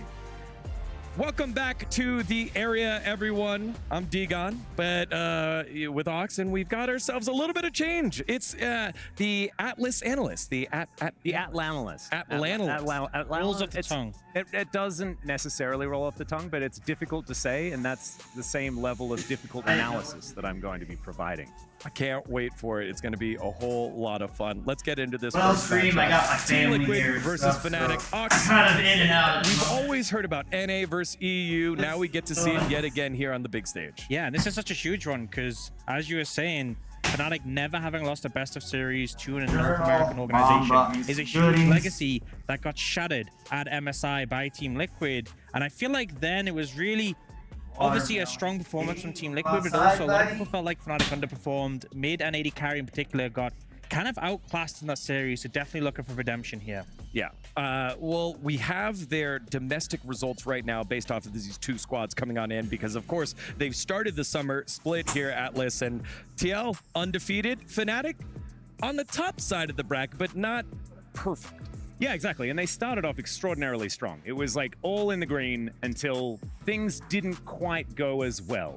Right, so I think if EWC had been moved forward, it was a few weeks ago, perhaps things would be a little bit better as far as momentum for Fnatic, but I still think that they're an extraordinarily strong team. It's just that TL, they've done this before. You could imagine that the confidence is at an all-time high for the North American squad, and having spoken to Spawn, I think that that is definitely true. Yeah, Team Liquid having defeated the other representative from the LCS in FlyQuest so far in this summer split. So this is a team that's so interesting to me because it doesn't seem like they had an MSI hangover. It felt like they went there, they proved that they can grow and carried it on over back to their domestic league. Yeah, I feel like the MSI hangover, we'd obviously seen it be a big thing before, but Gen G is an example of a team who hasn't had it, Team Liquid also not having it. I think honestly, the international experience, the lessons you can take away from that can really help you to cement a solid performance domestically. And I feel like that's what orgs from the West have always looked for, take the lessons you learn from matching up to those really strong LCK LPL teams.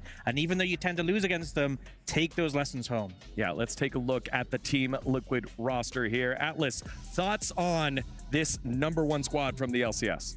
I love this team, and I love this team not just because they brought in Umpty. Of course, my LCK bias is coming through, but the general fits with the vibes of this team so extraordinarily well. Not just because he's Korean, augmenting a very Korean roster, but APA, I feel like, is this perfect glue that ties these Koreans together. Of course, you're not technically Korean, but also kind of fits that bill. So I think that Umpty has really, really helped out, and I feel like the way Spawn has been working this team extraordinarily hard has really also allowed that progression to continue even after MSI, where we see some of those hangovers, I think brought to us by RNG having hangovers for entire rest of the year after MSIs. Yeah, looking over the side of Fnatic, I feel like a lot of people really see Humanoid and Razork being this duo that have worked really well for Fnatic in the past, but the bot lane was a big standout. Noah and John really stepping up for this team and often dominating domestically when it came to those 2v2s, when it came to the bot lane fights, and especially going up against the likes of Mickey X and Handshammer. That was a big challenge to achieve. And based on that MSI performance, they want to sort of aim high once again and try and beat out Team Liquid, who they couldn't overcome before. Yeah, exactly. And I feel like the bottom lane especially had a really difficult time at MSI. So I think looking to prove themselves, moving here to EWC to show that they can go onto the international stage and actually find those successes. I think Noah and Jun were probably pretty hard on themselves after that MSI loss. And of course, Team Liquid not going to be very good at giving that to them for free. Yeah, given the fact that Noah and Jun did so good in their domestic league, ran into Jan and Core, who uniquely, this Team Liquid roster is built around the two North American talent because they have the highest, both of them, the highest damage percentage on their team compared to any other players in the tournament. It's above 30% for APA, 20 when you lose. Yeah, it's pretty rough. And it's the heart of your key as well. It's the represent, and you could feel it. That is, we didn't actually know what that was going to look like, and it's kind of almost more heartbreaking than I was expecting. Yeah. So BLG, unfortunately, Because my family's here, and you're going home. I don't even really care about this match. It's Fnatic's picked up gonna even win. more between this NA versus EU rivalry. It's time for predictions for you at home. Head on over to stcplay.gg so that you can predict and play along with EWC. Ox, prediction time. Who you got in this matchup? The #1 from LCS or the #2 from the LEC?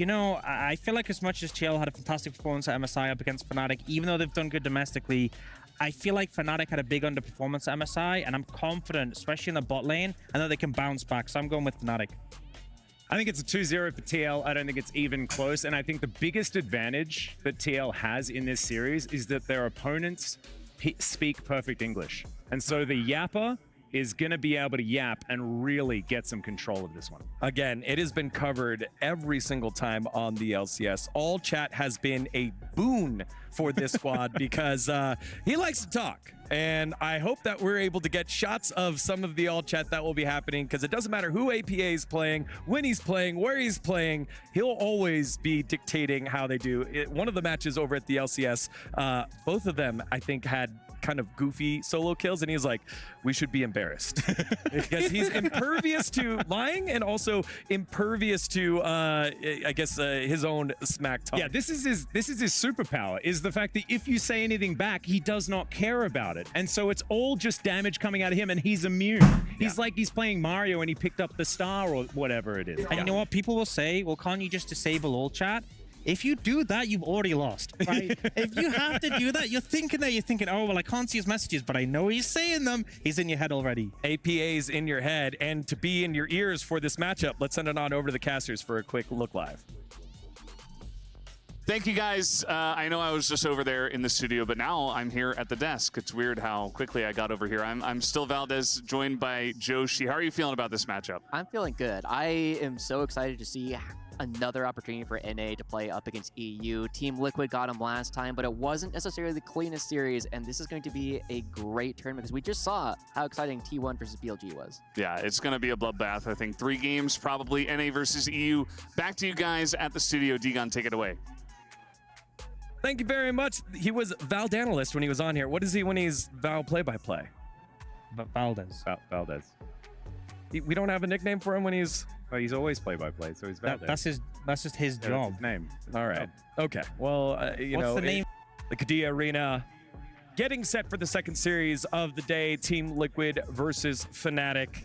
A rematch of what happened over at MSI. Quickly, what's the key matchup here between these two squads? What lane do you feel like it's going to be, or role you think it's going to be here, Ox? I feel like bot lane's going to be really important. You know, we saw obviously a lot of back and forth on the bot lanes between in the earlier series. Sorry, you know, Carrier stepping up massively in game 3 and Elk having that great Ziggs game. So I think that will hold a lot of weight in this matchup.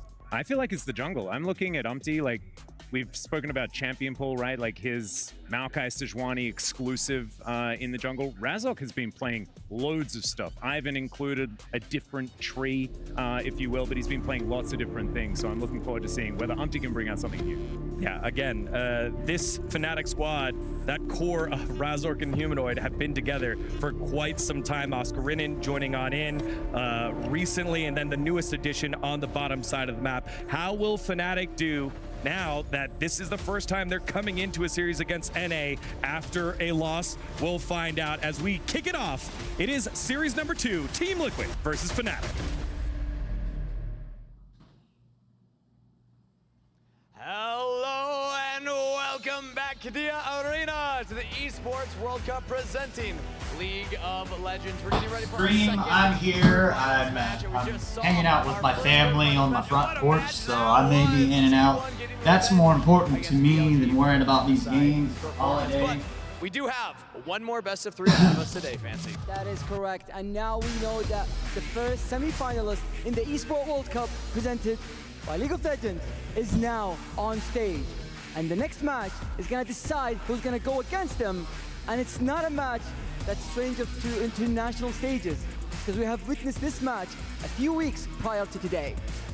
That's right, at MSI, this is a rematch. We have back-to-back rematches here on stage for day 1. And of course, this was Team Liquid giving Fnatic not only their first loss ever to an NA team in a best of series, but also maybe catching up a little bit, because if my numbers are correct, Fnatic versus NA all-time is 28-12. So are you Fnatic fans out there, you're eating good. Hold on, so are you telling me that EU is better than NA? No, that's not what I said.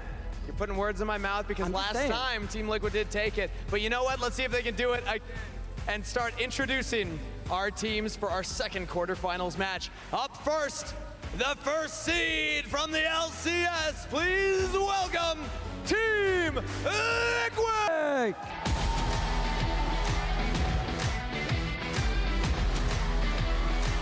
In the top lane, Oscarinin, roaming the jungle, Razor. In the bot lane, Noah and June. And in the mid lane, give it up for Humanoid! Fnatic has taken the loss at MSI personally, being the origin of their villain arc by taking the learnings from the international stage, rising from the ashes and going into the longest streak in the LAC regular stage since the region introduced the new format. And now they're ready for a rematch and to take revenge against Team Liquid. Will the captains of each team please bring your keys to the stage and make some noise in the arena for your second quarterfinals match. AU versus NA. Team Liquid versus Fnatic. Let the game begin!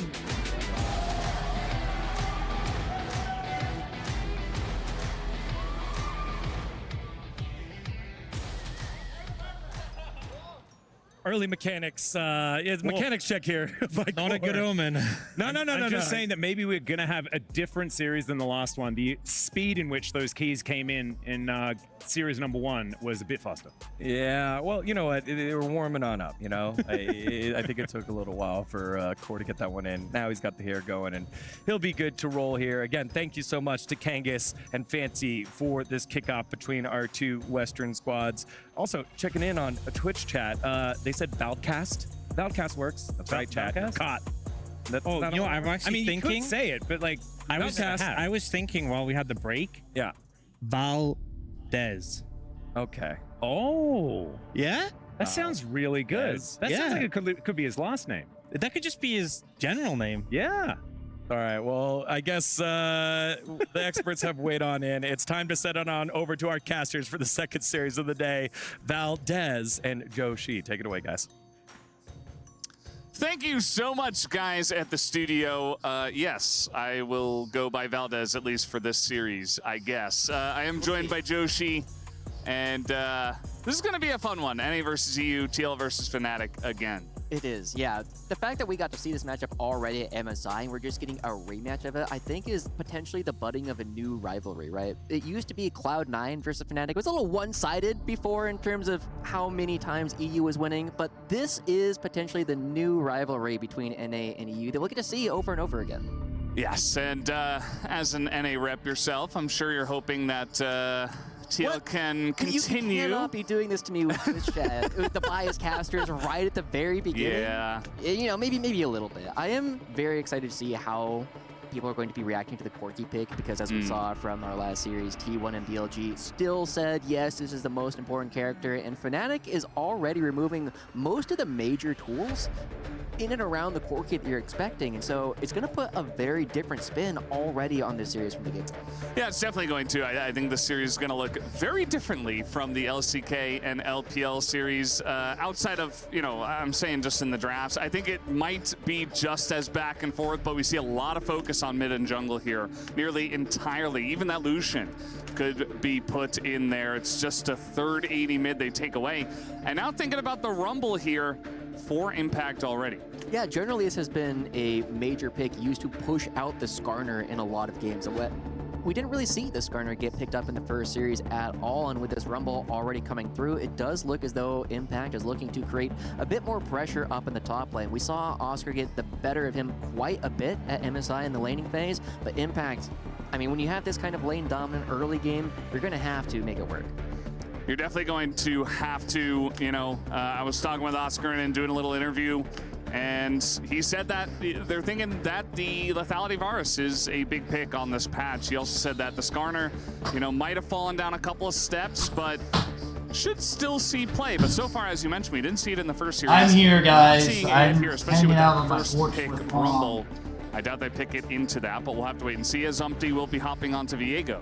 Yeah, it's very interesting to see. A lot of teams that I've talked to so far have been looking at the changes to Varus and Opportunity and saying, oh, maybe this isn't the angle to go for it anymore. That said, there is still a lot of tools, and I love this pick already coming out from Team Liquid. Obviously, it is one of the APA champions, Ziggs and Aurelion Sol, some of the champions that we are expecting to see him play over and over again, given the opportunity, but it can also be played down in the bottom lane, just like we saw Elk do previously, and you can use it to really push around Varus in the early laning phase. Yeah, absolutely. I think it has a great matchup there. I think you can match range in that sense, but now, the Zeri and the Kaisa hovers, you begin to scratch your heads and you say, well, where is everything going in this one? They'll keep that a secret for now. The fact that we've been seeing games with 4, 5, sometimes even 6 marksmen in every game does leave a lot to be questioned here. I know we've seen Vars up in the top lane in solo queue quite a bit. Yeah, it's still possible. That is true, you know. And maybe if we saw Senna, we could have seen like Senna Rumble or something weird like that, but yeah, especially from the blue side, not expecting it. And yeah, it is going to be the Rakan, the support that does come in, and immediately the Kassadin lock-in, just slamming it down into that Ziggs in the mid lane.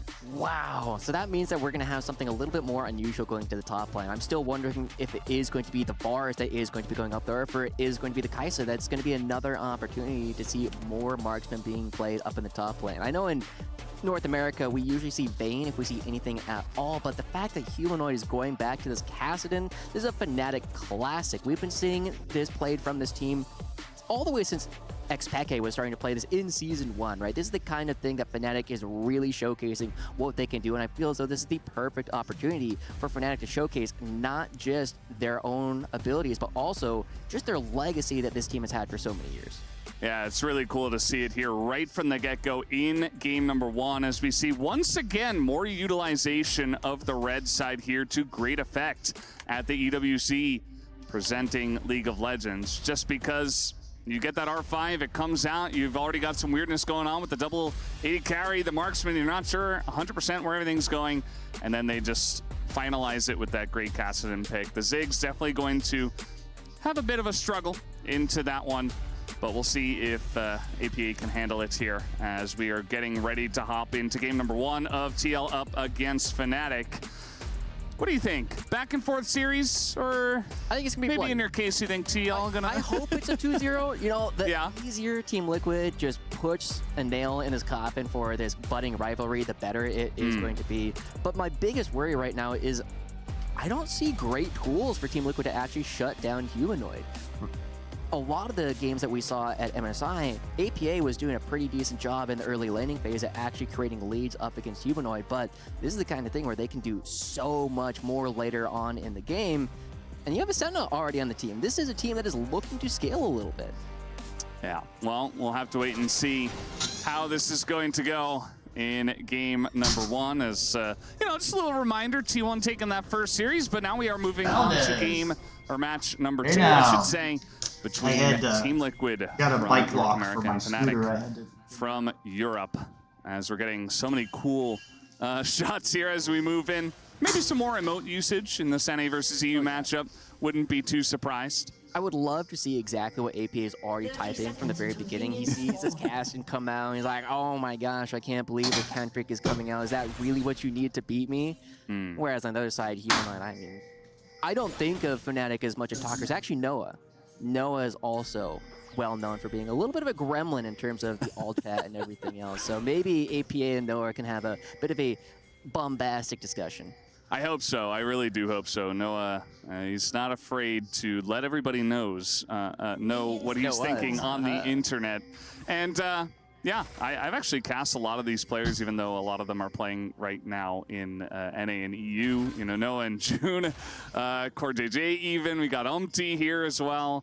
Impact also making his way a long time ago. Oh, yeah. Over to the LCS. But yeah, this is going to be a fun first one. I'm really excited to see the Kassadin coming through. And, you know, even though APA might be calling him a little bit of a try-hard, you know, saying, oh, you had to pull out the Kassadin, I think, as you mentioned, it should be very, very nice. The main thing that can lock it down is probably the Rakan, but so much mobility and not a lot of other lockdown here on the side of TL might make it a big issue for them. Amazon Fire. If you see a Kassadin, you can try and kill just everybody else on the team before Kassadin can do anything, because he has to spend a lot of time like looking for that angle later on in some of these fights. But Team Liquid doesn't take these fights super quickly either. It's mostly going to be about whether or not APA can land those Mega Inferno bombs on someone like Noah or Oscar. But with all that said, I kind of want to touch again on this Vars up in the top lane. This is the second time we've been seeing the marksman played up in the top side of the map in just 2 series at this point. And what we usually would see from this Varus up in the top side is just the ability to push around melee top laners, and Rumble without a teleport suddenly becomes very vulnerable. You're already seeing that Oscar is doing a great job getting a push going through, gets the ward down, and is not going to be coming to the top lane immediately, so it gives Oscar an opportunity to make sure this crashes and force Impact to his side of the map. Yeah, I think it's really cool. I feel like it's pretty healthy for the meta as well, just to see all these different picks going around. You get a little bit of a rock, paper, scissors effect. You get to see blue side not always dominating, because actually that R5 counter pick feels just so incredibly strong when you can play pretty much anything in the top lane just to counter your opponent, as we're getting a look very nicely at every single lane at the same time. The mid lane, obviously, early on is going to be a bit rough for the Kassadin, but this is always the way it goes. And then eventually, you know, he's got a Doran shield. He's just going to sit back, relax, take a bunch of harass, and then eventually he'll be the one jumping onto the Ziggs, and it'll look very different in that matchup. It really will, but and Razork, Oscar's going to be the first one to move. Yeah, already getting into the action here. Might be in a little bit of trouble, as we do see Oscarinen traveling down the river, but APA first to move from mid. Not going to be enough, as Razork and Oscarinen already getting to work onto the Scuttle Crab, and so that will be that going over to Razork. And already in the bottom side of the map. His bottom lane is going to push in a bit. Very nice double knock up here. It is the Zeri, though, so Yun will just get away. Not a big deal there, but June just practicing those very nice double knockups already. And I love the fact that Noah and June aren't overcommitting to that. They know that is going from the top Scuttle Crab to the bottom Scuttle Crab. He is going to be in the area. You don't necessarily want to do anything too brash, but is spending a lot of time trying to fake them out. It's like, am I backing away? Am I not? He's actually still here. There's a war in the pixel, but Team Liquid not able to do anything with that, and it will just be a natural reset. So with our very first clear, I think the only major play that we've seen is the fact that APA is getting the better of Humanoid, as we should be expecting, but probably a bit more of a lead than I was really going to be looking at, because APA is holding Humanoid here on almost no mana. Yeah, I mean, you see the Conqueror coming out here. Is actually Barrier has to be utilized by Oscarinen, and that Torpedo is going to miss, but just holding the Flame Spitter on top of him. So Oscarinen now with no teleport, and the wave pushing into him. He's already low. Perhaps not the lane he was expecting so far, as he was fine up until this moment, but now feels like Impact is in control. This is a really good position for Team Liquid in general, because once you have this Viego with priority in both of your lanes, you can start playing really aggressively into Razork's jungle. And that's something that we're going to have to be looking for, is Impact does so much damage early on in this game. Whenever he wants to move around with you can create a lot of pressure. And Razork doesn't yet have anyone that can really create any gank threat. Once Humanoid dings level 6 in the next wave or so, they'll have some opportunities, but APA is already warding him out. Yeah, it's feeling pretty good just to know exactly where that Sejuani is, right as Razork is getting closer and closer to hitting level 6. As we do see Yun trying to be annoying, trying to stop the back of June, but Noah able to help him out and push him away. The call picked up here for Yun is going to be feeling very nice. You know, Zeris that just get essentially a free laning phase, and they pick a barrier, and they just get to do whatever they want. Definitely set up for success when it does come into the rest of the game. And honestly, they actually have a lot of freedom, but the big thing that they will have to do is be very careful about picking your moment, because there's a decent amount of point-and-click or functionally point-and-click crowd control on the other side. You still have June with the Headbutt Pulverize. Razork has some very straightforward stuns that they can put out, and of course Oscar has it ult. Humanoid going in for that one. Obviously, he does have June coming in from the top side, but now Umpty's here as well. Double knockup just to disengage. As Razork, he's like, I don't care about what you guys are doing. I'm taking the grubs here. Yeah, and yeah, he'll get one, but he does have to eventually get over the wall. And, you know, slight advantage goes over the side of TL, but not a huge victory at the end of the day, as Scorzade almost stops that back. That would have been very nice.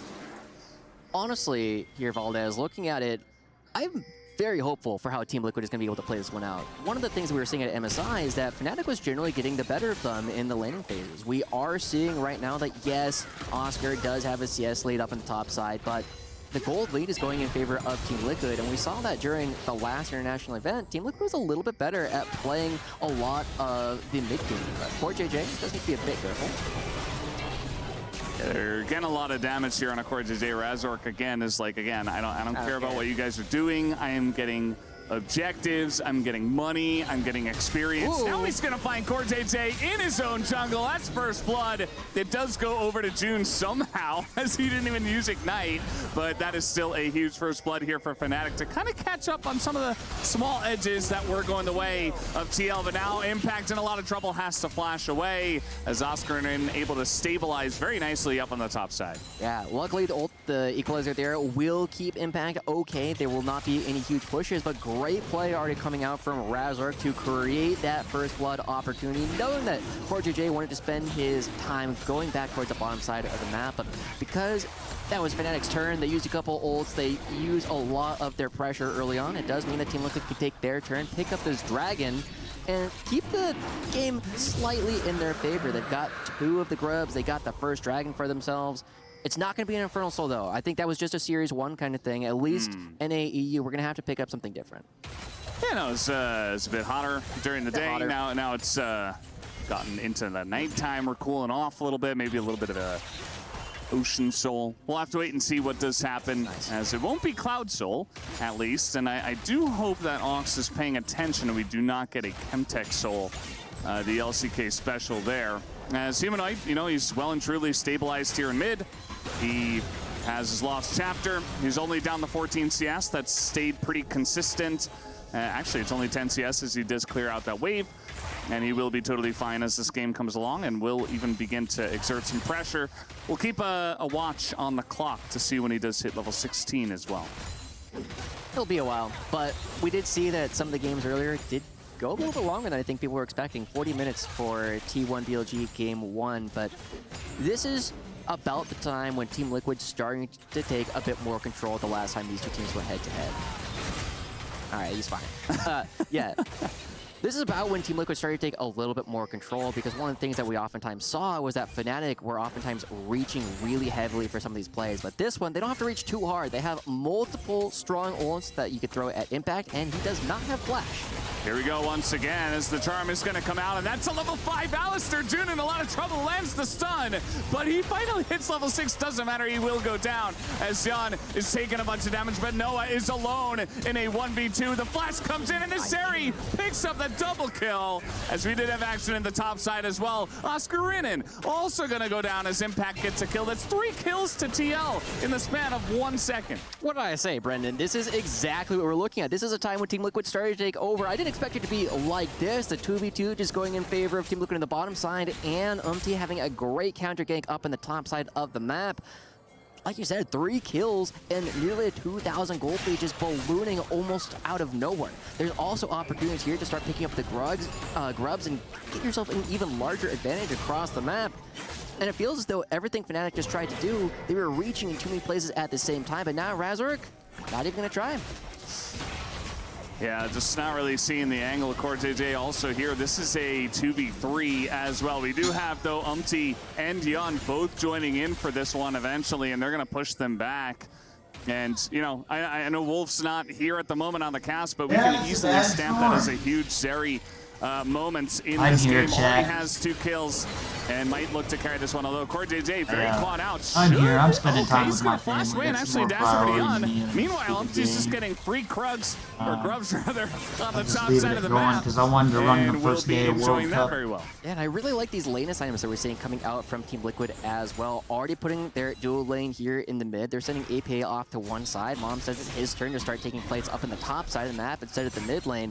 And it means that you have all his pushing power in both the lanes that are really relevant around the objective of the grubs. And that means, hey, with 5 grubs already going over, we'll talk about that later as Oscar, oh, it was not a counter gank, and they're trying again. Yeah, they're looking for Oscarinen. He is in a bunch of trouble, already taking some poke from the Ziggs as the stun will barely miss him. But Umpty here with his ult available should eventually get the stun, right? I mean, he's going to be rooted down and he just gets taken down in the 1v1. Not like this, Umpty. Because Oscarinen's like, yeah, thank you very much for the free kill. You know that Umpty was trying to use the ultimate to counteract Oscar's, but it just never came to fruition. We just saw Oscar blow him up out of nowhere. We were just looking at everything that Team Liquid was doing, but Oscar is doing a good job fighting back as Team Liquid, even though Mom said it was Zig's turn to go towards the top side of the map, Team Liquid still doing a fantastic job really beating up on these structures across the map. And we finally get to... Oh, this is the top lane again. I don't want to see this STC replay. No. I mean, that's just one of those, like, hands checks. Like, do you have the reaction speed to dodge out the chain of corruption? The answer this time was no, and now APA, can you handshake your way out of this one? So Satchel going to be very important. He's trying to get away from the Alistair here, essentially. Can he get out of range? He eventually does have to flash, but you can see that it's going to be a very big summoner taken down. As the Ziggs, the Satchel is huge for getting away from threats, but no flash now might make side laning much more difficult for him. As the action never stops here. I'm sorry, you don't get to talk too much as they're getting on in onto the Zeri. They get the shutdown and even get Cortez. As immediately this game is turned on its head again as Fnatic pick up 2 kills. It's a complete script reversal immediately. Last time we saw that Team Liquid was so much better at trying to find opportunities where Fnatic was overreaching, but this time it's Team Liquid who's doing the exact same thing. They're trying to find moments to be very aggressive, and Fnatic are the ones who are punishing them for just finding out, right? They're sticking around just a little bit too long. Yes, they're gonna get themselves another dragon. Yes, they got 5 grubs, which means that Twitch chat will be on their side, taking these down. Oscar? Yeah, that's the ult over the top as Oscar Innen is just going to be burned down. Has a lot of damage, but he doesn't have a very large health bar as immediately just 2 ults on his face. And it is Chemtech Soul. I thought Ox was paying attention, but I guess not. We might have more action in the top side. I would not be surprised, as NAEU does not disappoint. This is exactly what I was expecting, Joshi. Yeah, I definitely agree. Looking at how these two teams are constantly looking to fight each other is very similar to what we were looking at before. Team Liquid has not turned down hands checks, and they are really playing with fire right now. Yeah, they don't really have to stay here. I mean, they have a Ziggs in bottom lane getting huge amounts of value. But I guess they feel safe. I am back. I missed the first draft of Team Liquid and Fnatic, and I picked Fnatic to win. On bottom lane as well. Would be cool to see Team Liquid win. Just so happy with this trade, is maybe looking just so we get 2 more Koreans. Flash, but even with that, he's just gonna get flashed on. There's no escape for him. Tries to do a bunch safety. Apparently, Team Liquid and Fnatic don't even know what meta they're in, so it doesn't really matter who wins. They don't understand they're in an AP jungler meta. To go and try and fight Oscar, just going directly in this time around. But Team Liquid, look at this. It's the full court press, and Jan on the top side of the map, even creating a lot of pressure there. But the Yordle Demolition Derby is really starting to come through. One of the things that I've loved about watching APA over the past couple of years is just his ability to know how Ziggs works in a way that a lot of other teams really don't. You've seen him have incredible base defenses. He's like, yeah, I'm Ziggs. I have 4 items. You can't push even with Baron. I don't care. Yeah, we are going to push this out. I'm still Ziggs. I'm going to take down every single turret. I don't care that you're taking down my top side because I have people who are still able to watch the demolition. Yeah, I mean, the Ziggs has played well. We already saw what it was able to do in game series number 1, rather. Game 2 between BLG. As, yeah, Oscarin is just dead again. And again, it's Ziggs, it's Rumble, it's a Varus who's trying to side lane from the top lane. You know, Oscarin is just trying to do his job, and he's like, oh yeah, I'm Varus without flash. I guess I just die again. My bad. This is one of the things that I had an opportunity to interview Impact before we actually came into this, and one of the things that he was saying about Oscar is that Oscar is a great laner, but not necessarily a great top laner, because Impact was saying he feels as though Oscar is oftentimes in the wrong place at the wrong time. Team Liquid has really been showcasing that right now as they've caught him out 3-4 times. Yeah, you know, it might just be Impact's opinion, but I feel like he's doing a good job of proving that point here in game number 1, right? And look at this. I mean, you said the full court press is, yeah, Umpty might go down, and he will, but it's a flash, and, you know, they get the kill, but they also lost their top turret. So it's just extra gold going in the pockets of Team Liquid, and the base is already going down. It's only 16.5 minutes into the game, and it already feels like TL owned this map. Yeah, and I love watching Jan also, just when all this is happening, just like nickel and dime Fnatic for everything. It's like, Razork, I see you're going for those chickens, but I want a little bit of that, you know? It's like taking one out of the cookie jar and just making sure you can get a little bit But for the rest of it, it really is just Team Liquid just trading up ever so slightly every single time we're seeing these two teams go head-to-head. And APA, because he's gotten both inner turrets in the top lane and the bottom lane, that's 1,400 gold going to just one little Yordle. That is the entire needlessly large rod. He is so close to the Rabadons that he's starting to build towards, whereas Humanoid doesn't even have the Seraphs. Yeah. And, I mean, we talked about this Kassadin and, you know, how eventually it'll get online and might make the life hard of the Ziggs, but, you know, eventually if AP just gets so inflated and the team's so far ahead, I don't think it's going to matter all too much. It's now we got a 1v1 between these two. Humanoid's like, I'm strong, I swear, but no, you're only level 12. Well, I feel like folks in my area are going to have a horrible 4th of July because it's pouring down the rain outside. It's about 3 o'clock, 3:30 in the evening. Nobody's here. We have local fireworks around 10 o'clock. Hopefully it'll stop raining then so we can get those in. If not, we've got Friday fireworks on the 5th of July. That's the third inner turret that they've gotten. You can celebrate the 4th of July on the 5th of July. And this boldly is becoming very rapidly insurmountable. It's just the death cap funny because all these people spend money on fireworks item and they don't at do you 18 any minutes good. into the game. I feel like it's a big waste of money anyways to buy fireworks. To that level 16, but Bang! unfortunately, each level actually gets harder and harder. You need more and more experience. And I don't think Fnatic really has an easy way back into this. We're going to have to see something Herculean like we saw T1 do in our last series. If we want to see any kind of turnaround from this, the Kassadin pick that we saw coming out on R5, really not... He's not really a League of Legends. Yeah, I mean, they just had to stabilize much better in the early to mid game, and it was looking okay. They were keeping it even, by 2. but She's not you know, really a League of Legends couple fan. of things went wrong, and all of a sudden, you know, they found themselves down 6 turrets I don't really blame her. to 1, and I thought the you don't same really thing get to when I farm. first I saw mean, they're League of losing Legends. their entire jungle.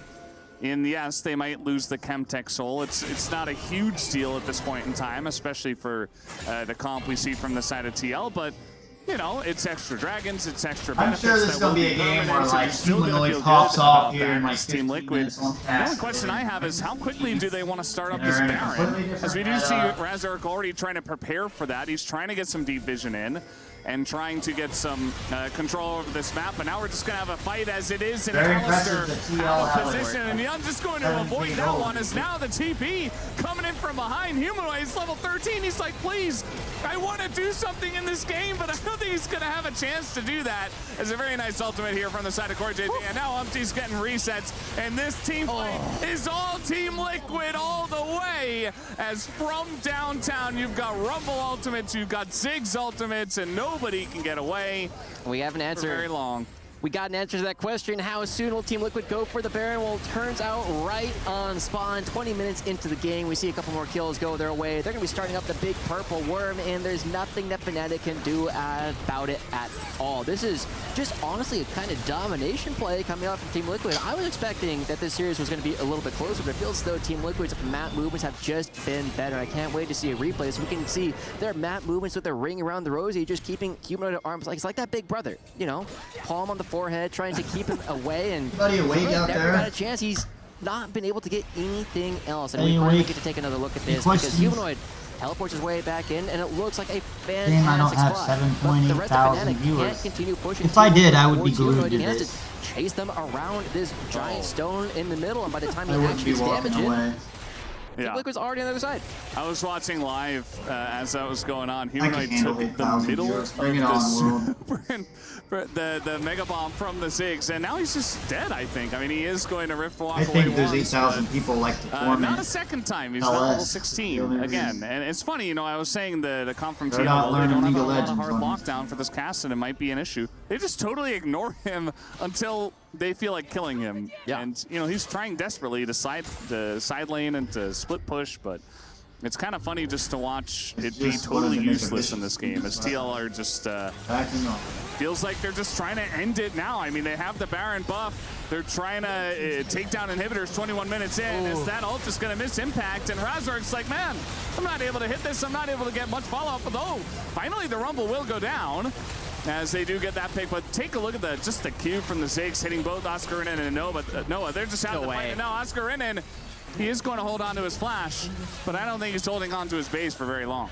No, I mean, even with Impact going down, this is what we were seeing with all the other structures. It's like, okay, cool, you get a kill, you get a little bit here and there, but Team Liquid's going to take even more. That's 2 inhibitor turrets and an inhibitor in exchange for just Impact. And I feel like the thing that tells me the most about this game is what Oscar's second item is that he's building, right? The fact that it is the Seeker's Arm Guard, building towards Azonia's as the second item, just kind of tells me that there's not an opportunity for them to do enough damage, as they just wail away on Impact for so long, and it takes a 4-on-1 effectively before the rest of Team Liquid comes through, and then they still get all the objectives. Yeah, it's also funny too because I was talking about the Zeri moments. Jan immediately got shut down after that, and you know, he's really fed.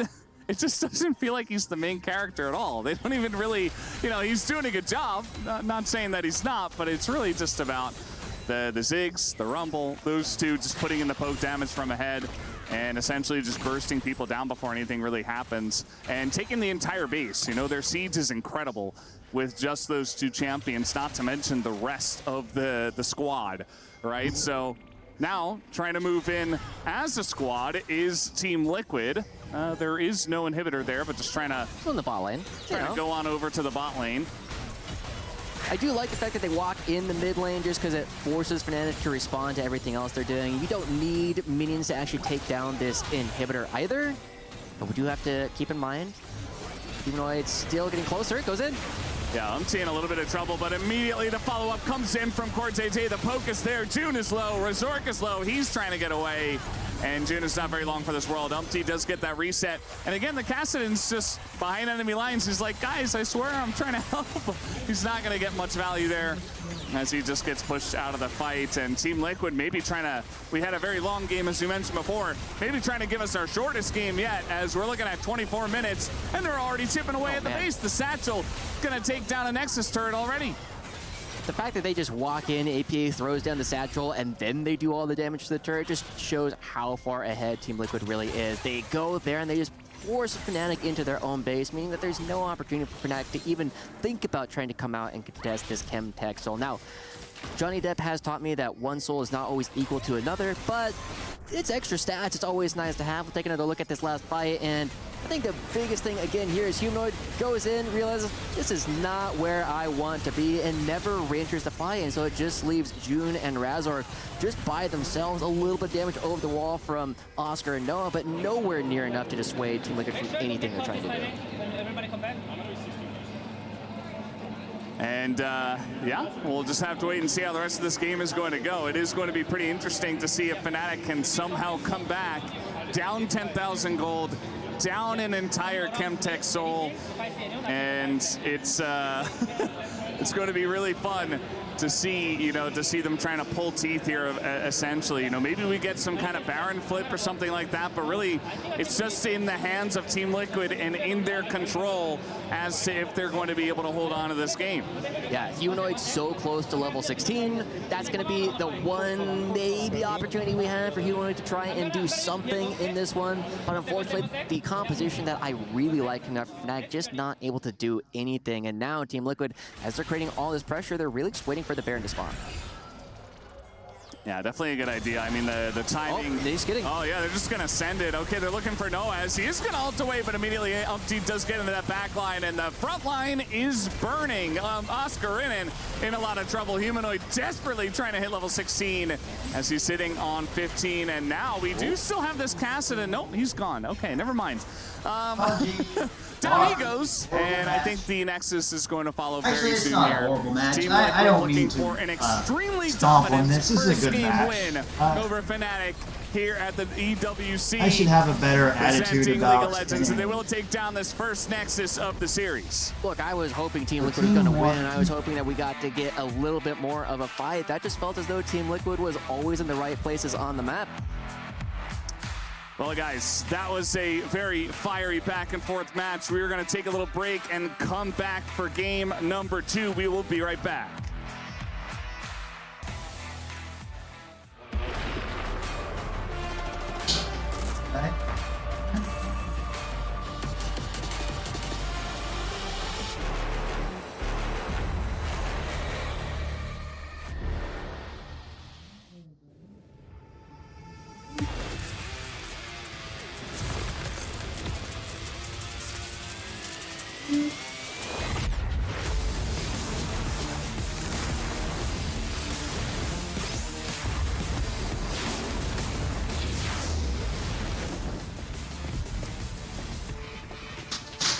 Baby, you're a star. I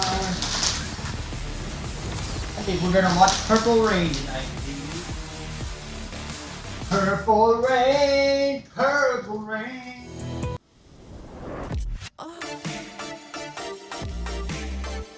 I, little buddy, eat your turkey. Yeah. Diet.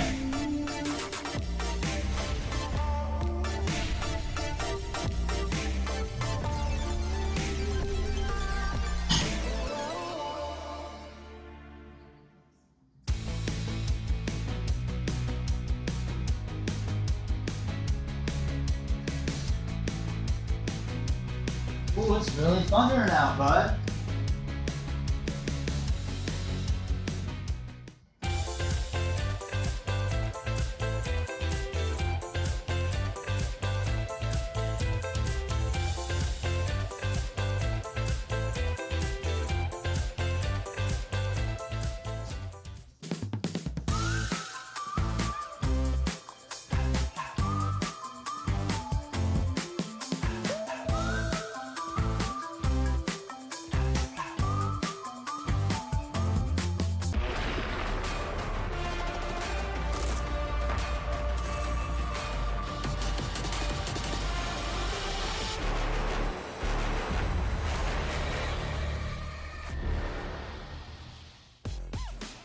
In the Battle of the Atlantic, West versus West, EU versus NA, it is Team Liquid taking the game decisively. One of our fastest games so far here at EWC. Team Liquid on the back of APA, coordination as Jan cleans things up. Maybe not right there, humanoid. Almost ticking level 16. But look at that, Rumble staying alive there as Impact has done for over a decade now. And the rest of Team Liquid push on in, get themselves the victory in game number 1. Huge stuff here by the squad from the LCS. And Fnatic got some questions to answer, and they only have one game to do it. Degon alongside Ox and Atlas, the AA. Yeah, they're right here to break it on down. What a start here for Team Liquid here, Ox. Yeah, it looked like Fnatic, my expectation was Fnatic was here for revenge, but it looked like Team Liquid just wanted to reiterate the point. And what's the point? What is that point? What is that point? Looking like NA over EU right now. All I'm saying, you know, this looked super one-sided. Yeah, it's only one game in, but like, this was such a crushing defeat. And sure, you can definitely say Fnatic brought out some wacky stuff in draft, but really, like, this felt like they had no hope. Yeah, it felt like an experiment from Fnatic because, as you can see in the draft here, the first pick Rumble was already really dangerous to leave that one up. But then there's also the fact that this team loves to play around Ziggs in the mid lane, and Umpty's a great, what's the guy's name again? Viego. It's Viego. It's Vi with an ego. Viego is one of Umpty's most played champions and was playing it for loads of time. And so seeing the Rumble first pick, you saw how the draft was going to play out from then on. And so I was thinking Fnatic knows what to expect from this point on, and it wasn't really the right thing. Yeah, and I can understand the theory behind both the Varus and the Cassidy. You know, the Varus, once you're level 6, is a really strong 1v1 laner, but into a Ziggs, you're always going to be vulnerable to those ultimates. And the Cassidy into the Ziggs matchup, that's actually a pretty solid matchup because you can just kind of soak the damage, you can scale up, he's not really going to solo kill you, and later on, you're a menace. But that's assuming the game isn't over by the time you hit level 16, and he was just getting flattened. The amount of gold Appa managed to get was just insane. Yeah, well, also what doesn't help are your lanes losing. Here on the bottom side of the map, in the 2v2, we talked about it. Jun and Noah, very good during the regular season of LEC. Not so good here against the most aggressive part of Team Liquid squad. Yeah, and I think the big thing here is how much damage is done to the Alistar before the ult comes through. The disengage, fantastic there. But also, you just have to respect the level 6 from the Zeri. It's one of the biggest power spikes. The amount of times I've seen a Zeri tick over to 6 and immediately start a fight, and you're seeing why there.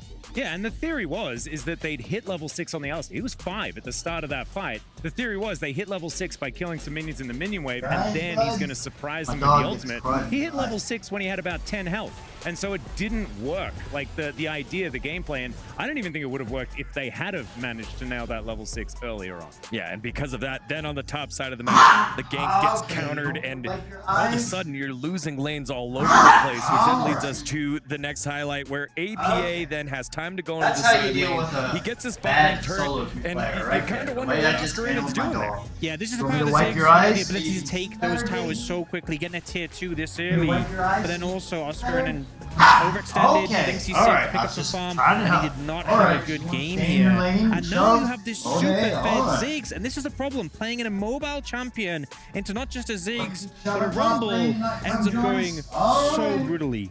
Yeah, and that was one harpoon was enough CC to set up instantly killing him. And a lot of that is off the back of the fact that Ziggs gets to play around this early game that goes so well, destroys all of the turrets. Like, that inner turret going down, on the other side of the map, it was traded for the outer turret top lane. The difference in gold there is absolutely absurd, and you can see how much APA was able to pick up. Like, it was just ridiculous. Yeah, and so after he took that tier 2 tower bot and got the first kill on Oscarin, he was 2,000 gold ahead of Yon, who had the second most gold in the game. He was so absurdly fed. He had 3 items before the casting had 2, and he had expensive items. And yeah, no surprise, completely carried that game. Yeah, so rare to see a player be so synonymous with the champion that isn't normally in the meta. And now Ziggs kind of in the meta, but in the hands of APA, he can play it anywhere. However, Fnatic still had a puncher's chance, and we've seen in the 3 games before that there's always that one moment to get back into the game. Fnatic in this next highlight find a TP play, but Team Liquid just find their way out of it so coordinatedly. And there is always the Monka W pointing at a watch. You know, like that always exists in a game with Kassadin in it. And unfortunately, just never really came to fruition in this one because TL played so incredibly well around what Humanoid was trying to do this game. And this beautiful moment where we see the Zeri slide away from the Sejuani at the perfect time just to dodge away from that CC, and they stick so well together as a unit, and then when the TP does come in, they're moving away. They're moving into the rest of the fight. They're engaging. They're playing aggressive. And we see this aggressive ult in from Umti, not even allowing the turnaround to come through on Yon, and it just feels like they're all on the same page and they're all firing on all cylinders. Yeah, and Oscar wasn't there for the beginning of that fight as well, so it was already a man advantage for TL. But the fact that even Impact holding on to the equalizer there for when the fight sort of breaks out in earnest, it was beautifully played and beautifully coordinated, and really just shows TL has leveled up that communication to a pretty high level. Yeah, I think it showed also the importance that Razork has when he's landing the abilities early on. Glacial Prison multiple times, a very slick one behind the Drake pit, which was really good. But then after that, when he missed, the team comp was so difficult to function, which then leads us to the final fight. By this point, they're behind. Team Liquid know what to do. They clean it on up here. And I love this Rakan engage, catching the Alistar with the CC with the focus. Is this Kai'Sa just gets obliterated so quickly, and the TP comes in from Humanoid, but you already lost your 80 carry, and sure, you managed to take some kills on the back end, but you're not winning this fight. Yeah, and I mean, this was honestly like wallets coming down like a piano out of the second floor. Like, this was just ludicrous amounts of advantage. It was over about 12K or something like that. And I love that we get our first shellacking of EWC, and it's Spawn's team that does it, the man that defined what a shellacking is in League of Legends. Yeah, absolutely. Just a crushing victory. And I feel like going into the next game, I feel like a lot of advantages were gained from the draft. Obviously, it was a strong team performances in the game, but Fnatic experimented. It's dangerous to do in best of 3 because you don't have much time to navigate. Come together well, and it's a combination of both picks maybe not working in an ideal situation, but also you gave too much power over Team Liquid. They got everything they wanted. Yeah, again, the pocket APA Ziggs will have to be a big thing to look out for. We're going to take a short break. When we come back, game number 2 of this best of 3 series.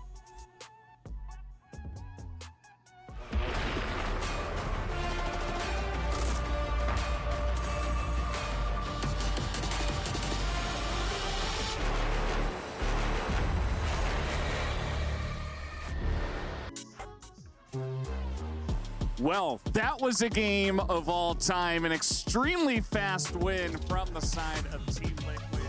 And as Alice was saying, a shellacking defined by the one and only Spawn himself. And now we're getting into game number 2 here. The draft starting in just a moment. We'll have to wait and see how it changes up. I have a feeling we're not going to see Kassadin again, Joshi. I don't know. The last time we saw Humanoid play Kassadin was a year and a half ago. So it didn't necessarily have the results I think that they wanted. Fnatic definitely was keeping that one interesting, and Team Liquid was willing to just call their bluff. But as we get into this one yet again, we are going to be taking away Razork's Vi. That has been by far the most common thing banned up against Fnatic, and basically since Razork started playing. And this is now a very different draft because Fnatic are known for having these wacky counter picks. Team Liquid, not so much. Yeah, I mean, they tried to showcase one of their wacky counter picks. It totally fell flat on their face, and it's a best of 3. You already lost hard on red side. I think, you know, go ahead, just send it on blue side, see what happens. I think it's a good call, as the bans here looking a little bit different. We saw 3 80 mid bans from the side of Fnatic on the red side. They banned away the Corki, the Tristana, and the Lucian, I believe. This time, just the Tristana taken away, and a couple of junglers taken from Umpty.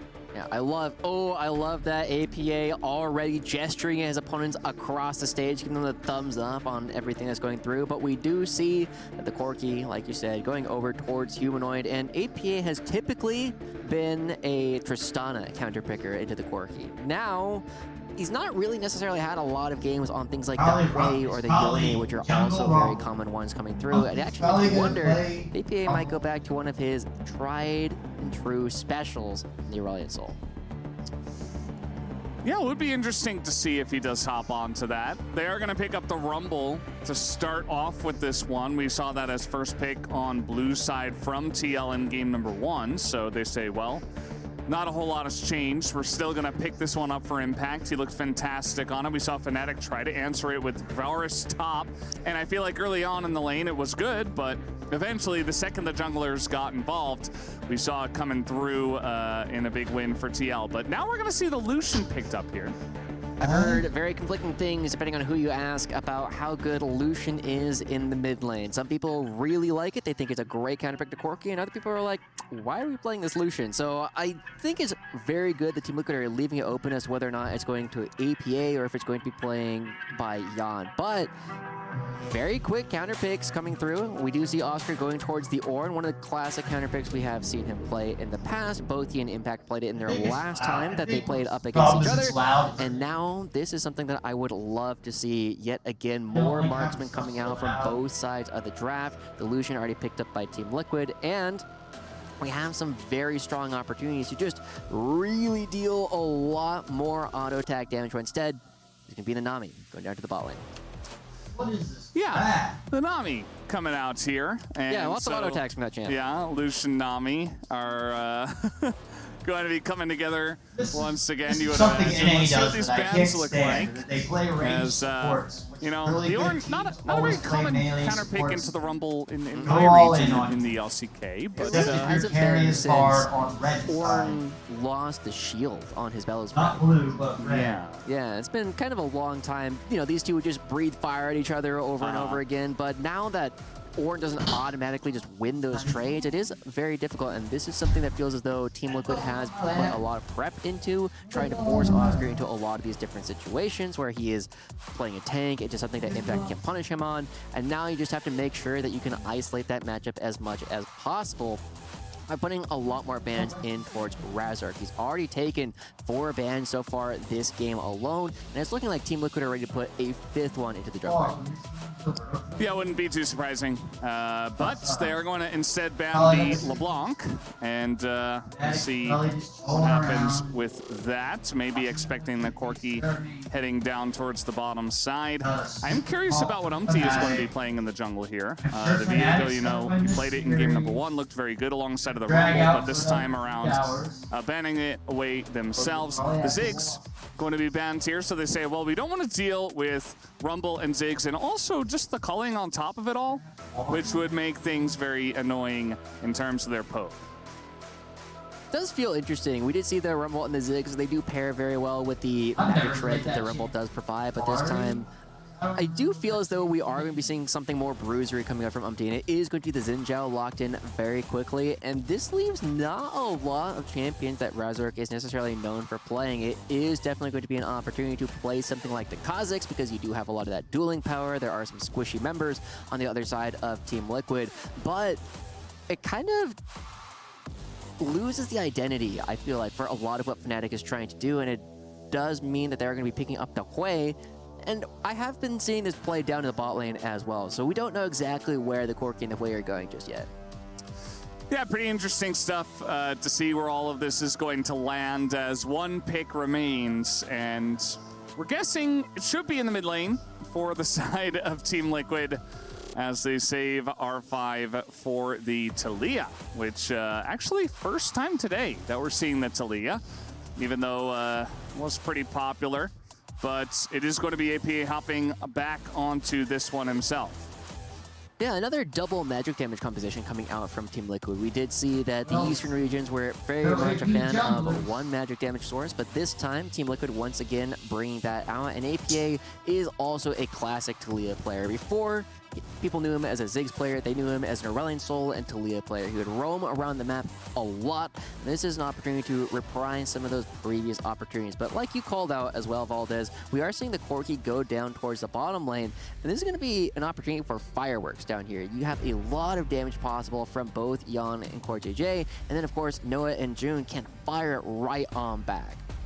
Yeah, absolutely. I would not be surprised to see them butting heads down there once again, as we are going to get the fist bumps in before we do hop onto the Rift here for game number 2 in the second series we have tonight for the Esports World Cup. And the first one was very one-sided. I'm hoping that game number 2 provides us with a little bit more back and forth, a little bit more competitive, I wouldn't mind. Or is it just going to be the 2-0 win over to the side of TL? What are you expecting here, Joshi?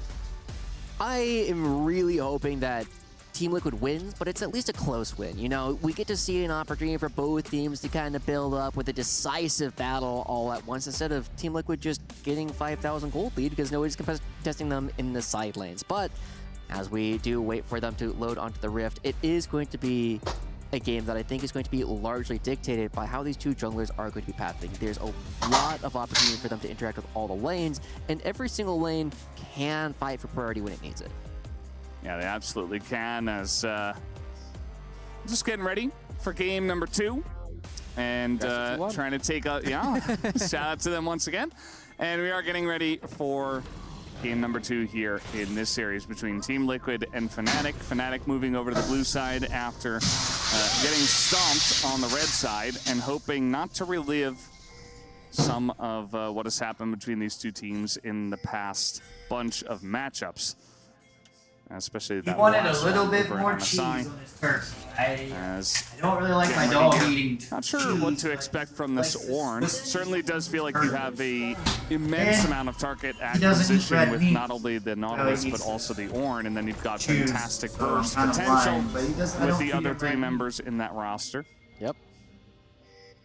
It'll be interesting to see how Razork actually is able to navigate this. We saw that Humanoid trying to find their angles into a lot of these fights later on, but not necessarily a player who is quite 5-hour stream. Playing that assassin playstyle. I generally think of him as playing a lot more of those battle mages, whereas this is something where Razork has had a lot of success in the past, and that was a bit of surprise there coming out from Yan. I don't think I've ever seen the AD carry go for that. At least not in this era of lane swaps. We used to see that fairly often, just like, where are people? How deep of a ward can I put? But this is a bit of a change from Team Liquid.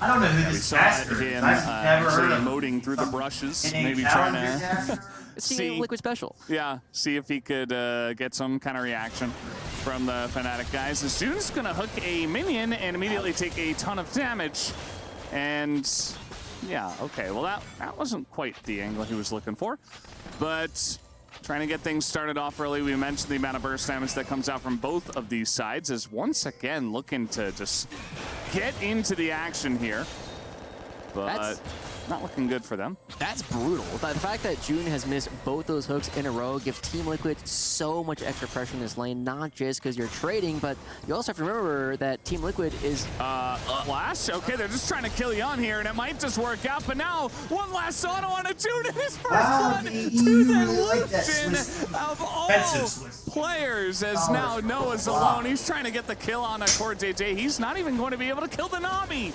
He can't even get the Nami. Okay, he hits level 2, and now one last auto might do it. He does proc his barrier, but now he has to flash away.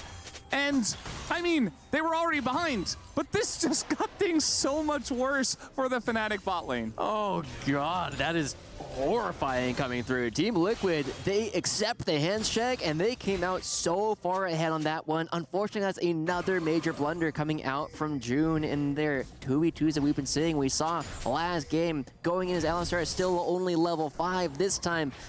I got and then going for this flash. I got a gift from Mom. I got a fire tablet. Never had one. It ends up being just minion auto attacks on the backside that take him down. This is just a very clear kind of setting that up at the for same time. and CoreJJ to take complete control of the game. This is a pairing that is going to scale so well with skill later on, and you have a lot of special targets that you can blast with a culling.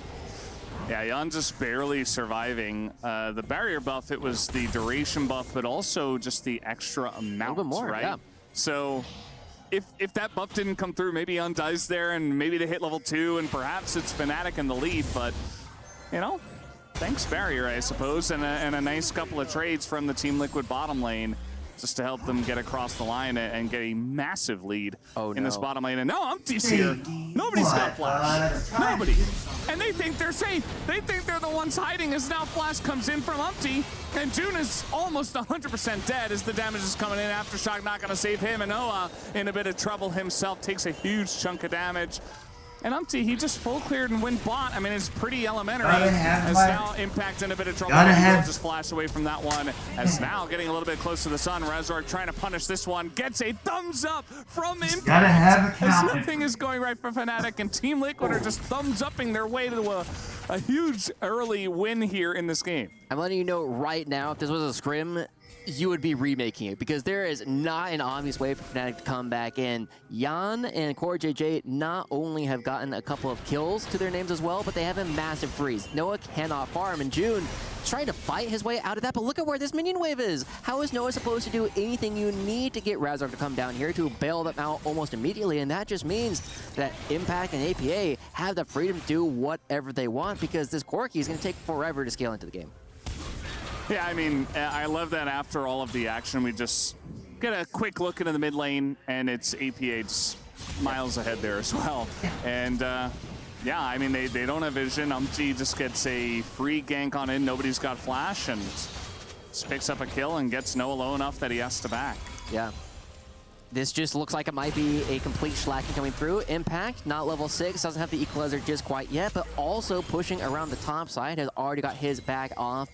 Oscar can build the Negatron Cloak without doing that, but it is just a complete domination top to bottom. Only 6 minutes, not even 6 minutes in, as they're already going for Razork. Yeah, Razork gonna get caught here. The wall from the Taliyah is excellent, and now they don't quite have the damage though, as finally they do take him down. It's looking a little bit iffy there, as APA and Umpty were taking a huge amount of AoE damage from the Hui, but it's still going to be good for the side of Team Liquid. They get the pick onto the Kazakhs, and every single lane, every single role is winning for the side of Team Liquid.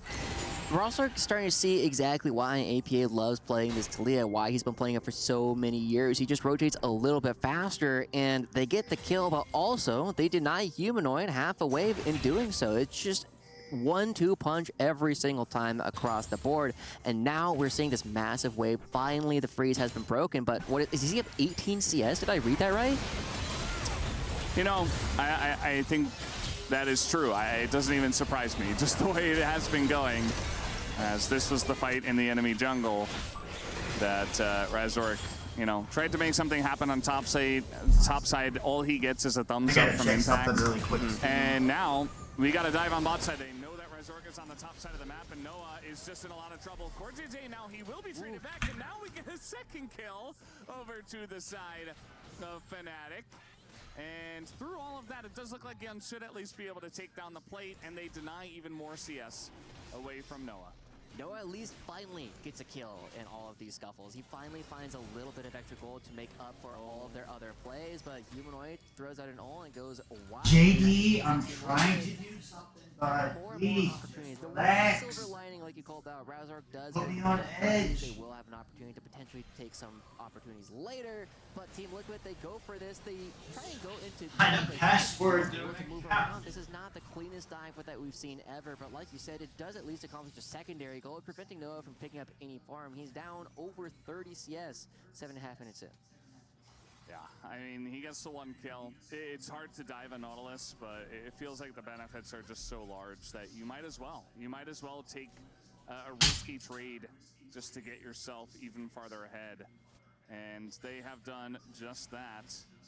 As we do see, you know, the Corki, he's trying desperately to hit 30 CS at 8 minutes into the game. He doesn't really exist right now, as a hook is going to come in, but Crescent Guard from the Xin Zhao just to play it safe here for Umpty, saying, well, yeah, I got hooked, but I'm totally fine. June, not level 6 just yet, so no follow-up comes through. And Noah still not able to farm down the bottom side, still not getting that crucial 30th minion because Jan is able to walk halfway up the river because he knows the bot lane is still a freeze. Yeah, bot lane's a freeze. They had to push that one out. As now Oscar in does have impact under the turret, but a flash comes out, and that's just going to save him there. So under a little bit of pressure, I suppose, but still it is the Ornn being pushed in. The one thing I would like to see right now, Valdez, looking at this as an NA fan, is I would love to see Team Liquid actually start going for these objectives, right? They've had so much control down in the bottom side of the map, and it's still the first dragon that has spawned. We don't even have a second one coming through. It does feel as though Team Liquid can create more opportunities for themselves to scale into the game, because the one thing I am a little bit worried about looking at this game is you have an Ornn on the other side. You have a Wei, you have a Corki. All these characters are well known for scaling super hard into the game, and Fnatic trying to put a couple of them and get a little bit more gold in their pockets.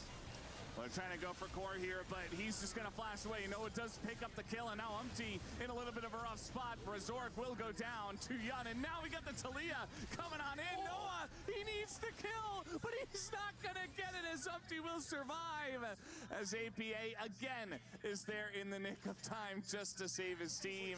And Yun throws in a nice little question mark emoji, might as well. I can hear the Twitch chat going off in my ears. You see so many opportunities for Team Liquid to start talking. We see such a great set of roams coming out from APA yet again, and Jan miles ahead. We'll take another look at this one, as it is just an opportunity for Fnatic to really dogpile themselves onto Core JJ, but the problem in doing so is you overextend and Umpty just take you. Okay, hopefully I don't need this block and I can put it away. Now we got some plays on the top side core in a pretty rough spot. I really don't know what he was doing there, but maybe trying to get some vision. It does backfire, and he will be taken down. So, small little victory there for Fnatic, finding a free little piece of sushi in the top lane. I mean, it feels like fish are supposed to be in the river, right? That's exactly what their native habitat is. No way. Well, what? Okay, that's just a shutdown from Noah over Yun. And I have no idea how that is even possible, but it did happen. It did happen. I cannot wait to see the replay on what happened there, because that is very surprising. He still has a barrier up, and now it's a lot of gold that's gone right back over towards Fnatic, potentially getting a bit too complacent. Here be good boy. Well, trying to take a trade here is Oscar in. No flash available for impact. He is going to throw down the equalizer. That is going to prevent Razork from getting in, as now Will Proc BL does get in, but that shield is enough to keep him alive. Just barely. Impact will survive.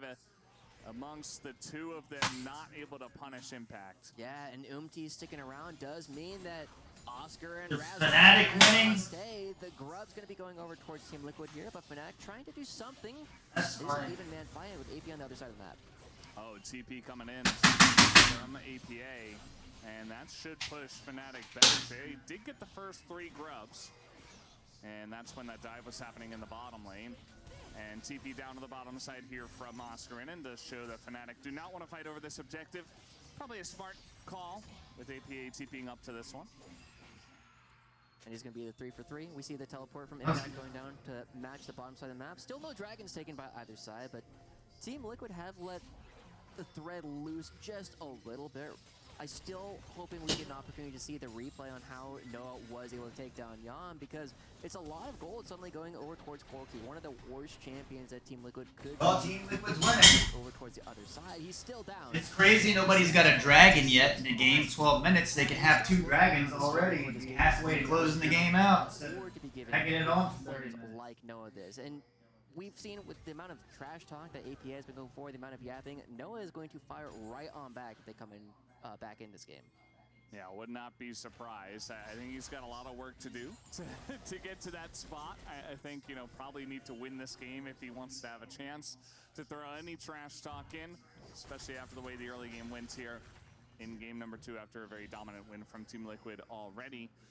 As Chemtech Drake still waiting for any amount of attention, saying, please, someone attack me. I'd like to have some action. But we're not seeing any just yet, as Team Liquid do not want it. Fnatic can't have it, as all the vision you see down there in the bottom side of the map in its entirety is going the way of Team Liquid. Fnatic do not have any chance to walk over there and get anything going. So instead, Razork is just gonna show himself up on the top side alongside of June, looking for APA. That's a very nice hook, and now the ult comes in. That is a very dead Talia eventually, and that's another shutdown going into the hands of Fnatic. Yeah, it's going over towards players that can really use the gold. And there's not a cross map coming out from Team Liquid. This was what Team Liquid is so good at last game, is making sure that every time they lost something, they were getting a little bit more across the board. However, Impact might have to flash again. Well, nope. Just a little roller coaster ride, you know, a little wave. And that's about it. Oscarinen didn't even look like he wanted to fight that. Impact's like, hey, let's fight again. I'm really low. Oscarinen says, yes, I will go for that. I will take that trade. That's now an equalizer just to push the wave back and get him a back. As meanwhile, Empty is going for the Rift Herald. Yeah, I was a really big fan of the lane assignments that we saw from Team Liquid last game, where they did have the dual lane go towards the middle early on. But one of the major parts of that was how effectively they were able to move those pieces around the map, how effectively they were able to take down all of these structures. And admittedly, a big part of that was... There's Fnatic. They want to win because they're getting a dragon. Team Liquid don't want to win because they'd have 2 dragons by now. They'd have 3 dragons by now if they really wanted to win. So I'm not convinced Team Liquid want to be a good team and win. Because if you can't do it against Fnatic, how are you going to do that? How are you going to get 3 dragons against Team 1? And I guess Team Liquid thinks they're going to beat T1 because they like won one game against them, MSI or something earlier. That pressure can be difficult into the way, but if you don't have jungle priority, maybe, yeah, they're just going to poke him down. And now we got a wall as well just to push him out of the lane and secure this mid-tier 1. This will be a big victory and the lead built upon here for Team Liquid. Good boy, JD. 15 minutes, now looking for Noah. Gonna go for a walk when this is all done. This time, as Impacts on the Rumble will take him down. Now Oscarinen is getting some free time with the stop turret. But it's just more time where Noah's just not allowed to farm and is basically not allowed to be part of the game. The game is a lot easier when one of your opponents doesn't really get to play. And now Razor coming around. Umti's right around the corner. Yeah, well, and the 1v1 should be fine. But now we got TPs coming in. We got June coming in as well. And Umti, they're just going to leave him for dead. Not able to help him here, as even Impact might be in a little bit of trouble. The Ornn getting to work on him. June with the flash ult just to make 100% sure. And with Impact on no flash, it will be eventually the kill going over to Oscarinen. So nice little turnaround there on the bottom side going to Fnatic. With 50 kills in the game, Fnatic still finding even more of them. It does feel as though they are starting to out-rotate Team Liquid, which was a major problem for Fnatic in Game 1. Now, Team Liquid will continue to build a little bit on that gold lead by taking the topside turret and trying to find Razork as he moves around his own side of the jungle. But these small mistakes are putting gold into the places that Team Liquid really don't want them to. And Humanoid barely able to hold on to this structure. Yeah, he's gonna save his top tier 1 and nearly does take out APA and trying to snipe him down again. But we do have Jan and Corte nearby, so is June. Everybody is trying to just magnetize towards the action. Razork is there as well. Team Liquid might be fighting off more than they can chew.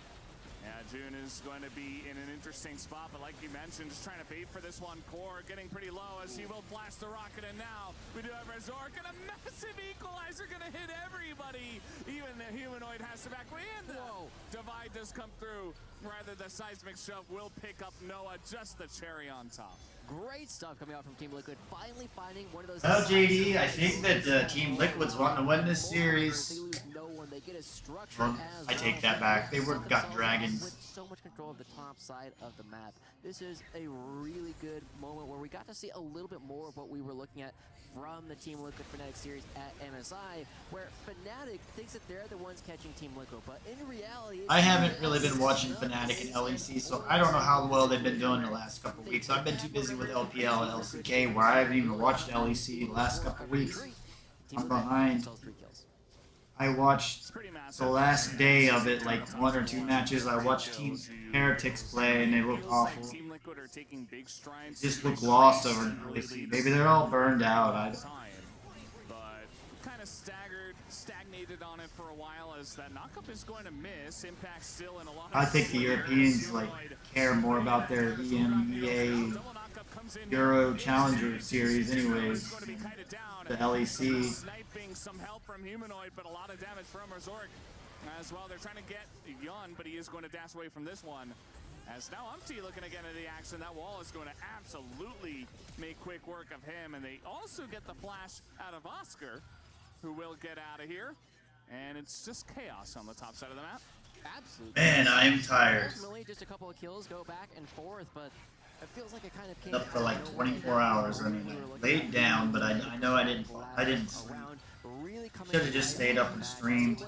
Surely now they're gonna have to pay a bit more. It didn't do me any good getting any rest. Chemtech one that we were seeing. Instead, it's its other cousin, the Hextech one, and this one is so much stronger than the Chemtech Dragon. Team Liquid gonna be moving out on the board, and because they end up getting a so again, day 1 here on the Sodaron stream of the World Cup live view.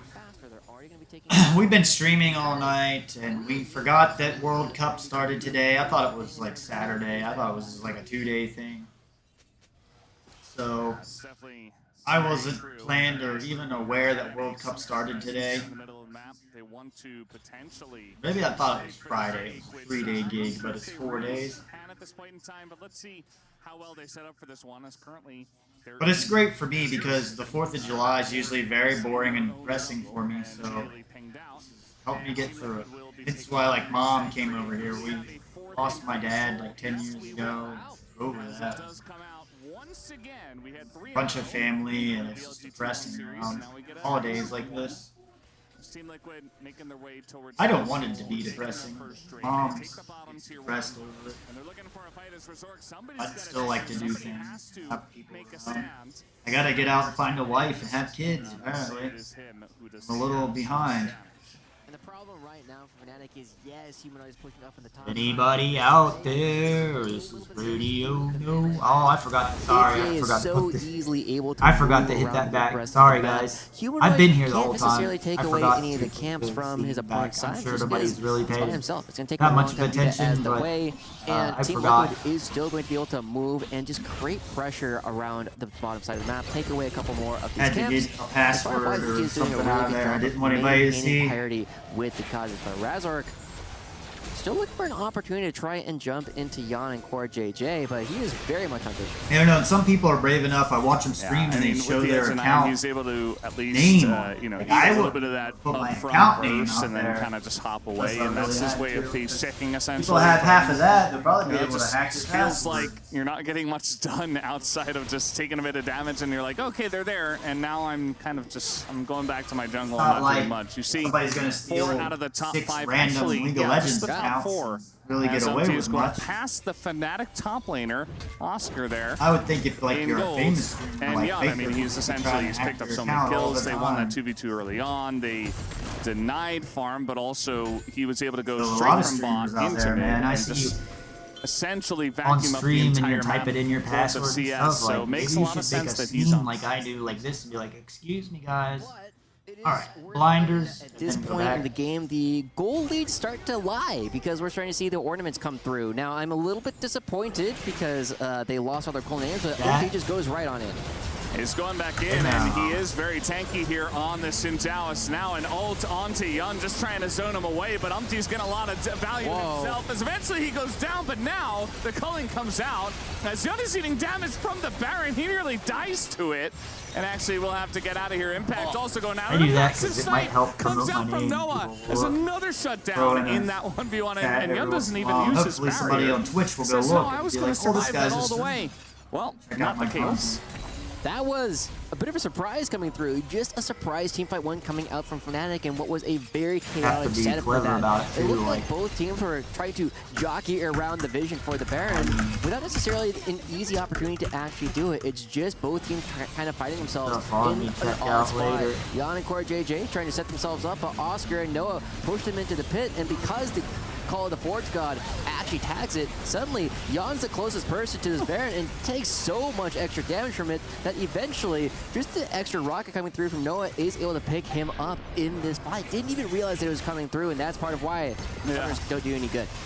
Just not seeing it as a nice little play to get that dredge line into the wall from June. And I'm not as excited for this now match we're gonna either, have just the because I'm fight kind of breaking out tired. once Maybe here they should have done again, this as match Impact does have before TP if they want to come into this one, and there is straight into the fight is now trying to turn on the humanoid. He just runs into the enemy team and immediately dies. What is Impact doing the exact same thing with his TP? As down he's gonna go. Core JJ barely alive. It's only Yun. And yes, he is pretty fed, but I don't think he can go 1v4 here. As Umpty trying to provide a front line. Oscar going in by himself. Umpty now trying to really provide that front line. Down will go Core, and Umpty is just a little bit too low. Young desperate to turn to 1v4, but it's not happening. As now the Ornn ult is coming from downtown. And unfortunately, it is too far away for him. But another good fight here for Fnatic to try to come back in this game. Tired of seeing this Corky bottom thing. It doesn't work. I've always seen it. I've seen like 10 games of Corky bottom and to shut down the support systems, making sure that Jan and Umpty have to run for the hills. But Fnatic still trailing a little bit in goal, but every single time they're starting to get closer and closer in these fights. And it was absolutely chaotic yet again as we see the turn first onto Humanoid, but also Impact just in the middle of the entire enemy team. Equalizer looks good if he had been with the rest of the squad to actually play around it. But as we're taking a look at the rest of the fight, and then Core JJ going down here suddenly means that Umpty does not have the extra bit of tankiness in order to stay in front and actually provide a screen for Jan to just free fire. I feel like Team Liquid, they had control of this game, but immediately the fights got messy, and that's where Fnatic are finding a lot of success. I mean, Core, once again, going to be sniped down here by Humanoid, who has been fantastic, outside of, you know, running straight into 4 people in that last fight. But outside of that, he's been fantastic. He's killed Impact multiple times. He's gotten multiple snipes down. And yeah, I feel like Team Liquid may be a little bit too eager to try to force some of these fights on any terms, essentially. They're like, all right, you want to fight? We're going to fight. We're ahead. We're just going to do it. But, you know, sometimes the goal difference, as you mentioned, it can lie. Fnatic is getting those ornaments online. They are now in a very good spot. They get the first Infernal Drake here. And even Noah, who basically wasn't a champion for very, very long, is now in the game. That's not good for Team Liquid when Noah already has 2 items completed, and that's not that far behind the rest of the bell curve. Suddenly means that Team Liquid did so much work trying to remove this Corki early on. We were saying that if this was a scrim, we would not have even played it. But now, I mean, this is why you actually got to play some of those scrims so you can look for opportunities like this. Well, they're trying to go all in onto the Nautilus. This time, the Equalizer will come down as the Ornn ult is pretty good here from Oscar in him, but there's just no follow-up as they would have had to force in through the choke. So finally, Team Liquid, they calm things down. They get a pick. They deny the vision. And that's some good League of Legends there. I hadn't seen it for the last 5 minutes or so, so I'm glad to see that. Very generous of you to say it was just 5 minutes, but now Team Liquid with an extra pick, with an extra member on the board. Are they finally going to be starting up the Baron? They're not. They're looking for another pick.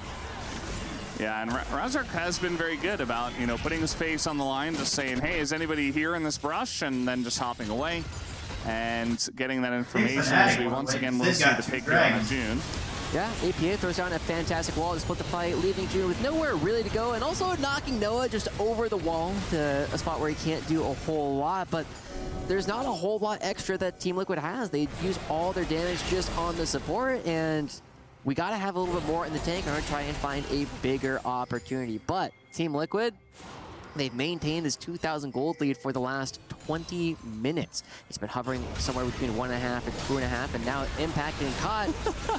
Yeah, he's just immediately caught here. He tries to flash away as now Oscarin is going to be looking for the finisher, and he will get it as Resort actually gets the kill, and now Umpty just baited in. He's going to be taken down. A lot of damage is done by the culling, but it's now 3v5 for TL. As Fnatic, they get a couple of picks, they get the enemy jungler, and they will look to take the Baron. This is really big. The ornaments are really starting to make this gold lead completely lie, and 2 members going down for Team Liquid means there's no opportunity for them to actually contest for this Baron. Honestly, Valdez, this game feels as though it's been going for a lot longer than 27 minutes, right?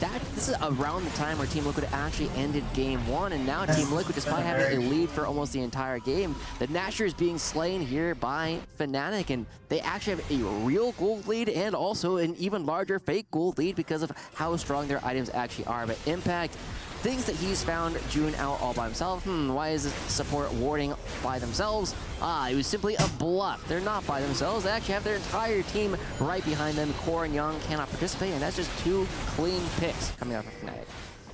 Yeah, it's just really awesome to see what Resort has been able to do on this Kha'Zix. I mean, he has found so many angles even from behind, and now that he's ahead, he's like, okay, now it's time to go on the hunt, and June does an excellent job. And, well, right as I'm saying Resort's doing well, he just immediately dies. And now we get a huge equalizer over the top. You do see the Ornn ultimate also going to try to peel for the team as we do see June going down, but now Yun taken out. Umpty going way too deep, but now APA is going to get the flank here, and maybe it's enough as APA will take out the Corki finally as Oscarinin alone 1v2. And can he do much here? Will he take down Core JJ? It's looking pretty likely as he does go unstoppable, and there is the knockup. But another one is the seismic shove. APA does deny the kill. Really good fight ultimately from Team Liquid to deny most of the usage of the Baron buff in that last one, but it is yet another chaotic one as Umpty dives really deep. Oscar just too tanky to actually die, and at least this Baron buff will actually open up the map a little bit for Fnatic. They finally take the outer mid lane turret. We'll take another look at this last fight, and we get to see that Noah gets a lot of pressure put onto him right off the bat. He has to get pushed so far away that he's not able to do a whole lot of damage. Finally, he starts getting damage in onto Umpty, but Umpty has already taken down the mid laner. And then, when all the flashes have been used, suddenly got a flash onto everyone else that is still alive. We get to see some great synergy between Core JJ and APA to keep themselves alive after that. But ultimately, yet another chaotic fight. Doesn't feel as though we've been seeing battle lines set up by either side this entire game. Yeah, as we come back, and we do have a little bit of a pause, so we'll have to wait and see what the issue is with that one, as apparently Noah, even after his disastrous early game, was able to do 7,000 damage in the last fight. Not entirely sure how that's possible, but definitely... It's a lot of damage. Yeah, definitely a lot more impactful than his opponent in the 80 carry role there. So sorry guys for the tech pause. We'll try to get information on what the issue is and try to get back into the game as soon as possible. I'd be really curious to be able to listen in to what the players are actually saying in these games, right? Because you know that Fnatic, this is a big step up from their first game. Their first game was not really a game. They showed up, they logged into the League of Legends, but they didn't do a whole lot after that. Whereas on Team Liquid, they could do no wrong. They did everything right in the first one, and so suddenly that doesn't necessarily tell you a lot about what they were actually communicating, because Fnatic was the ones who were trying things and none of those things were really working. Whereas in this one, it feels as though we have like a line of scrimmage, and whenever anyone goes across that, suddenly they're a little bit too far, and whoever is actually there is able to just jump on top of the dog pile, and eventually all 10 members are there for a fight. Yeah, both of these teams definitely seem like they want to fight as much as possible, as soon as they possibly can, throwing their bodies on the line. And we've seen mixed results. Yeah. You know, I thought that Team Liquid were going to win, and I thought it was just going to be a clean 2-0. Nothing to see here. And then we had some interesting fights there in the early to mid game, and Fnatic were able to claw their way back. They got the Baron. And then they kind of just lost the fight with the Baron as well. Yeah. And everybody except Oscar did go down, so they weren't able to get much out of Oh their man, back. do I feel better and relieved. And now we've had the pause right after that moment, so very even in gold. As you mentioned, you know, we got they're a back. Final Drake That as was we're back timed here in the very game, well. thankfully. We have the Ornn items coming online, and so you still like Fnatic's position, but with the way this game has been going, I really can't tell. It just liking the position really doesn't feel like enough, simply because we really like Team Liquid's position, and now APA kind of reprising some of his role in the previous game over in the side lane, making sure that he can put some pressure onto all of these inner turrets. And with Umti creating a little bit of pressure with him, making sure that he is safe in that role, Fnatic still just kind of don't really care, right? There's like, well, you threw down an equalizer, but what if we had a Baron buff to neutralize that entirely? Yes, Team Liquid trade back, but at the same time, Razork is going to be picking up another Infernal Dragon. It looks like the Infernal Soul, one dragon away here for Fnatic, and at least Team Liquid will trade some gold back by getting the top lane turret and the mid lane turret, but I would absolutely rather be in Fnatic's position as they go for another roll. Yeah, Yun is in a lot of trouble. He is going to flash away as the rest of the team is just going to blast cone out of there as well. Razork really wants to continue the fight. As now level 16, he's got 3 evolves. He's feeling really good about his position in this game and is always going to be on the hunt. But yeah, it just feels like very small compared to what Fnatic got, right? You know, they're trying to claw their way back. They get a couple of turrets, right? But the Infernal Drake, getting them to Infernal Soul Point, as well as their own couple of turrets that Fnatic were able to has a new take, stream. does really feel like they're in control of this game. We have a death cap online for the Hui, and Humanoid's been having a great game on that one as well. Definitely looking much better than the Kassadin we saw in game 1. And you know who else is looking way better is Oscar in it. Yeah. Right? The Varus experiment did not show us a whole lot, but he is currently deathless in this second game, and he's creating a lot of pressure. He's the main player for Fnatic who's actually getting any of these engages started. He's been doing a fantastic job with the Call of the Forge God, and now he's able to face check because Umpi's never going to kill him. Yeah, they don't quite have the damage in this roster to really peel through a very fed tank. You know, the Talia herself isn't going to be able to do much. The Lucian has very nice burst damage, but in terms of sustained damage into an Ornn, not really, unless he's given way too much time, and at that point, you're probably winning the fight anyway. And the Rumble, yeah, sure. I mean, Leandries can do some good work. Eventually. Yeah, eventually. But maybe then the rest of the team just takes you down. So it does feel like Fnatic's in a pretty good spot, although Razork nearly does die. And now they're calling, and he has to flash away. Meanwhile, on the top side, Impact's in a lot of trouble, but the equalizer is good. And now a fight potentially brewing here. That's a very nice seismic shove to come out from the side of Team Liquid, but now Umti in a lot of trouble. Does tank up a huge amount of the damage, and now Razork is back into the fight. Does take down Core, and the AoE damage from the Hui is huge, but now they go way too deep, and Humanoid and Noah barely surviving. Looks like they will get away just barely in this fight. And it's another even trade between these two teams. Fnatic and Team Liquid just going blow for blow every single time. Both sides limping away to lick their wounds. We'll take another look at it because Razork took a ton of damage, but yet again, Impact barely surviving in that last one, and there's a big difference between a dead Kha'Zix and a mostly dead Kha'Zix. This one was mostly dead. We saw that they came in and just obliterate poor JJ before looking for more opportunity to be aggressive. Unfortunately, went a little bit too far, but we're seeing yet again these super confused battle lines that one person takes a ton of damage that someone else does, and we're suddenly fighting 4-on-4. I'm really looking at an opportunity for Fnatic to either set up a fight in a choke point where Oscar can hit the entire team with the Call of Forge God, or I'd also love to see if APA can set the rest of his team up with one of those Weaver's Walls where Fnatic can't bring their entire team to bear. Yeah, absolutely. Just talking about, you know, maybe not being able to shoot through Oscar in, but we actually have double Leandries and, maybe just another fight here. Not able to analyze much at all. I did shelve the Valve analyst earlier today. Done with the Fnatic has segment, 3 dragons, so I think they're more valuable. You know, anybody can still win this game, funnily enough, from this position. Yeah. As not a lot of vision there for Team Liquid, and now, right as they say that, it looks like Fnatic get a massive engage, but now the front line June in a bit of trouble. Razork has to jump away, and now this equalizer is pretty good. Want to try to cut them off as Humanoid in an awkward spot. but not dead yet. Team Liquid has the inside track towards the mid lane, and Fnatic very low. It'd be very hard to do this, Baron. They're trying to corral them. Get them, Team Liquid. Team Liquid Go are in doing a on pretty 'em. good job of that. The flash comes in, Impact in a bit of trouble, Go trying in. to get away from this one. Umpty, though, frontlining. I also for Young. forgot that On the top side Fnatic of has this 2 fight. Korean players too. And now Razork, they're going to So spot him super on the earlier top about side Team here Liquid as having 2 well. Korean players. Mid lane still going to push. The dredge line is going to miss. 3, As really. APH is trying to tip away once again 4. with his own Leandres.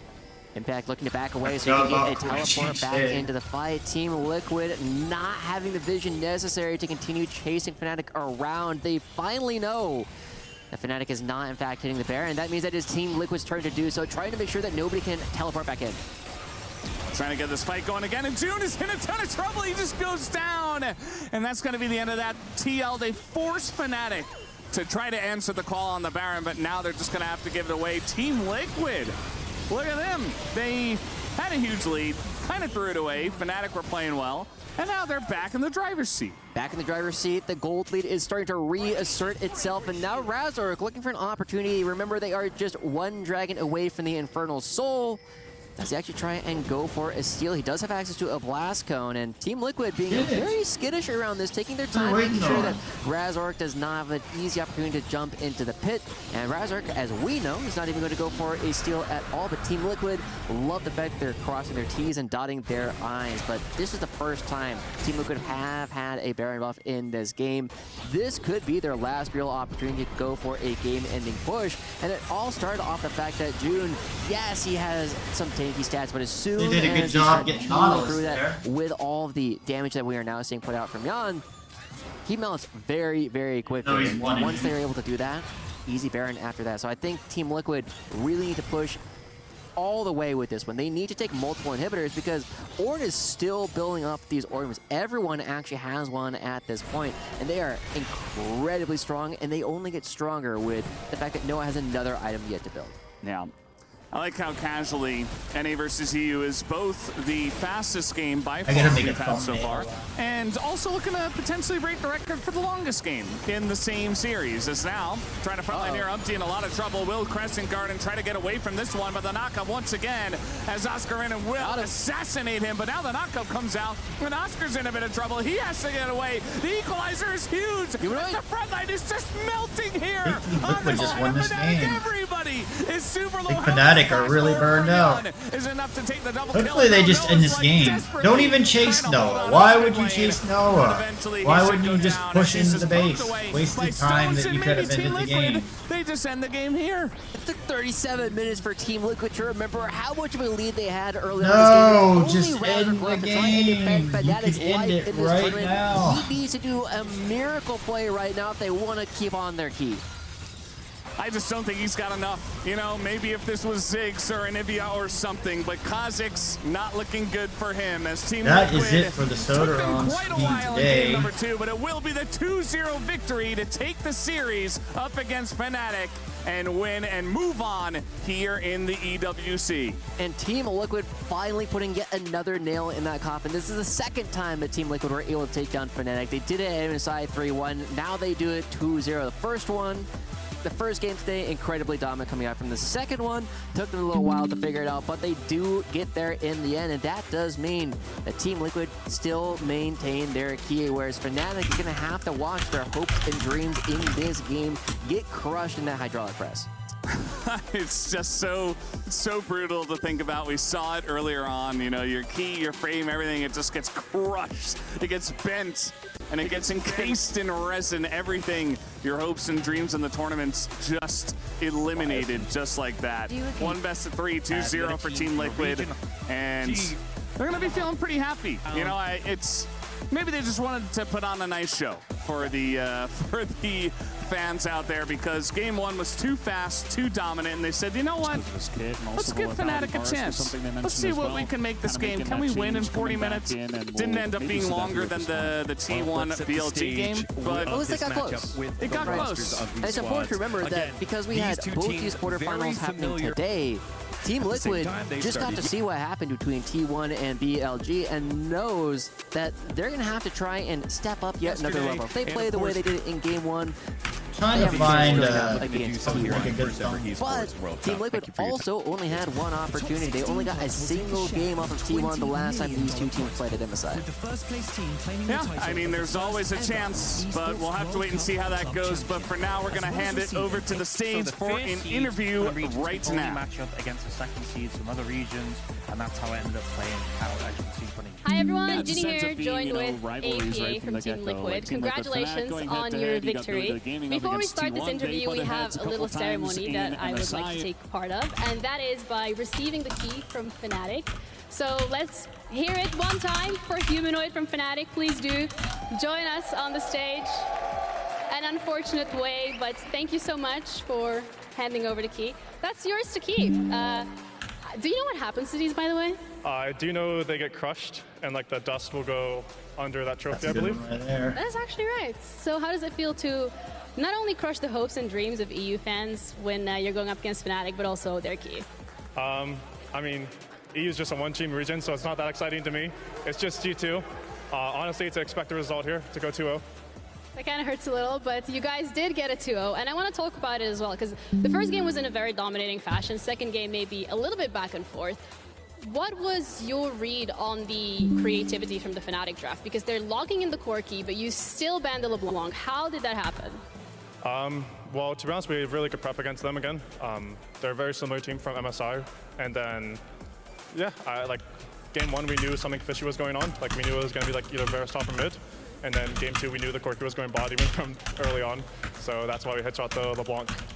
You're talking about them being the exact same team as MSI, whereas when we're looking at the LEC, they've had a 6-game win streak, lost against G2, kind of went downhill since then. What is the similarity for you when it comes to... Okay, stream. Well, that's it for me today. I mean, to be honest, in early lane, they're like not that strong in lane. Thank you, everybody. Make sure to follow and subscribe my channels. That's why, like when we made small mistakes, I'll see you later. Everything's going much better. So we try to play the map we will be streaming and doing a lot more. Stupid dust. Sorry.